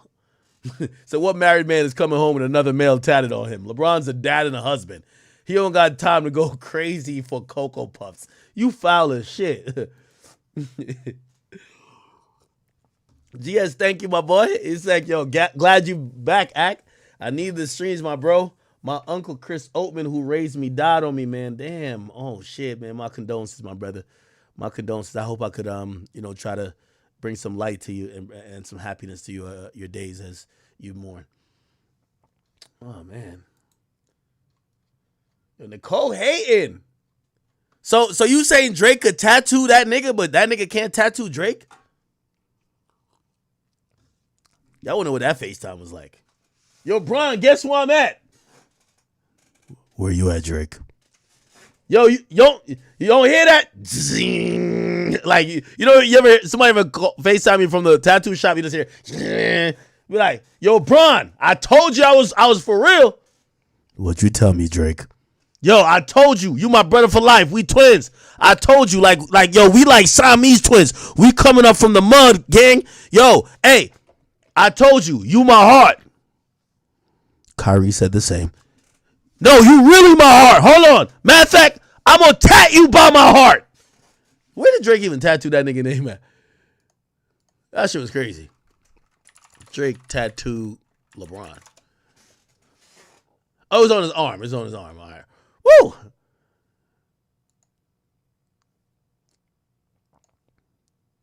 The cover up gonna be crazy though, huh? The cover up gotta be crazy.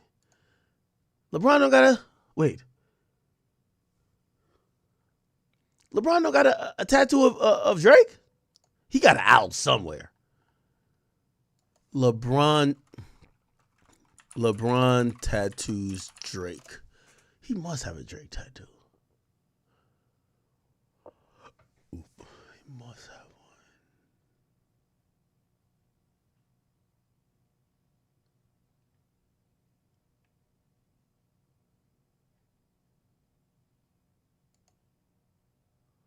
one. Last month, I got on here and said that Drake clearly thinks that the beef was worse than it was. He thinks that ended his career because look at how he's moving. Aubrey's Angel. I ain't gonna lie, man. Fuck y'all, man. If I tattoo, we gotta go through it, man. Yo, LeBron a cold nigga, man. LeBron be dapping these niggas up, be like, yo, twin, I know we just got swept, but this off season, we gonna double down on the workout, the conditioning. You got to get in that cold plunge with me. That's what you got to do. Yo, come on. Yo, AD, you my guy. Come on. Yo, you know we won that bubble championship, but we gotta really do it. We got to do it in the outside the bubble joint. Come on, this year's our year. 5 games in, this nigga is like, remember what I told y'all about that bitch ass nigga Kyrie? Same thing over here. Get this bitch ass nigga off my team. Yo, LeBron a cold nigga, man. LeBron a cold nigga, man. LeBron a cold nigga. Jay a cold nigga. I fuck with that for them. Angels got on here and said that I was tripping. But look at how he's moving. He has resorted to dissing people who aren't even rappers. This man done uploaded him a song dissing LeBron James. Man, damn.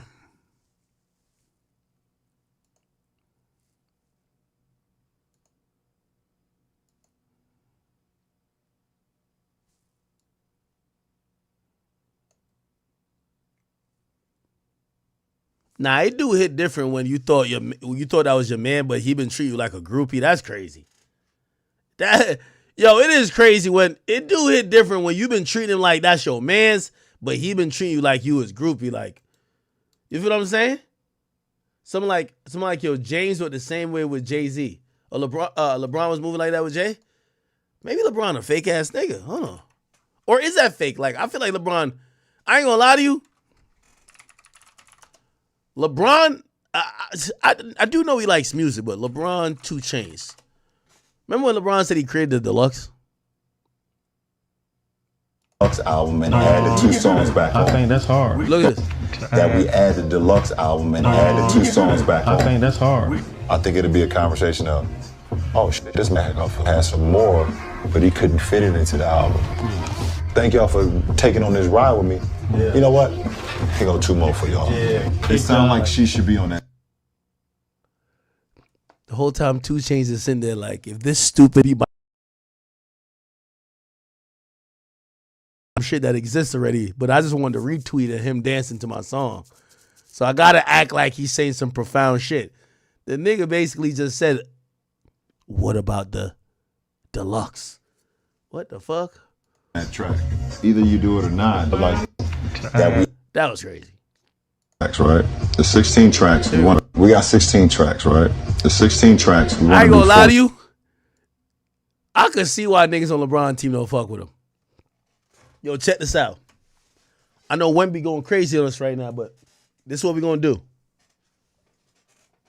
We gonna do, yo, Luka, you there? I'm gonna be here, This shit gonna be like a triangle. It's going, matter of fact, this shit, it's called a triangle offense. Like, okay. You know what I mean? Like, that's what LeBron doing. Like, LeBron is spit. Like, he act like he's spitting. Like, matter of fact, we gonna be set up like a triangle. Let's call this shit a triangle offense, nigga. Like, okay, Bron, you got it, Bron. You got it. You got this shit. We got 16 tracks, right? The 16 tracks, we want to do 14. But is there a problem with, or 2 weeks after the album drop with the 14 tracks, that we add the Deluxe album and add the 2 songs back on? I think that's hard. I think it'll be a conversation of, oh shit, this man has some more, but he couldn't fit it into the album. Thank y'all for taking on this ride with me. Yeah. You know what?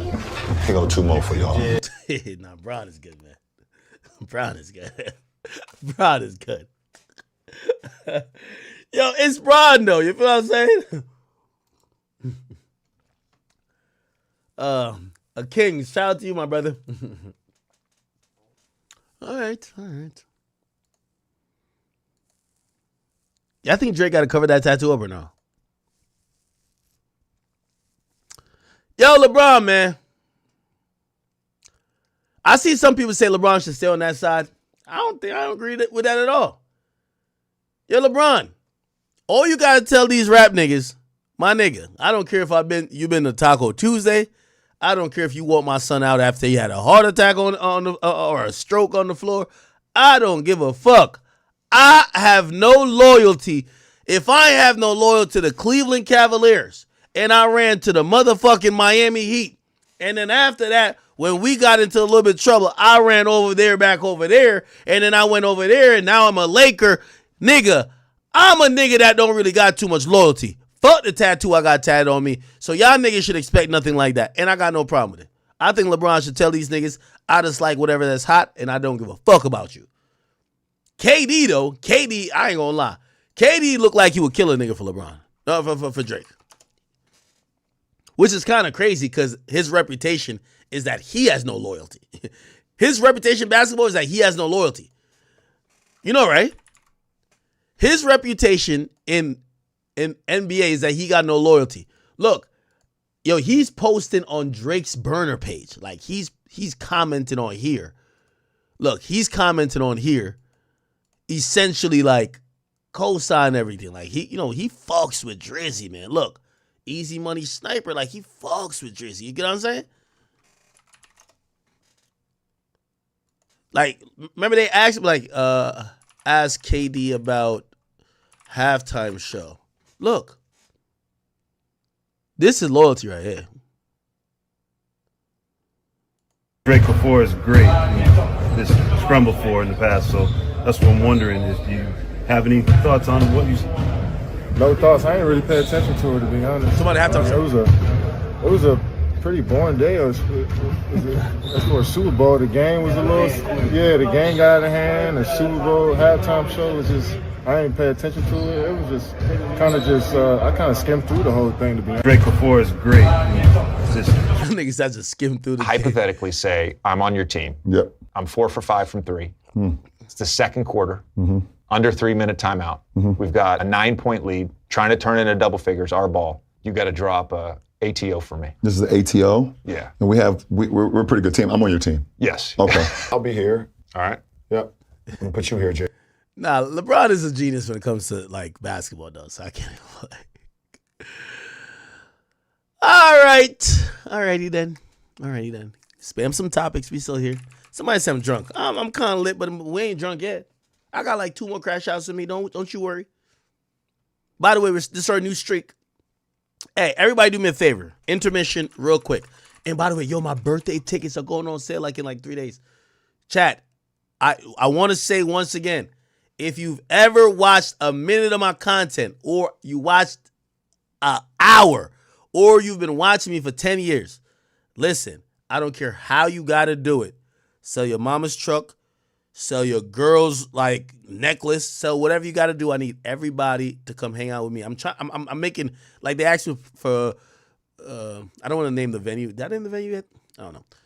They asked me for prices. I told them as low as we could get. You know what I mean? Like low prices. Y'all niggas is going to be good. You don't need no stimmies, but I need everybody. I want y'all to come kick it with me at my birthday party. The really only significance here is I've never had a birthday party a day in my life. Y'all went to Joe Budden's birthday party. I'm like, damn, there's a lot of love here. I'm like, damn, I never had a birthday party ever. So I want to have one with my audience. I'm pretty sure some people of influence or status will show up, but I want to hang out with y'all. So when those get announced, please, let's get to it. Second of all, make sure y'all are in the Academy community. We're approaching 4,000 members, okay? So you guys could search communities on Twitter, and actually it's pinned on the Academics TV page. I want you guys to all join here. We're trying to get to at least 5,000 people in it. We have, like, all of our communities, we have a good amount of people in it. We have 30,000 in Discord. We have people everywhere, but we need to get to 5,000 on Twitter. So if you're on Twitter, please join. And also, the reason why I would like for y'all to join is because I don't get on Twitter that much anymore because it's always like a bunch of clusterfucks of random communities just saying shit. So I'm trying to build my own. That's it. All right. Let's see what's cracking. Oh, y'all want to talk about nigga Elon Musk? Yo, Elon is tripping, chat. I ain't gonna lie to you. I fuck with Elon. Listen, I think Elon is a really incredibly smart person, but I ain't gonna lie. I think Elon might be tweaking out, okay? And y'all know I fuck with Trump, but I'm not that delusional. Sometimes we just got to be on some shit. Anyway, Elon might be feeling himself. And I think Elon got his own little he's doing his own things in terms of what he wants to accomplish. Remember, he's a billionaire that's supposedly doing a lot of this shit for free just for the benefit of the country. You're like, when have we ever heard that before? So it's one of those things where it says, don't look a gift horse in his mouth, where we know that it's most likely that Elon is going to benefit somehow, but we do know he's supposedly helping the country as well. So let's focus on what's good rather than trying to like pick at him. However, as more visibly as he's gotten in terms of his newfound association to the president or this administration, he has gotten a lot of people a little bit wondering what is his philosophy about certain shit. It's okay if he was just talking X's and O's and dollars and cents in terms of, hey, I'm only here. I have no political opinions on transgenders, on social issues, social justice, on this and third. I'm only here to balance the budget or cut waste.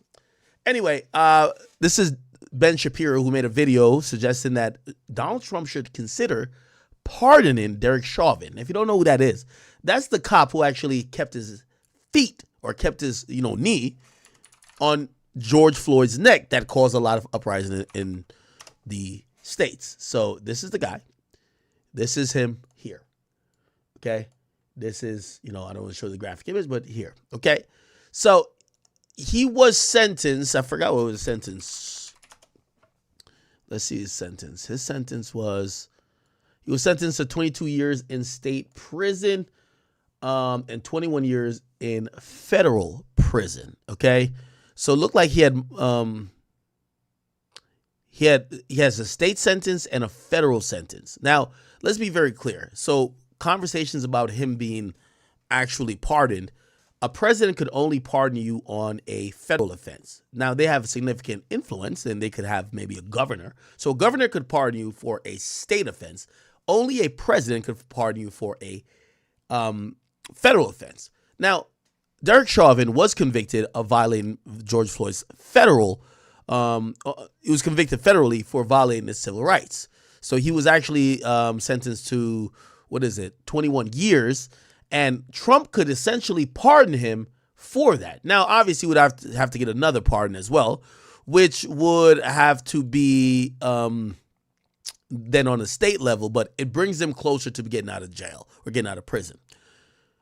Okay, so with all, let me listen to Ben Shapiro here a bit. And if you guys don't know why we're talking about this, Elon Musk agreed with this. He said this is something to think about.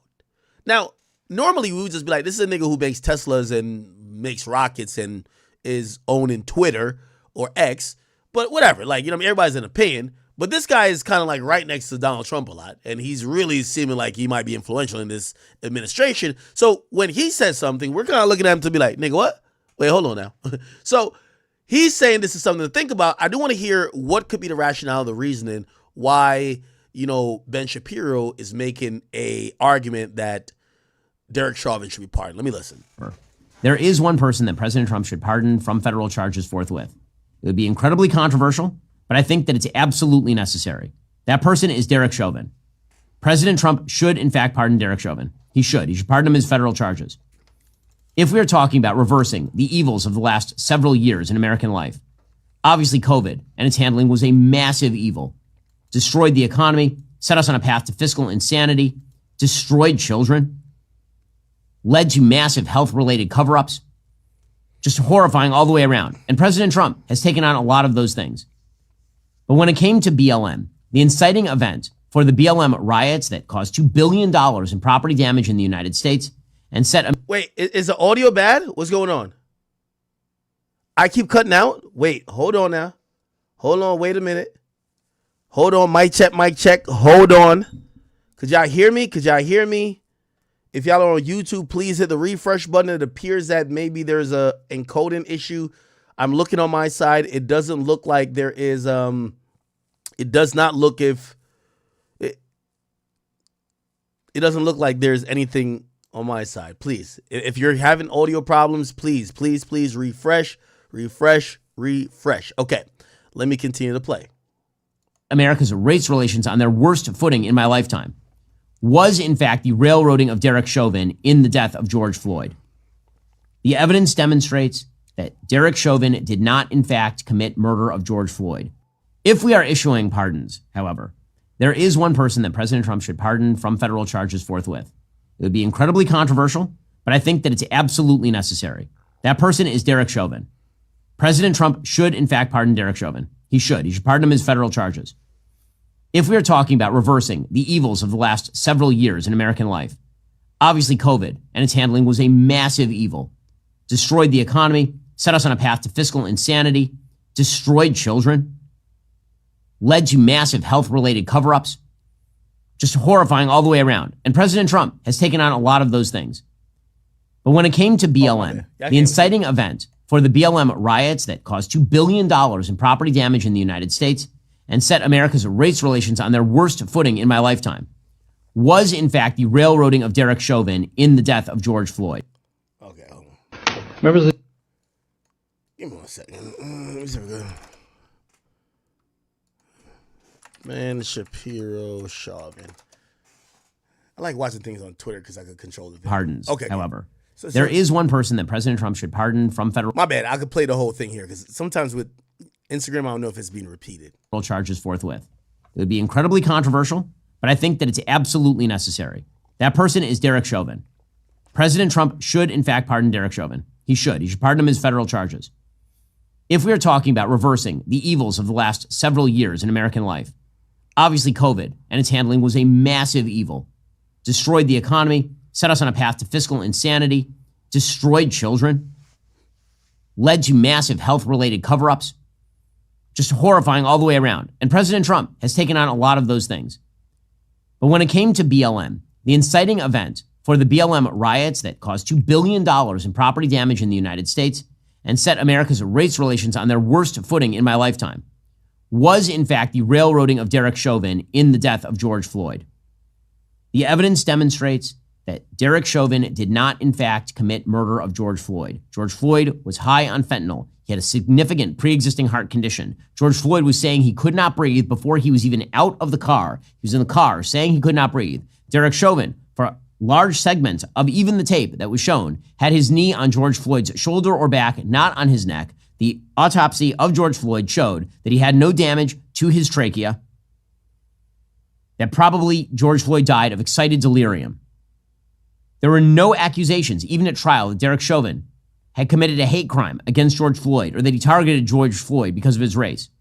Nonetheless, on the basis of extraordinarily scanty evidence, and despite the fact that there was massive pressure on the jury, that the mayor of Minneapolis paid a settlement to the George Floyd family immediately, that the president of the United States suggested that Derek Chauvin was guilty right off the bat, that the jurors were being openly threatened and admitted as much. Despite all of that, Derek Chauvin was convicted on federal charges and pled guilty to federal charges.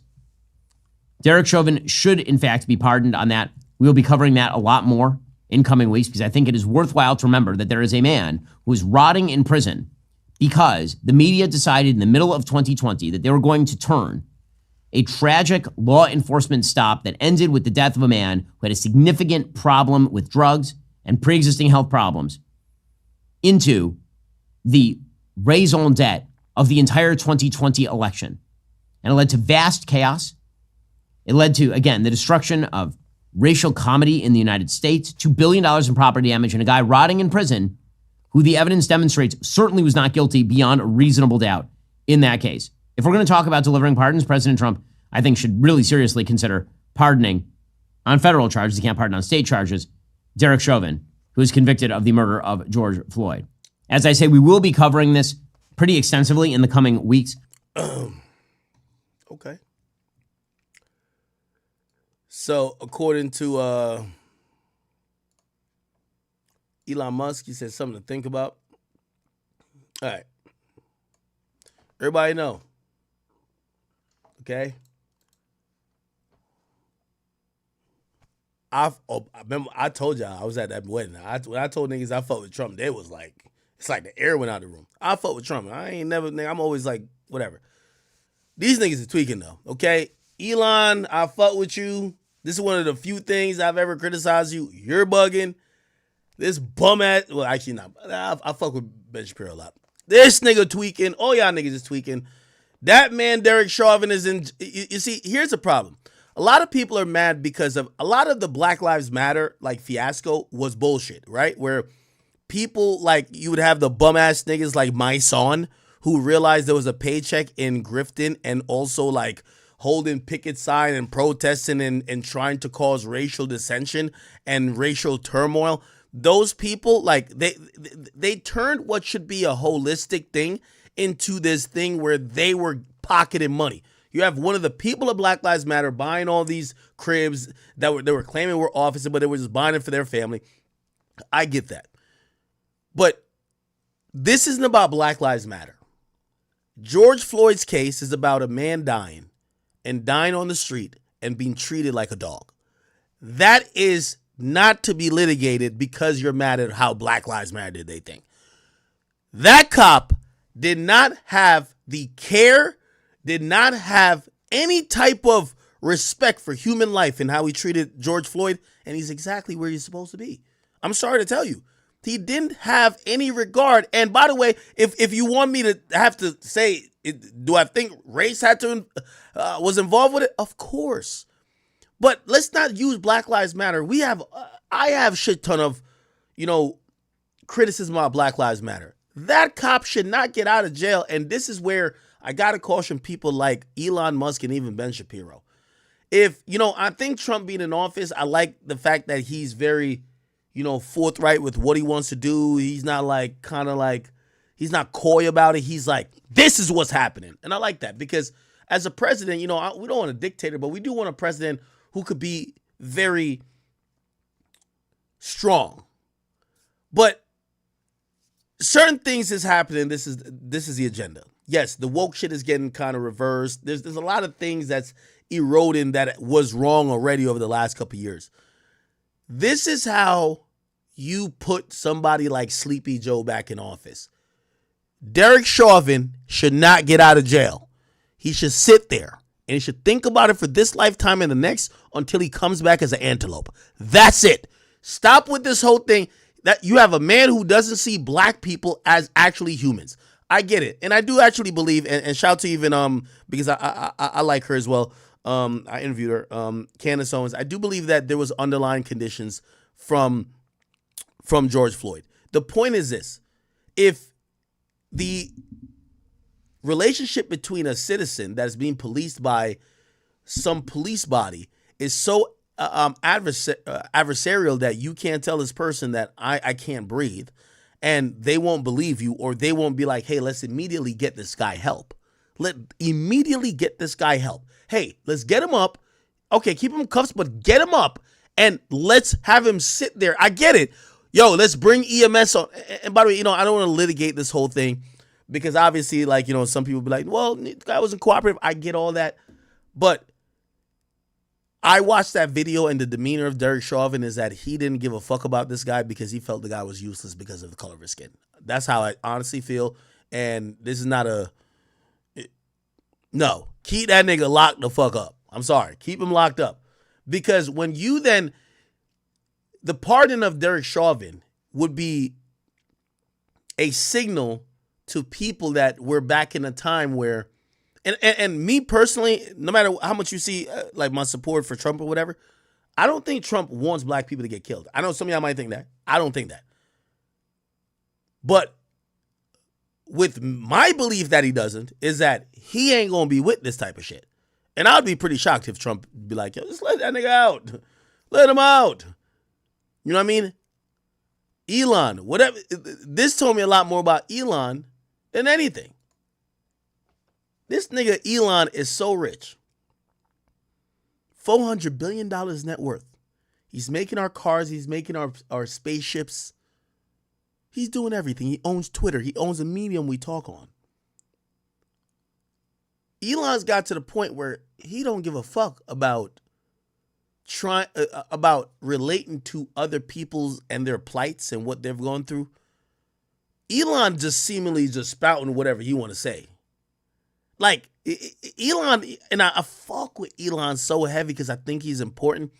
But Elon's starting to become the person where it feels like he felt like he bought his way into politics and he could do whatever and he got to chill because we like him. We want him to clean up government. We want him to do. But my nigga, when you start doing too much, like this felt like, wait, if you think this was something to think about, what do you think of us black people? Because I don't think this is something to think about. I don't think this is something that we should be even considering. So what do Elon think about us? And again, you know what I mean? Some of y'all might sit here and be like, well, if you think that about, if you're questioning that about Elon, why are you not questioning that about Trump? I've felt like those moments have came for Trump, and I think Trump, not saying perfectly, but he's answered in a decent enough way where I think people of color could be like, okay, like, this guy's not here trying to make anti-black laws. That's why I think he even won the Hispanic vote. Like, he's not trying to make anti-Hispanic votes or laws. He's just trying to, like, this is his perspective and this is how he's moving.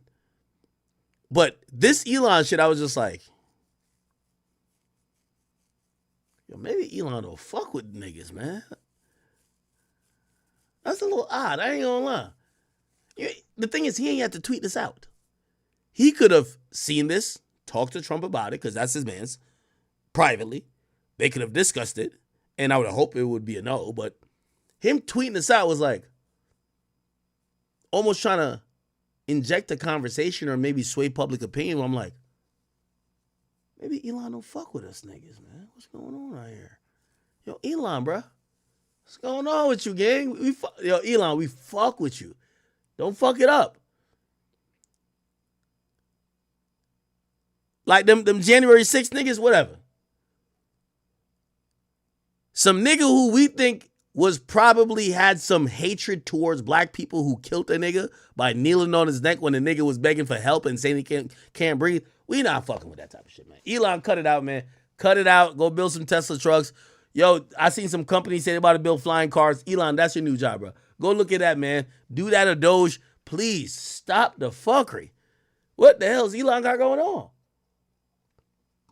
I was disappointed by this, chat. I ain't gonna hold you. I was disappointed by this. But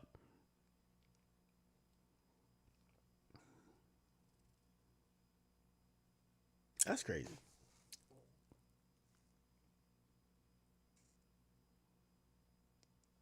So it's the people who beat cops and what? And what?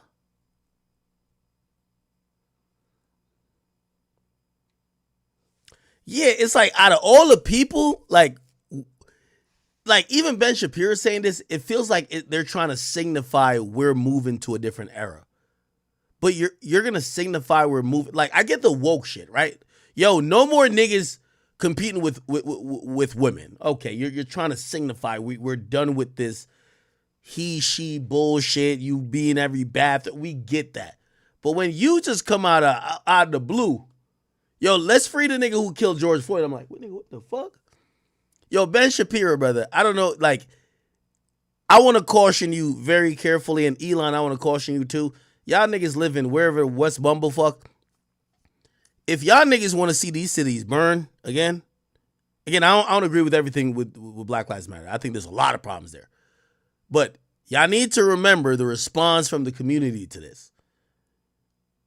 If y'all want to spit in the face of African Americans or people who feel like this was someone that could have been them or their son, and let this nigga out because y'all are like, oh, we're changing, don't worry.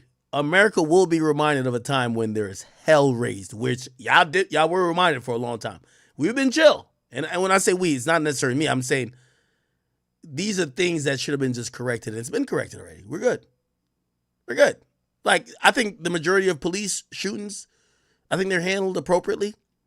There's some shootings or some killings that are like, I ain't gonna lie, nigga was tweaking. That play stupid games and stupid results. The cop ain't do nothing wrong. And I want to say I feel like there's been less just clear racial motivated. Now there's action motivated, right? Like, if you wilding out and you end up dying by the cops, like, bro, you're wilding out. Like, the cops ain't no therapist and all this shit. But there were some things we thought were clearly racially motivated by how they handled the things. This was one of them. And I'm sorry, Derek Chauvin, he got to go just chill wherever he at for the good of society. And if y'all niggas trying to reverse this is a problem. Somebody said, them your people, remember? You see, that's y'all problem. No, them my people that I could criticize. I fought with Trump, but Trump better chill out and realize, let's not do this one. Let's focus on Sonny Zelensky and all these other shit. Let's not let out this shit, because I'm telling you, I don't think even the Trump administration wants a social turmoil situation going in the next 4 years where people are going to be having social unrest. But we'll see how it goes. Somebody said the Sonia Massey thing. What happened with that? Let's see. Wasn't there charges filed? Or am I tripping? Okay, there was a $10 million settlement. Was somebody charged?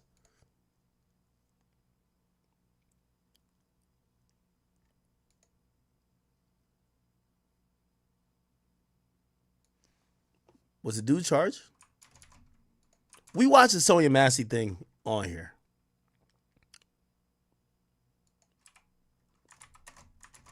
By the way, I agree that there should be charges filed against this guy.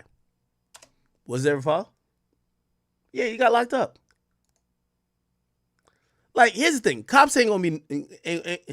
Yo, I think sometimes people want to be like, oh, well, if we do this, there's never going to be a cop shooting. No, cops, they roll around with a gun because that's their ultimate way of enforcing the law. They're going to make mistakes. And if they make a mistake and it's something that is, okay, well, you know, and that's why it's a tough job. We as a community would be like, yeah, you shouldn't have done that, but we understand given what you knew at the time. Okay. And then there's certain situations like the Sonya Massey shit where we're like, brother, no, you're tweaking out. You wilded out. You wilded out, and you should be in jail. He's accused of, okay, what is he charged with? Yeah, he's locked up. The nigga's locked up. So again, someone killing either a person of color or whatever, as long as they go to jail, it's like, what more you want? Like, cops are going to make mistakes. The problem is when that people are saying they killed a black person that was unarmed or that shouldn't have been killed, let's be honest, and that person doesn't have no threat or they don't have any type of oversight, or there's no oversight to be like, yo, did they do something wrong? That's the problem. If they get held accountable, what more do you want? Like the Derek Chauvin shit, if you reverse that, I think other cops would be like, oh shit, we back lit. If these niggas act up, let's get them a leg us. Right? So yeah, I'm not rocking with that. And again, still don't mean I don't fuck with Trump. I fuck with Trump heavy. I think he's no, yeah, I'll tell y'all what it is. But I'm not rocking with Derek Chauvin getting let out. Fuck no. Fuck no. Okay? It is what it is.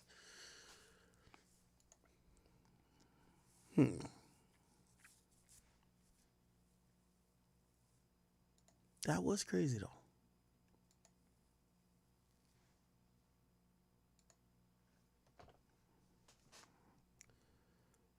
All right.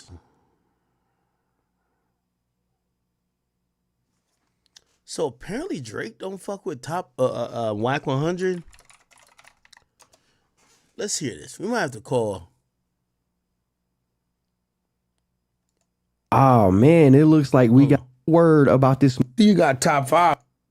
This has been in existence. Okay.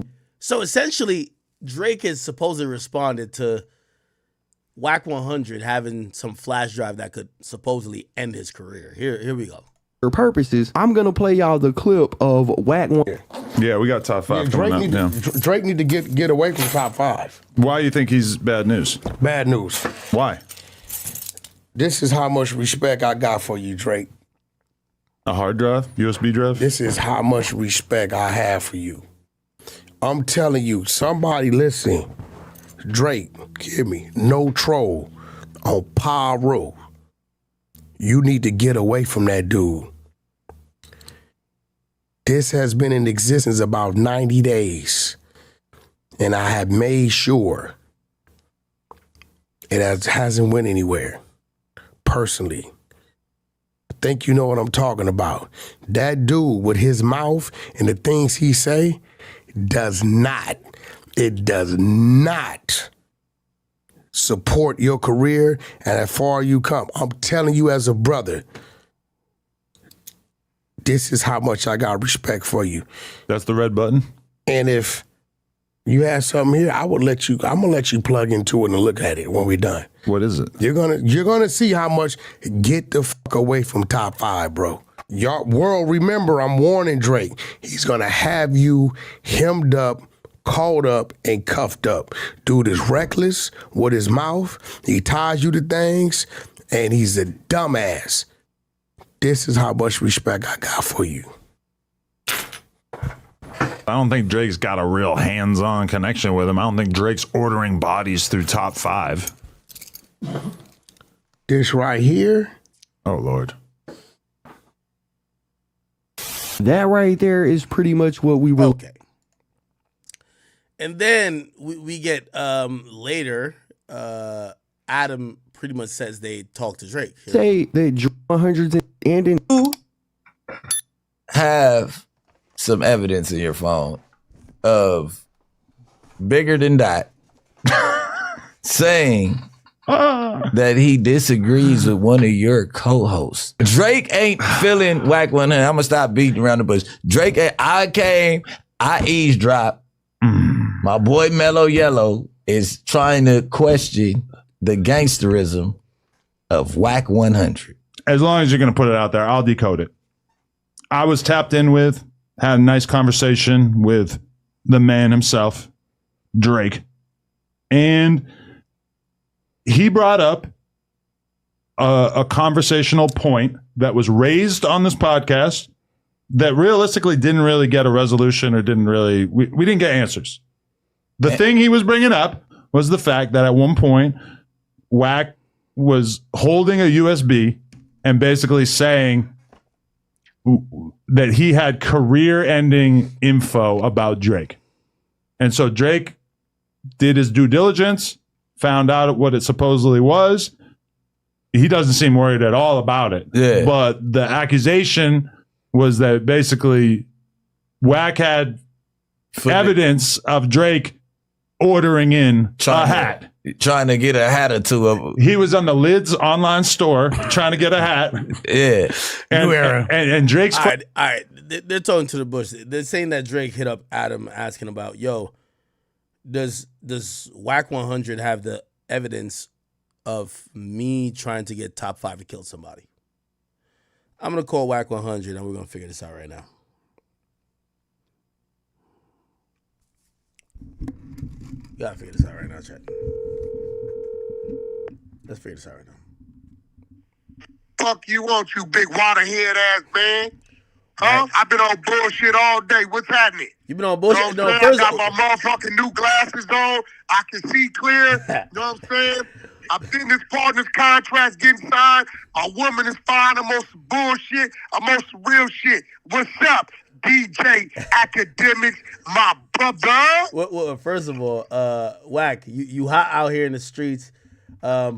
Yo, hey, listen, I'm glad I heard y'all talk about it, and I'm glad people realizing. Who talked about what? No. If Wack 100 is not in the top media personality list, I don't want to be on that list because I know who I watch, and some of these people on the list, I'm like, I'm watching. But anyway, I got something for you. I guarantee you ain't gonna be on bullshit with this. What up, man?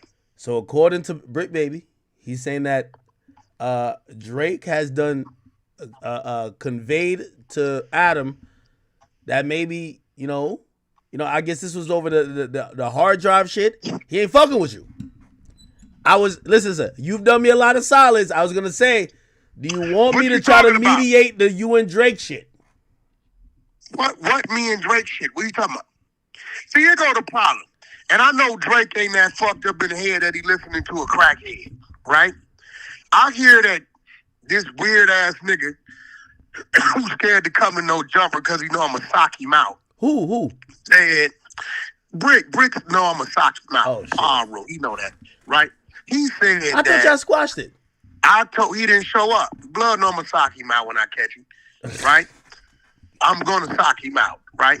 He said that I said I was blackballing Drake. First of all, my words was, you need to get away from that dude. That's it. I remember you saying that. Nobody ever said we got something on Drake. We said, dude is so fucking reckless, you need to get away from that dude before it's attached to you and you in some bullshit. So what the fuck is he talking? So Drake want an issue with me? Is that what he said? I believe that Drake hit Adam and he was saying, yo, how the hell, like, what's this flash drive shit? Like, what's going on?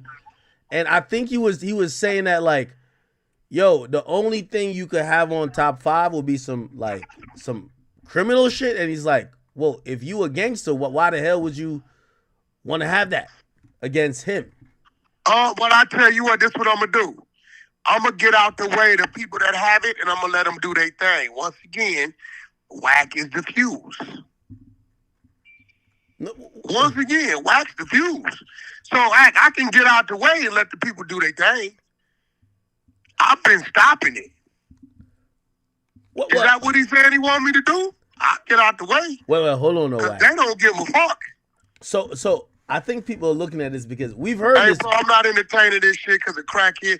If Drake said that about me, fuck him and his mama. No. Hold on. Oh, no, because I clicked it off. Like, look, bro, dude ain't nobody to me but a motherfucking entertainer. Blood is touchable too, Paul Root. So if he said that, because you know all I said. Hey, by the way, hold on. I want to put all I said was he need to get away from that dude. I want to put it in the air. You know me, I talked to Drake a lot of times, and your name came up. And the only time he was just like, he said the cease and desist. He's like, nah, Wack ain't got that right. But he ain't never say Wack's a bitch. He ain't never say Wack whatever. Cease and desist? Remember it was that Drake had sent some cease and desist to somebody. I forgot. Who? You had said it like he had said a cease and desist, and I remember. No, I said that's what somebody said. He ain't never served me with none of that. Oh yeah, y'all got to get y'all facts right, bro. I know y'all niggas is running dry on content, and it seems like Wack name is like fucking. I don't know what it is. Wack, you always got some breaking news. You telling me you got something where I said Drake gave me a cease and desist? No. You had said hold on. So we had figured out what it was. Your news team was reporting something. You commented on it. The way they clipped it made it seem like you were breaking news. That was actually to Drake when he was just like, because what I'm trying to say is I don't need you and Drake beefing. Drake needs you. I can't, hey, bro, Drake needs you. Blood is life. Blood. No. Hold on, Wack, chill. Bro, you know Wack, chill. Boy, Listen. I don't give a nigga. Wack, I don't give a fuck about no rapper. I know, but yeah, he better listen. Listen. One thing about Wack, Drake has never told me fuck you. He's always like, if I do something or say something, I'ma stand on it. But don't come over here with some remix shit that you ain't heard come out my mouth. Wack, but that's what I'm trying to say. So what we heard this from I don't baby. Bro, I don't gotta fraternize. Hey, look, bro, I don't gotta fraternize and plead with dude. If that's what dude's saying, fuck him and his mama. Paul Root, and I stand on that. If that's what he's saying, because at the end of the day, don't put nothing on me I ain't said. Wait. Are we talking about Brick Baby? I know what the fuck I said. Brick Baby, are you talking about Brick Baby? He said I don't give a fuck about what a dope fiend nigga who nobody knows is saying because he's using my name for clout. Now, if Drake is reducing himself to them type of people, then I guess Kendrick has fucked him up. No. Drake. Ordinarily, Drake don't reduce himself to them type of people. Hey. Until a nigga produce me saying, I got something on Drake, I don't want to hear about it. And you would have that clip, and you know it. You know what I said. Hey, listen. I said he need to get away from dude, but dude have him in some shit, is what I said. Okay, and again, I've talked to Drake about a lot of things, and your name has came up. Drake ain't nobody to me like that, bro. Wait, Wack. Drake, I'm just letting you know, bro. He ain't nobody to me like that, bro. But Drake ain't never I'm not finna kiss no much, bro. Dude is an artist, bro. Hold on, I know, and if but you hold on. Play with me, then I can start playing. Yeah, niggas is but I think calling me Brick Baby sending you off. Brick Baby sending you because I'm telling you. He can't set me up. Only that bitch ass nigga could swallow the wrong thing and then hear it come out my mouth. Don't pin it on me. No, and any nigga do a nigga like that is a bitch ass nigga. Straight up. Wack, think if about you it. Ain't, you know how many times niggas have called me, come on, Act said this about me. I tell them send it to me. They never can. Okay, Wack. But here's this though. That's what I'm saying. Brick don't talk to Drake. I've talked to Drake a lot of times. I said your name came up about whatever. I never hear him say some shit that I was like, oh, he's saying fuck Wack or nothing like that. That's what I'm saying. Yeah, well, don't play all that talking about he said something about, bro, don't play with me because I don't need dude for nothing. I don't care, right? If he want me as an enemy, cool. I can start because there's been a lot of instances where shit then came my way, homie. No. A lot of straight stunting models. Nigga, don't play with me, nigga. Hold on. This is not... Don't fucking play with me, bro. I'll start a fire around this motherfucker. Wack, listen. Hey, well, as my brother... Bro. As my brother... Okay, well, I'm telling you... Hold on, as my brother... I know. Okay, well, all that he said, so he said, because if he said that, it's on. I don't believe that. I don't believe he said that. I don't know. I know you, but I don't believe he said that. I don't give a fuck about none of that, bro. I think what happened was this. I think he probably hit up Adam to say, "Yo, why y'all making it seem like?" He probably heard, because he heard in the clip. He probably said, "Damn, does Wack have some crazy shit on me or something?" And I think I never said I had anything on Drake. Are you okay? No, I know you didn't say that, but I'm trying to tell you what probably happened, because he spoke to Adam about this. He never spoke to me about this. He never hit me up and be like, "Yo, what do you think Wack?" He's never talked to me about that.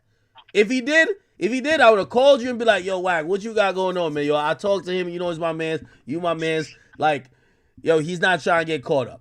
But he never talked to me about this. He talked to Adam about this. So that's yeah, well, I don't give a fuck who, man. Adam don't speak for me, bro. I speak for me. Wack speak for Wack. Yeah, but I don't think he dissing you. That's what I'm trying to say. I think no, but I'm just saying. Brick wants you to get. Brick wants you to get. Accusing me of that because if he is, there's 2-3 situations I've been stopping. I can get out the way. Dead homies. Nah. Out of the strength that I have respect for the nigga. So if he accusing me of something I ain't said, just tell me, and then I get out the way. No. I think Brick is just being gossip. This what you know, bro, and you the same way. It ain't a motherfucker in this entertainment business we can't fight, and you know it. That's true. That's a fact.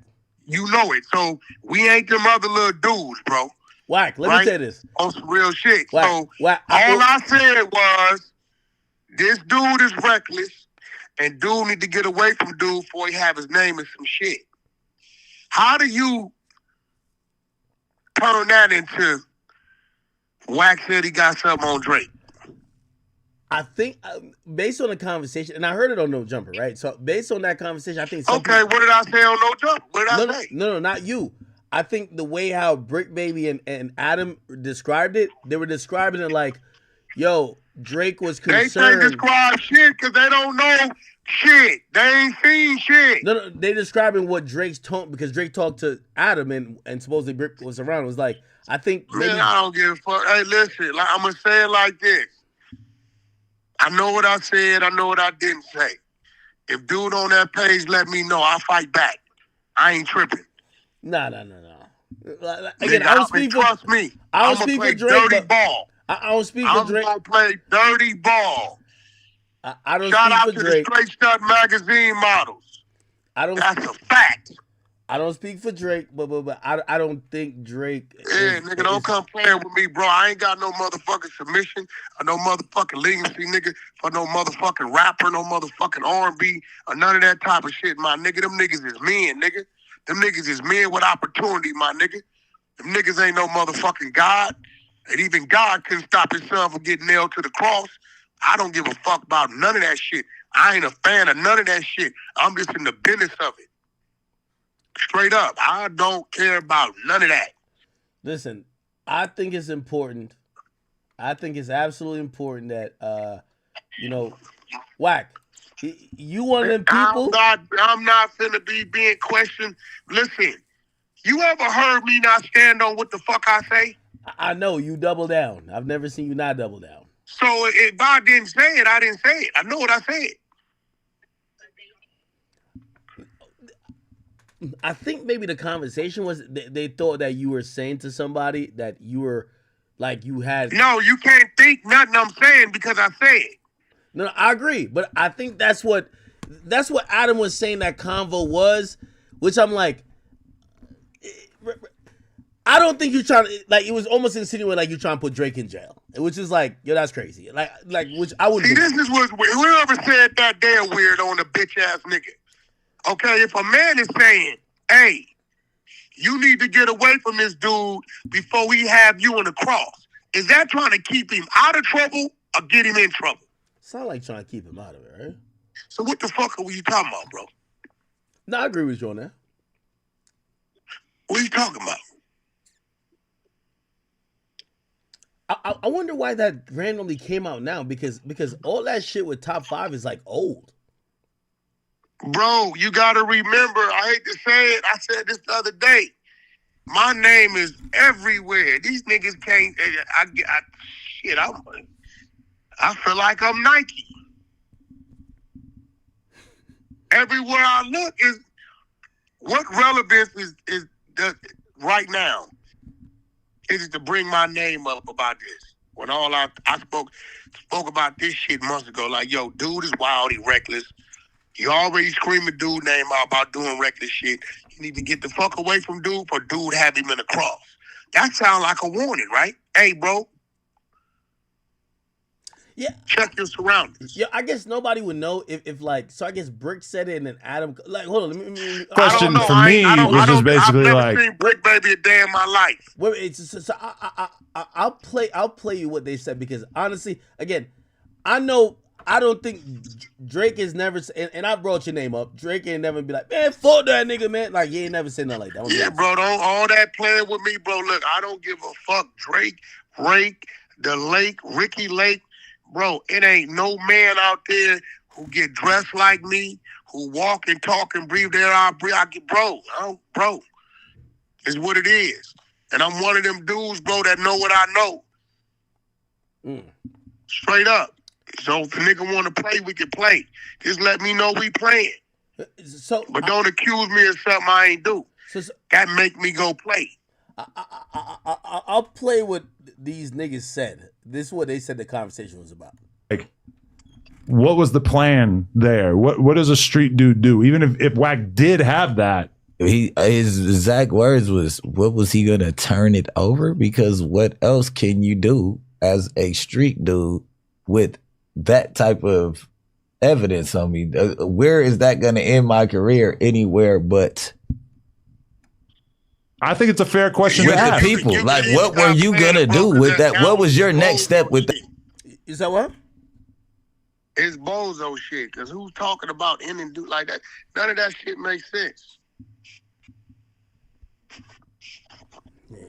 Yeah. No, I mean, you know what I'm saying? No, I agree.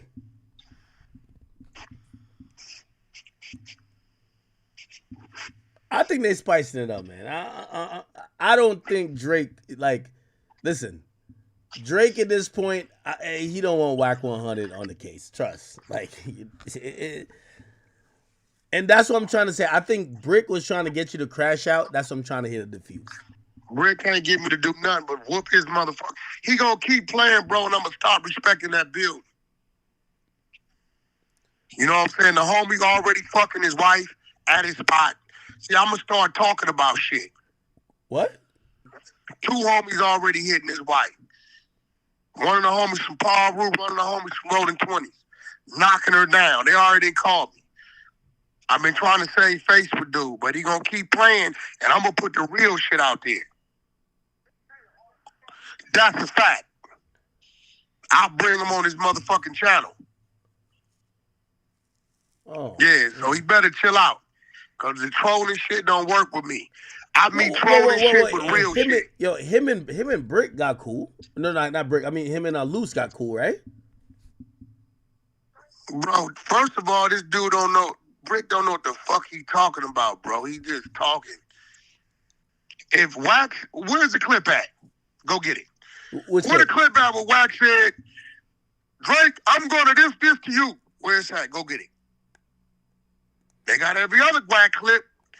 Every time they accuse Wack of something he didn't do or didn't happen, they never have it. Wack got knocked out. Wack got this. Wack got that. What? They never have it. Why the fuck they be just coming up with shit then? I mean, what you mean, bro? They praying for a nigga downfall. I'm just telling you.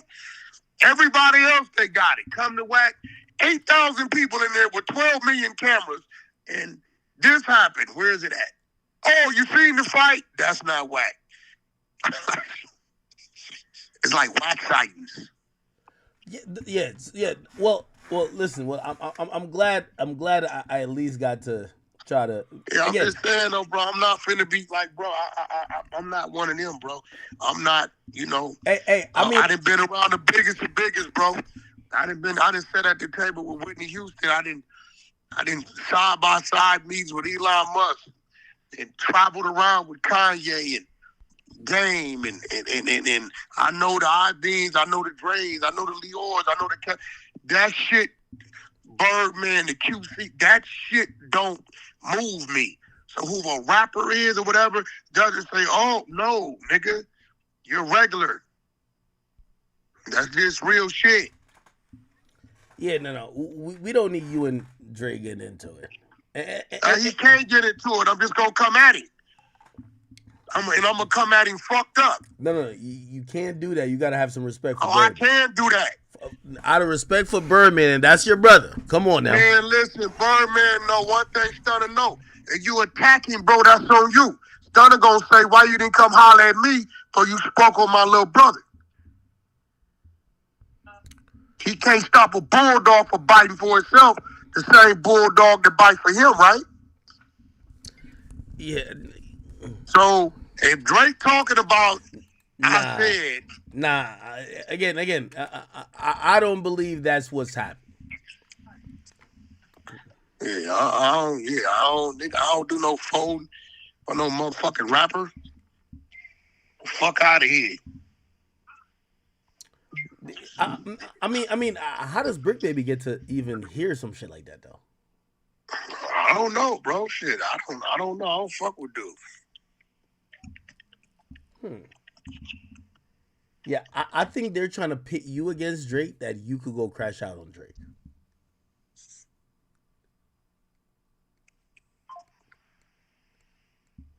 That would be like a little play. Hey, anyway, what's the latest with this Rockstar thing? Is that shit already situated or what? Dude is nobody, bro. He's traveling around doing a world tour about getting marked out. He said he want to fade. This is what you said he should have done, right? He's gonna get his fade. Who you got? Him or Black Sam? All the nigga gotta do, all he gotta do is go up there and try to get a burger. What do you mean? Sam up there at the burger spot. What you mean try to get a burger? Sam at the burger spot. So you don't think they would serve him?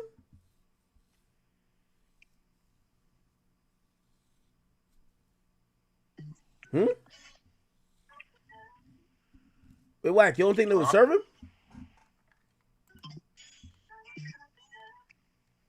Wack, you here? I'm here. No, I'm saying if you looking for Sam, I gotta go up there and give him a fade. Interesting. Yo, are you Brick and Adam gonna sit down or no? You, Brick, Adam, and Loose. Brick ain't gonna come in there. Brick scary. Really? He's scared. He didn't ran out 2-3 times.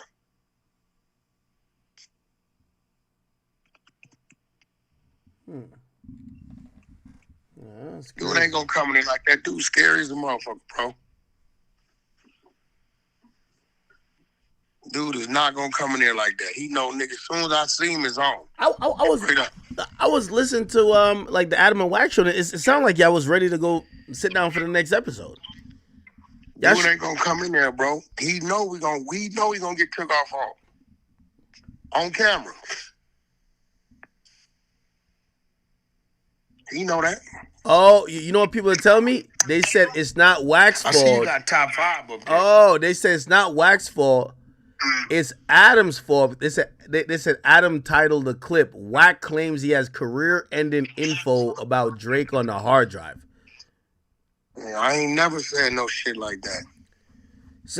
So whatever was on the hard drive, would you have like sent to Drake and be like, yo, bro, just watch yourself out, bro? Because I think they felt you were trying to extort them, probably.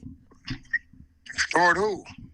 I don't know, Drake. If you were waving around the flash drive saying, yo, it's on here, they would think, damn, if you let the flash drive go and his career ending, we're done. What's career ending, bro? I don't know. Hey, are you slow or you okay, bro? No. It has nothing to do with Drake. It got something to do with the motherfucker he got up under him. You get what I'm telling you? Oh, no. I think a lot of people are going off the title, though. So Adam titled that you had the career I don't give a fuck about no title. I don't do no fucking no jumper titles. I'm not no motherfucking editor. Nigga, talk to me about what come out my mouth. I don't give a fuck about no titles, bro. Titles are designed for you to listen. When you listen to it, then you know. But if you look off anybody who looks at a title and runs with it is a dummy, and you know that. You're right. Come on, bro. Like, these motherfuckers. I saw one shit Wack and 50 Cent getting fight. Nigga, was a whole campaign about a fucking hair product.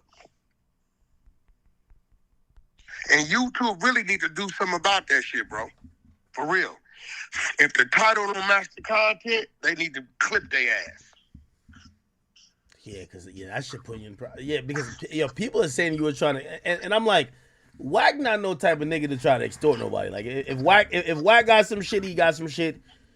It is gonna be what it is. He ain't trying to do this extra shit with it. Like, what the fuck? Yo, hold on. Have you talked to Drake? I think you and Drake just gotta get on the phone.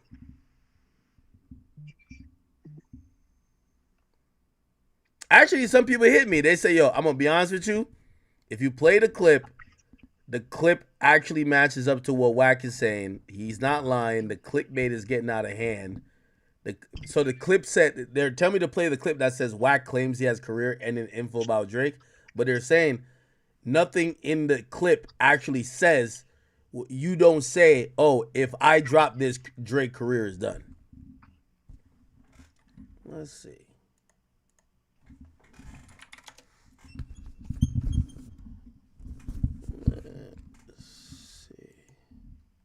I'll put this over here. Wow. Wack.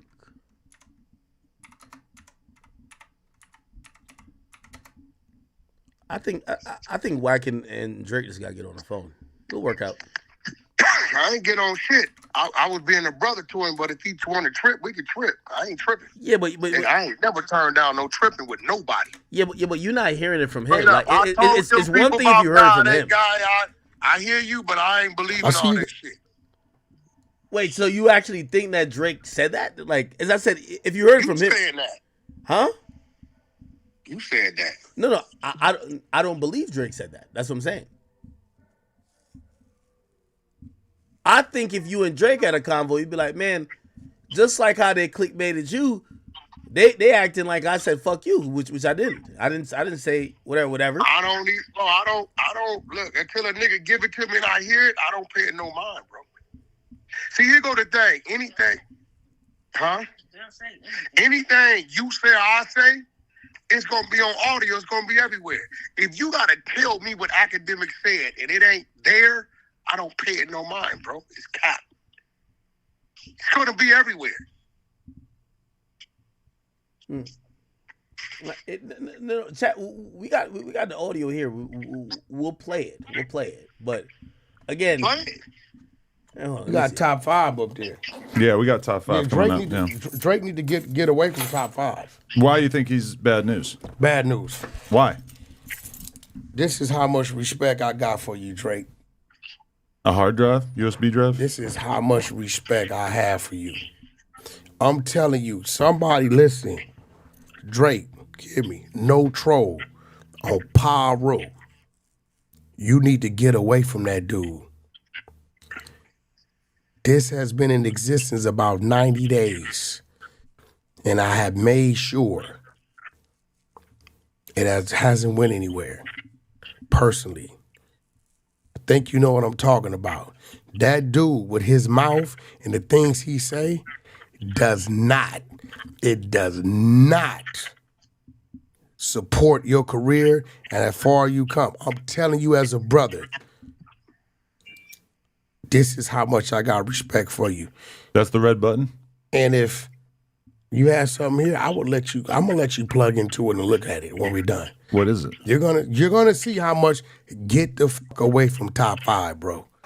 Y'all world, remember, I'm warning Drake. He's gonna have you hemmed up, called up, and cuffed up. Dude is reckless with his mouth. He ties you to things, and he's a dumbass. This is how much respect I got for you. Okay, all right. That's the first minute and 32. He never said, yo, Drake, I'm going to kill your career with what I got on this phone. Come on, bro. Get the fuck out of here, bro. So they're clickbaiting you. Hey, bro, I know what the fuck I said. Like, bro, listen, my nigga. And I kind of remember you, when you came on, you basically said it was something with top 5, but you never said this means this was like Drake, the Drake ender. I said, dude is reckless. He mentions your name. He does a bunch of crazy shit. He gonna have you twisted. Get the fuck away from dude. Wack. Hey, Wack, this is how you know you're becoming more popular. Whatever you say, they're putting different meaning on it now. You know, right? This is how you know, like, put it like this. You get to a point of popularity where it's like, yo, let's just use his name. And they're like, whatever you say, they're like, all right, how can we spin this in a way to make it 10 times more viral? And by the way, you know, people that hit me about this, they were like, yo, again, and these are people, I don't think they're fond of you, Wack, but they're like, yo, listen, what Wack was talking about is top 5 talking crazy while, like, he got a Canadian blogger on a thing using Drake's name that could be crazy. But none of that was ever said that, oh, we have Drake dead to rights on some shit. Nothing. Where is it at? That's what I'm saying. If dude talking crazy like that, fuck it. Let it be on, nigga. I wish I'm not kissing no nigga ass, bro. I know you ain't, but this is like shit about kissing no nigga ass, no nigga. Hey, give me an opportunity. Nigga, I don't give a fuck, nigga. Nigga, they turned President Kennedy's TV off, nigga, in the middle of that, in front of the world. Give a fuck about none of that, bro. I'm the same nigga when he got his money back from him when they took it out of his bedroom. What? Yeah, like, nigga better leave me the fuck alone, bro. That's why I'm tripping. If he said that, y'all got a clip of that dude, because matter of fact, did Drake, what'd he say? Let me hit the homegirls. I'll mount up right now on this shit. Nigga don't want to play with me, nigga. I don't give a fuck.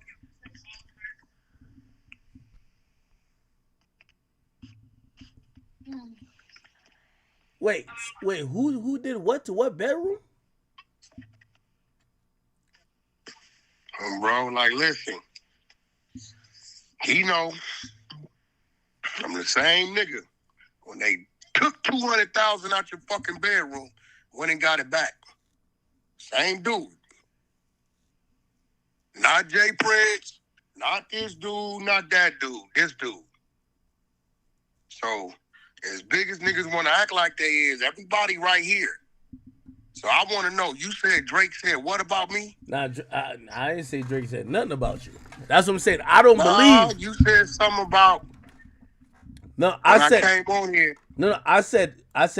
The only thing with Drake has ever like commented about when it came to you, it was about he was just like, no, he ain't do no cease and desist. And come to find out, you didn't say he did it. I never said that. That was a topic. That was a topic that you were covering. Here's the thing: people don't realize that you had in the 100 side, y'all do news, y'all do everything.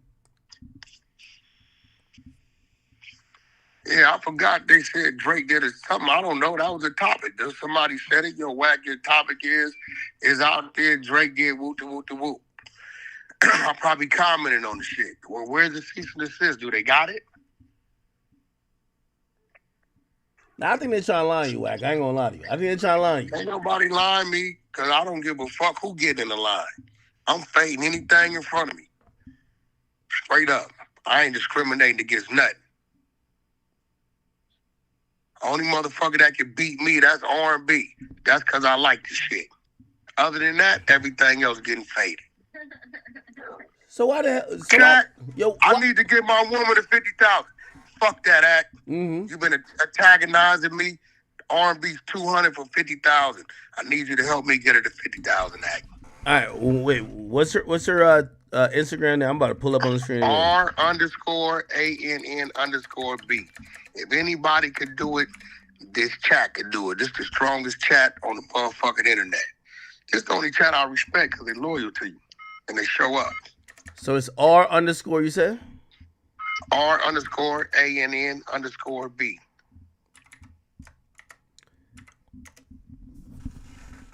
I told somebody that the other day. Wait, y'all only 20 away. That's it. That's what I'm trying to tell you. Oh, okay. Hey, you do know though, like they're gonna be on her page trying to fuck her though, right? You know, right? I don't give a fuck about none of that.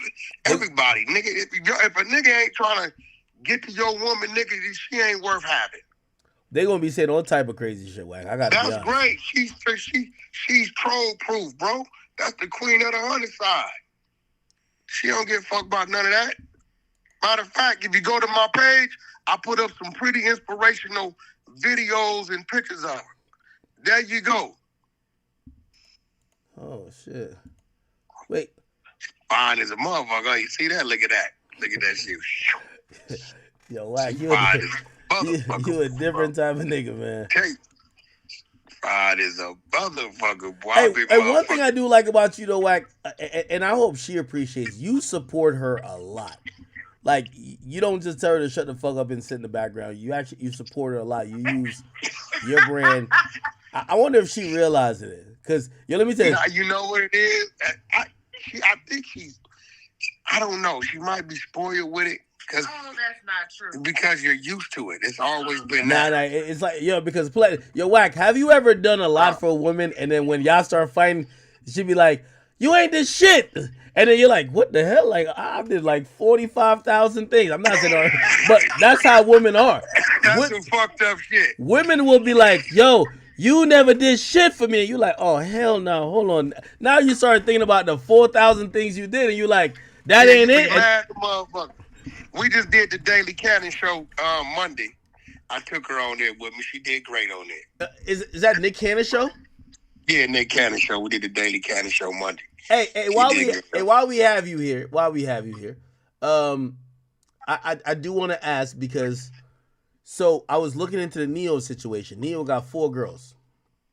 Yeah, he had 2. Now he had 4. Now he got 4. Yeah. Now, here's the thing. I said Nick Cannon is the only dude I know that all of his women, he never dated them all at once, but all of his baby mamas are at least an 8.5 or a 9. He got the baddest. He's Nick. Yeah. Nick is a different type of guy. He had 2 sisters at one time for about a year and a half. Really? No, he didn't. He had 2 sisters. Yes, he did. Google it. He had 2 sisters. They was living together and all that shit. Oh, so he was doing the polyamory stuff. I mean, shit. What do you think about that? Because Neo, I see Neo been doing the so I was gonna be like, you know what? Maybe Neo, Neo's made hundreds of millions of dollars in hip hop. Like he wrote To the Left by Beyonce. Yeah. He's a writer for himself and others. I said, maybe he's just bored. And the only time I got why he got these women now, there was a video that popped up online a year ago, and it was his baby mama with a camera in his face while he's trying to play his little PlayStation or whatever, and she's just antagonizing. You a bitch. You Diddy Jr. You daughter. And I realized, I said, if I made $100 million and I got to deal with this, I see why you drop her and go get 3 other girls that at least not going to stress you out. All they want to do is have fun, have sex, and do what you want to do. His baby mama was doing too much. What do you think about some of the artists? Because Finesse 2 Times got like 3 girls too. What do you think about polyamory?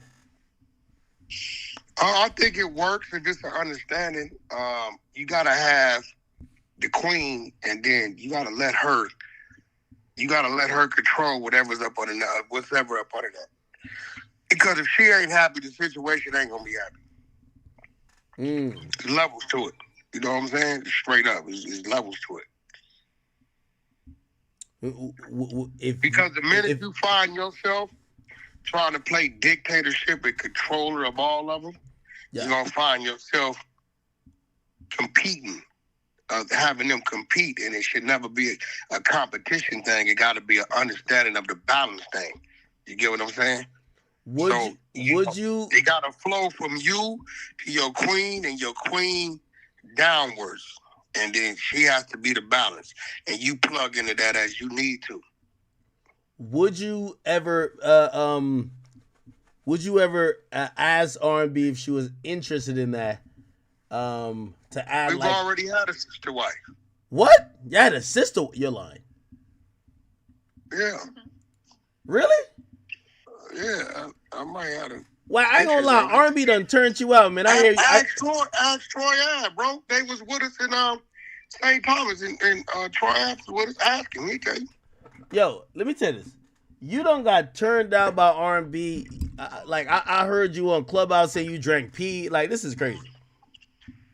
No, I didn't drink it. I lick her up and down till she said stop. This nigga whack. This nigga whack, man. Holy. Hey, by the way, let me ask you a question. What up? So people keep asking me this, and you got to clarify for me. They said that Wack was lying to you when he said that he doesn't believe that Black Sam don't fuck with him. I don't. I mean, we ain't the best of friends, but we got understanding. We ain't looking to kill each other. But as far as that situation, had nothing to do with me. That situation has something to do with a nigga that said they broke into their store and assaulted his daddy and told his brother rest in peace. Now, I think he a little upset about that one. Wait. Yeah, that's what I'm trying to tell you. Your people don't know what the fuck they be talking about. So the Rockstar situation you talking about? Yeah, the dude, this dude that said all that, the Rockstar be fraternizing with. That's why he like, nigga, you fucking with niggas who talking crazy about my family, telling my brother rest in peace. Nigga talking about when they raided their store and bum rushed the store, assaulted his daddy and all that crazy shit, bro. Yeah, so, I think that's a little more worse than me saying I don't think he's a musical legend 6 years ago. That's a little worse, bro. What was that, 2023 went on that? That's way worse than you hanging and interviewing that dude versus a dude that you said, when I talked to Black Sam about Wack, Black Sam gave me his blessing. Yeah. That's what he said. So if Black Sam gave you his blessing, why the fuck would he be upset about me when he see you? You get what I'm saying? You got to do the math. Like, some of this shit be common sense, bro. If Black Sam gave you his blessing to talk to Wack, why the fuck would he be upset about you when he see you about you talking to Wack? That's a great point. Hey, Wack. Don't make sense. One of my last questions, because I ain't hold you for long. And by the way, I've been on for like 6 hours already. By the way, chat. You're welcome. But I'm trying to stream for 30 days in a row.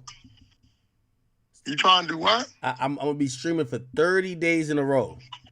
That's good shit. So I did 3 already. I know I had taken a break with it. I did 3 already, but then I missed yesterday, so it starts over. So today's my new first day. So it's a lot going on. Okay. My man Aiden Ross, I don't know if you know him. Aiden Ross. He has a boxing. If he got, you know who I think wants to fight you the most? I don't know shit, man. A whole bunch of motherfuckers.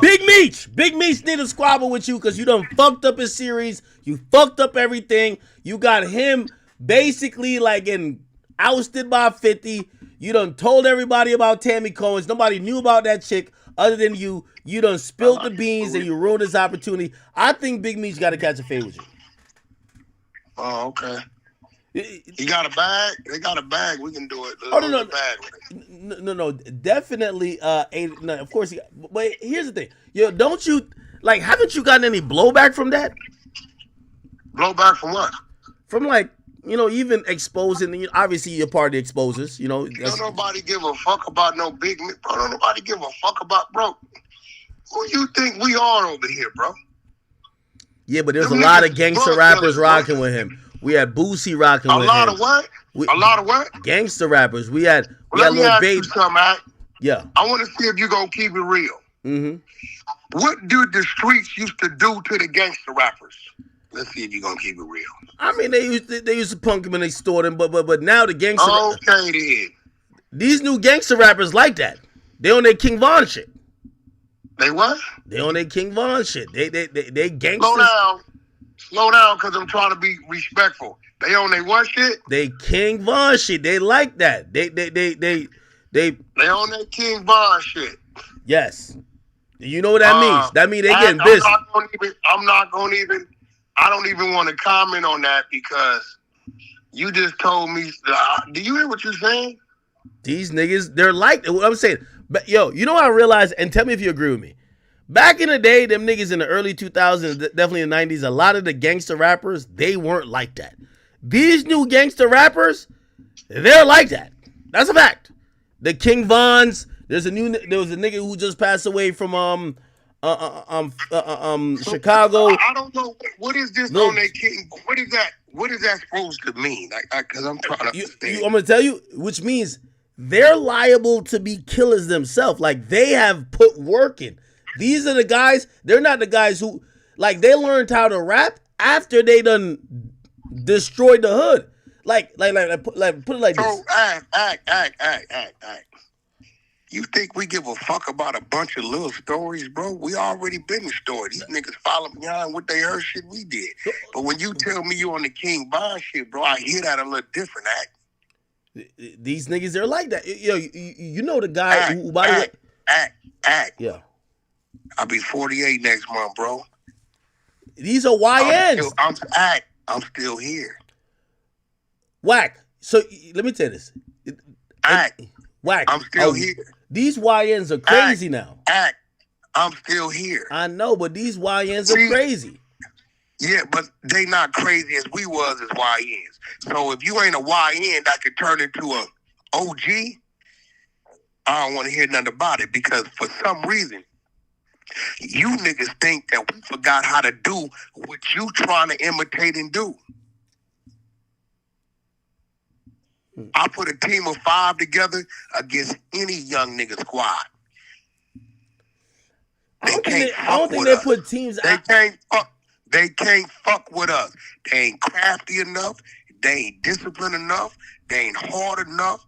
They ain't gangster enough, and they ain't smart enough to fuck with us. I don't know what's going through you niggas' heads, but everything they trying to do, they imitating the wrong way of what we already did. Our ties was harder. They was more vicious. They was more strategic and more tactical, and they was harder. Straight up, I'll line up any 5 young niggas with any 5 of my old niggas. I don't give a fuck on what game they want to play. Hey, did you see that? It's a fact. Did you see that story about that basketball player that they're saying that killed Gilly's son? That was crazy. You never heard that?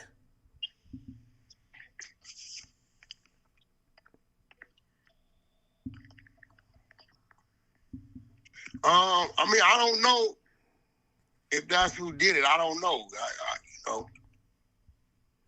No. Apparently, it was confirmed that was the police told him, like, hey, that was the person. Which I'm telling you, this. Hey, did you see that shit that happened in Dallas?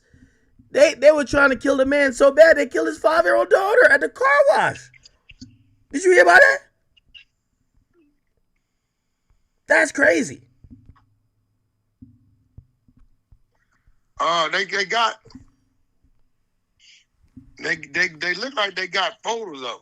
Oh yeah, no, they already got their mugshots up. They're gonna look for the death penalty for them niggas. I ain't gonna lie. It's kind of sad.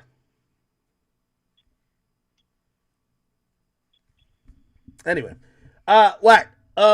Listen, I'm about to get off, man. Listen, tomorrow, I gotta hit you up. Text messages of that? Yeah, no, I seen it. Yo, you had them wear matching shirts and shit? I ain't had them do shit. I think the Queen might have did that. That's the shit like that. She's super thoughtful, like over thoughtful. God damn. R&B probably. That's probably I'm pretty sure that was. She's over thoughtful, very creative, very intelligent. You know, she's Wait, are they both wearing Wack 100 shirts? How the hell you get that going on? I told you that I don't got that's the Queen. You understand, bro? The flow, the balance flows through her. You had to make these shirts. No, I didn't make those. She had them made. I didn't know she made them. I just seen them when they put them on that day. Man, you're a different type of nigga, Wack. I ain't gonna lie, man. Enjoy yourself, brother. Enjoy yourself. Academic, you're doing it. That you're giving me credit for something that she orchestrated. Nah, Wack. I didn't say, "Hey, wear these shirts." That's something she orchestrated.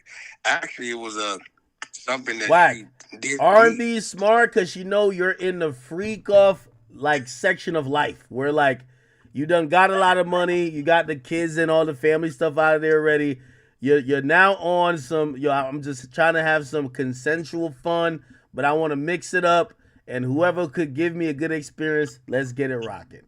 Respectfully, R&B is 5'3", 143, and she's 10 different women in one. Respectfully, I can be very, very, very content and happy with R&B.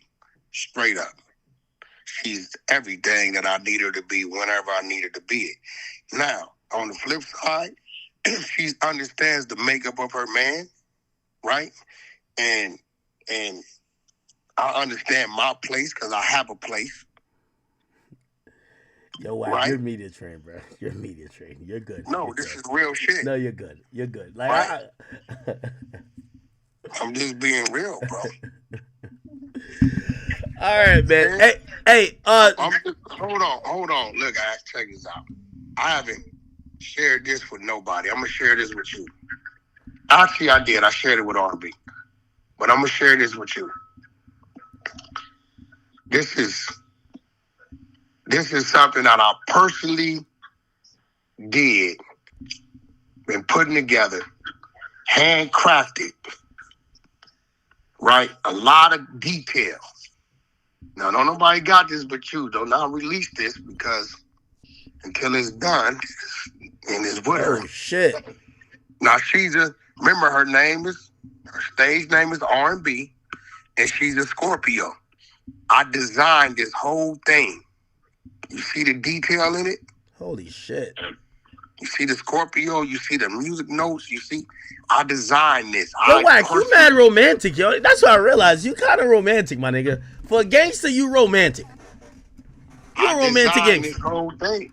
All gangsters is romantic. You ever watch Public Enemy? All gangsters is romantic. If you a real gangster, you're romantic. You see all the details in this motherfucker? Nah, I see it. Yeah, that's in the middle. That's a 5 carat in the middle. Right? So, you see everything that's representation of her. You know what you call this? Act? What? Is this like a promise? You know what you call this? You know what was going to be engraved in this? What? One of one. Okay. For there a you woman, go. that's one of one. I'm going to leave you at that. Act, please push R&B's IG. I'm trying to get her to 50K. I know your chat is strong enough to do it. Yeah. I appreciate it. Appreciate the chat. I love y'all. Y'all want the #1 chat. I think top chat. You need to create a motherfucking section for Competition Act with top chat. Because your chat is dead for this real shit, bro. They show up like my chats on the Hunter side show up. I believe your chat is probably the top chat on some real shit. I tell people that. Act, when they was talking that shit about your shit, I said, bro, Act chat ain't gonna let him fall, bro. No, ain't nothing bigger than the chat. That's the fact. There's nothing bigger than the your chat. chat is a motherfucker. They dedicated and they loyal. And I love you as a brother, so I love and respect whoever love and respecting you. So I fuck with your chat. Even the comments against me, the comments for me, whatever it may be, I respect their opinion. I know that they support me, they follow my woman, and they with you. So end of the day, I believe you need to create a category of top chat on some real shit. You need to push that out there. Crown your chat #1 so other people's chat could get involved and it could become a thing. Because if they saying, oh shit, who's #1, and by the way, and that. Hey, by the way, she was 200 away. Look like right now she has 49,978. She's only 22 away. There we go. That's what I'm saying. Your chat. That's the power of your chat. Quick. Now, Wack, I'm gonna be honest with you. When they start sliding up in the DMs and they start... I don't give a fuck about that. Hey, listen, bro. End of the day, if you don't want something I got, that mean it ain't worth having. Why? If they trying to pay her for some feet pics and you catch one of them niggas in the DMs, listen, man, don't get mad about that. Matter of fact, I'm going to personally put some feet pics up. I got some exclusive shit I'm going to put up with me giving her ass massages. Tonight, ass massage day for you, right? Yeah, I give my woman ass massage. She reverses and I get the oils and she puts on her favorite little show and I massage her ass till she goes to sleep. I'm taking applications for sister wives. So if you're going to slide in the chat as a sister wife. Hello. There you go. Nah, I see why Wack having a good old time. Wack is having a good old time. Jesus Christ. There you go. There you go. There you go. Appreciate you, chat. Appreciate y'all supporting my brother academics. Drake, I'm sorry. I got a little upset. I shouldn't have said what I said, but I thought you was coming at me, Drake. By the way, before you get off, I thought you was coming at me. Wait, I can't be having no light-skinned niggas coming at me, bro, like that for no reason. Wait, before you get off, we're 3 away. It says 49,997. I know the chat gonna get it. We need 3 more. Definitely Okay. so. All right, 50K. Definitely so. All right, 50K. We're Definitely official so. chat. Appreciate the chat. R&B made 50K. We made 50K on the motherfucking academics. With the academic chat, appreciate y'all. Act whatever you need me for. Of course. You know what? This is what I need. Somebody in that chat got a newborn baby. Find out where they at. Let me send them a bunch of diapers. Get it to me. Okay. All right, dope. All right. We'll figure it out. Love. Appreciate you, brother. Y'all niggas about to be simping on his wife. Let me tell you this. Leave Wack situation alone, man. You gotta leave them alone. Yo, Wack is in love though, bro. Look at his kiss. Niggas really kissing and all that shit. Look at this nigga. I think he met her on Clubhouse. Yo, she's rocking with him though. You know, it ain't nothing that beats loyalty. And I think she's pretty loyal to him, so that's good. All right. People wanted me to continue to play this. And again, I don't think Wack... I think it was titled that Wack had something about Drake that was career ending, but I don't think it was that. But not enough respect to not taunt him with it on a podcast. Not taunting him with it. I'm just letting him know. What category might that fall into? Is it embarrassing sexual material? Is it someone being beaten in the streets? Is it what could it be? You can't be tied to some kind of confession. You can't be tied to somebody, bro, that continuously wants to say they're tied to you. Bro, you seen him the other day? He said, yo, I want to kill 2 people. Kendrick Lamar being one of them. Right. Right? You can't, you know what I'm saying? You can't do that. It's kind of funny. No, that shit ain't funny because... I mean, it's funny because you know he's not... No, he's not going to do that. No, right? we don't know because he proclaims to be a thug, a street motherfucker. Okay, this is mostly about top 5 then. So, you know, so Lord forbid Kendrick goes up there to his sold out show in Toronto, right? You can't kill Dot. Wait, and something happens. He's going to take claim. Drake, you might as well have done it. Niggas is on your line. Dude does and says too much shit. He's a dummy. When you see what's on this drive right here, he's a fucking dummy. Stupid dummy. I promise you, Drake, I swear to God, bro, get rid of this dude. He's talking about top 5. He's not talking about Drake. He's just saying top 5 is going to bring Drake down. Right? You can't say or do things, bro, around and be tied to somebody like that and think it's cool. He's definitely probably the most mixy person that we've really seen Drake around, period. We've seen him get mushed and kicked in his ass. This is a fact. It's on the internet. That's his villain origin story. That's how he became a hitter. No, we seen this dude get mushed and kicked in the ass. And he goes up there and says, Drake brought me to watch for 200. I kill a motherfucker over Drake. I got this, I got that. He doing way out stupid ass shit on cameras, on people's private cameras, talking about in the name of this, he'll do this, he'll do that. One day he gonna, look, I don't know. I'm starting to think he got something on Drake. I think Drake just likes being associated with the boogeymen in his own city. What? I mean, he talks about himself like he's this crazy killer. How many times have we seen this story? What story? People that's associated with the boogeyman in their city. Where does it lead to? But this is different because I don't think Drake's got a real hands-on connection with him. I don't think Drake's ordering bodies through top 5. This right here. Oh, Lord. The way you're dangling that thing out, I mean, you're trying to really freak me out here. Watch this. Uh-oh. Okay, so I think he calls his wife. Okay, all right. Well, it's not that big of a deal. I I know some people feel like I didn't hold Wack to the fire. I mean, if he didn't say, yo, I'll end your career, I guess he's skating really close to the line. But it looked like Drake was kind of wondering, like, you know, obviously this blew up because of Drake's name. So Drake probably called and said, yo, what the fuck? Let's see what he supposedly said. That evidence, my boy, because My boy. All right, so that's a pretty wild clip. That's Wack 100. Incarcerated. Right? Was raised on this podcast that realistically didn't really get a resolution or didn't really, we didn't get answers. The thing he was bringing up was the fact that at one point, Wack was holding a USB and basically saying that he had career-ending info about Drake. And so Drake did his due diligence, found out what it supposedly was.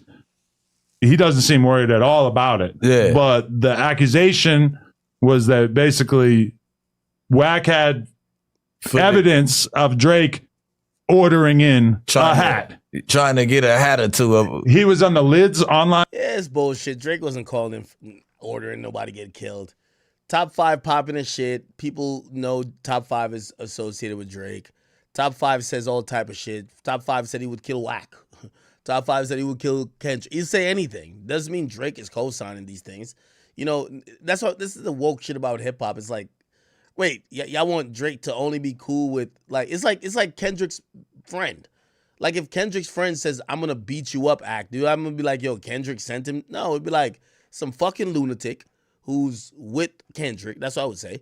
And that's what he wants to do. Same thing with Drake in Top 5. Like, don't blame a grown man for another grown man's actions.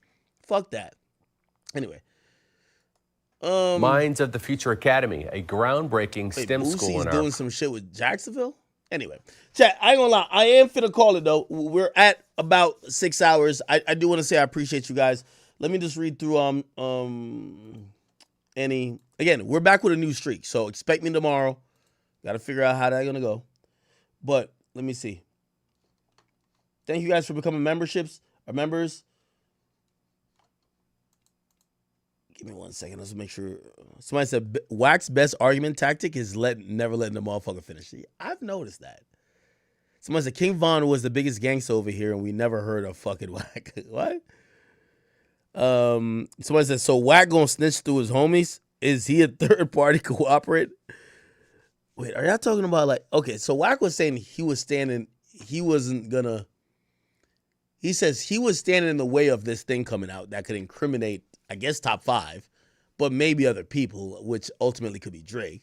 He said if he was making sure it didn't come out, but people are like, well, why would you announce I have the proof that I'm making sure it not come out? It's like saying, yo, I found the gold, but yo, none of y'all look for the gold. And be like, well, if you found the gold, where is it, right?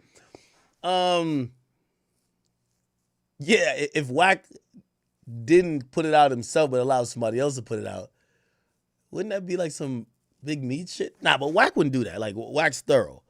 Tommy V, thank you for the 10. It says, act, that woman's child and Future's child played together at family parties, and she met his friends and family and Future's family. Future had her driving his car and got an abortion. Same chick that got jumped over 21 Savage. So you're saying that this proves they were in a relationship? We're talking about Future's side chick? So her child and Future's child played together at family parties. She met his friends. Well, niggas bring hoes around friends. And family. Niggas bring hoes around family too. Future had to drive her car. Okay. All right. Yeah, you're giving a lot of proof here. Maybe he was with her. Tommy V, if you can show me a video of all that type of stuff, maybe that was his girl. But Future did get on the line saying you don't know her. Here's the thing about relationships. If I deny you, you look desperate trying to prove to people that you fucked with me, okay? Tev Marley says Wack had his booty out. We ain't gonna forget that. He says, act what values Top 5 providing. Then Mr. Chronicles says, did you see Elon's new girl? Who's Elon's new girl? Elon Musk new girl. Says she looks crazy. Is this featured in San Tropez? Hell no, this is 3 years ago. I ain't gonna lie to you. Elon got to be thankful to the billions he got. Elon is an ugly motherfucker, bro. Respectfully, he's an ugly motherfucker, my nigga. And this is coming from someone who thinks I'm as well an ugly motherfucker. And I'm like, yo, bro, sometimes I be with some really attractive women. I'm like, yo, thank God for fame and money. Cause like realistically, I'm like, yo, ain't no way normally this type of girl would be fucking with me. It's reality. Like, you know what I mean? You be delusional to be like sitting there like, no, everybody's with you for your looks or your personality. No. Elon is bagging bad bitches. And if he wasn't a billionaire and was the nigga in that picture we just showed, they wouldn't fuck with him. So it is what it is. JXV88 says, Ack, you better stream every day, nigga. I'm tired of you being lazy and not streaming. No excuses, nigga. I appreciate you, bro. You're right. All right, cool. Okay, cool. Chat, you know, give you a daytime stream. The only reason why I don't do daytime streams sometimes is like, if I had things to do, like I can't do it because I'm on stream. Like a nighttime stream, I could do it, do the daytime errands, calls, and still be able to get to y'all. All right. Guys, remember, please just join that Twitter community if you are on Twitter. And let me see what's cracking over the Academy. Yeah, the Academy is always popping. The Academy YouTube, thank you for the 12 new memberships. I appreciate you guys. Raw Rap now says, big fan, Act, stay true. I appreciate you. Tony B says, if Wack has info on Drake sending a hit on someone, and you saying I got power to stop it or push it, so watch how you talk to me. That's saying like I could get you locked and I could snitch on you. So basically you're saying Wack was playing these games where he's pretty much like threatening Drake, saying he could get No Kids back in top 10. We'll do some chart updates tomorrow. And then Tony B also says, you got to stop holding back on Wack, respectfully. So please stop letting him scare you into a stance and just stand on business when you tell him he's wrong, Brody. Water Tastes Yucky says, I don't think one person followed. Well, shit. Bruh, they did. They did. She's at 50K. She's at 50K. She's cooking. Yeah. You know, niggas be thirsty, bro. Like, niggas is like, all right. Niggas might be following her just to see who Wack is pushing his dick in. You know what I mean? Stephen H. Berry says it was a rap battle, but people took it as reality. I agree with you, Stephen H. Berry, and be like, yo, Ack, no, Drake doesn't like kids. There's no evidence. I agree with you on that, too. Emmanuel Doe, thank you for the 10 Canadian, be like, Ack, what do you want Kendrick to say after Drake called him a wife beater? What should he have said? Again, I didn't blame this on Kendrick. I think this is just fans and other people just kind of harping on to words. I think Kendrick was down to say anything. I think Kendrick would have said Drake fucked a dog to win. You know what I'm saying? Ruger Red, thank you for the gifted. Water Tastes Yucky says, Kendrick Not Like Us has surpassed the projected cutoff for Billboard's 2020's decade end Hot 100 charts. Charts. We'll do chart talk tomorrow. Remind me. Labor Go, thank you for the $1. And also says, yo, if Act gets touched, it's Chopper City for everybody. Everybody loves me. CNG Duskio, thank you for the 5. It says, Ocho ain't new, Act. He was a part of I Am Athlete. Was he? I thought I Am Athlete. Or I'm thinking about All the Smoke. I am. Oh, we used to be the. Oh, yeah, you're right. Thank you for that. Commanders fan says Kayla B got passed around by Von's ops. She was with Asian Doll. She was with Asian Doll getting passed around by both their ops. Oh, they're both bops, actually. Ghost Dog TV, thank you for the 5 gifted. All right, chat. Thank you guys. I really appreciate you guys tuning in today. I apologize for missing a day, fucking up our streak. We were at 3, but now we get to build a new streak. I thank you guys again.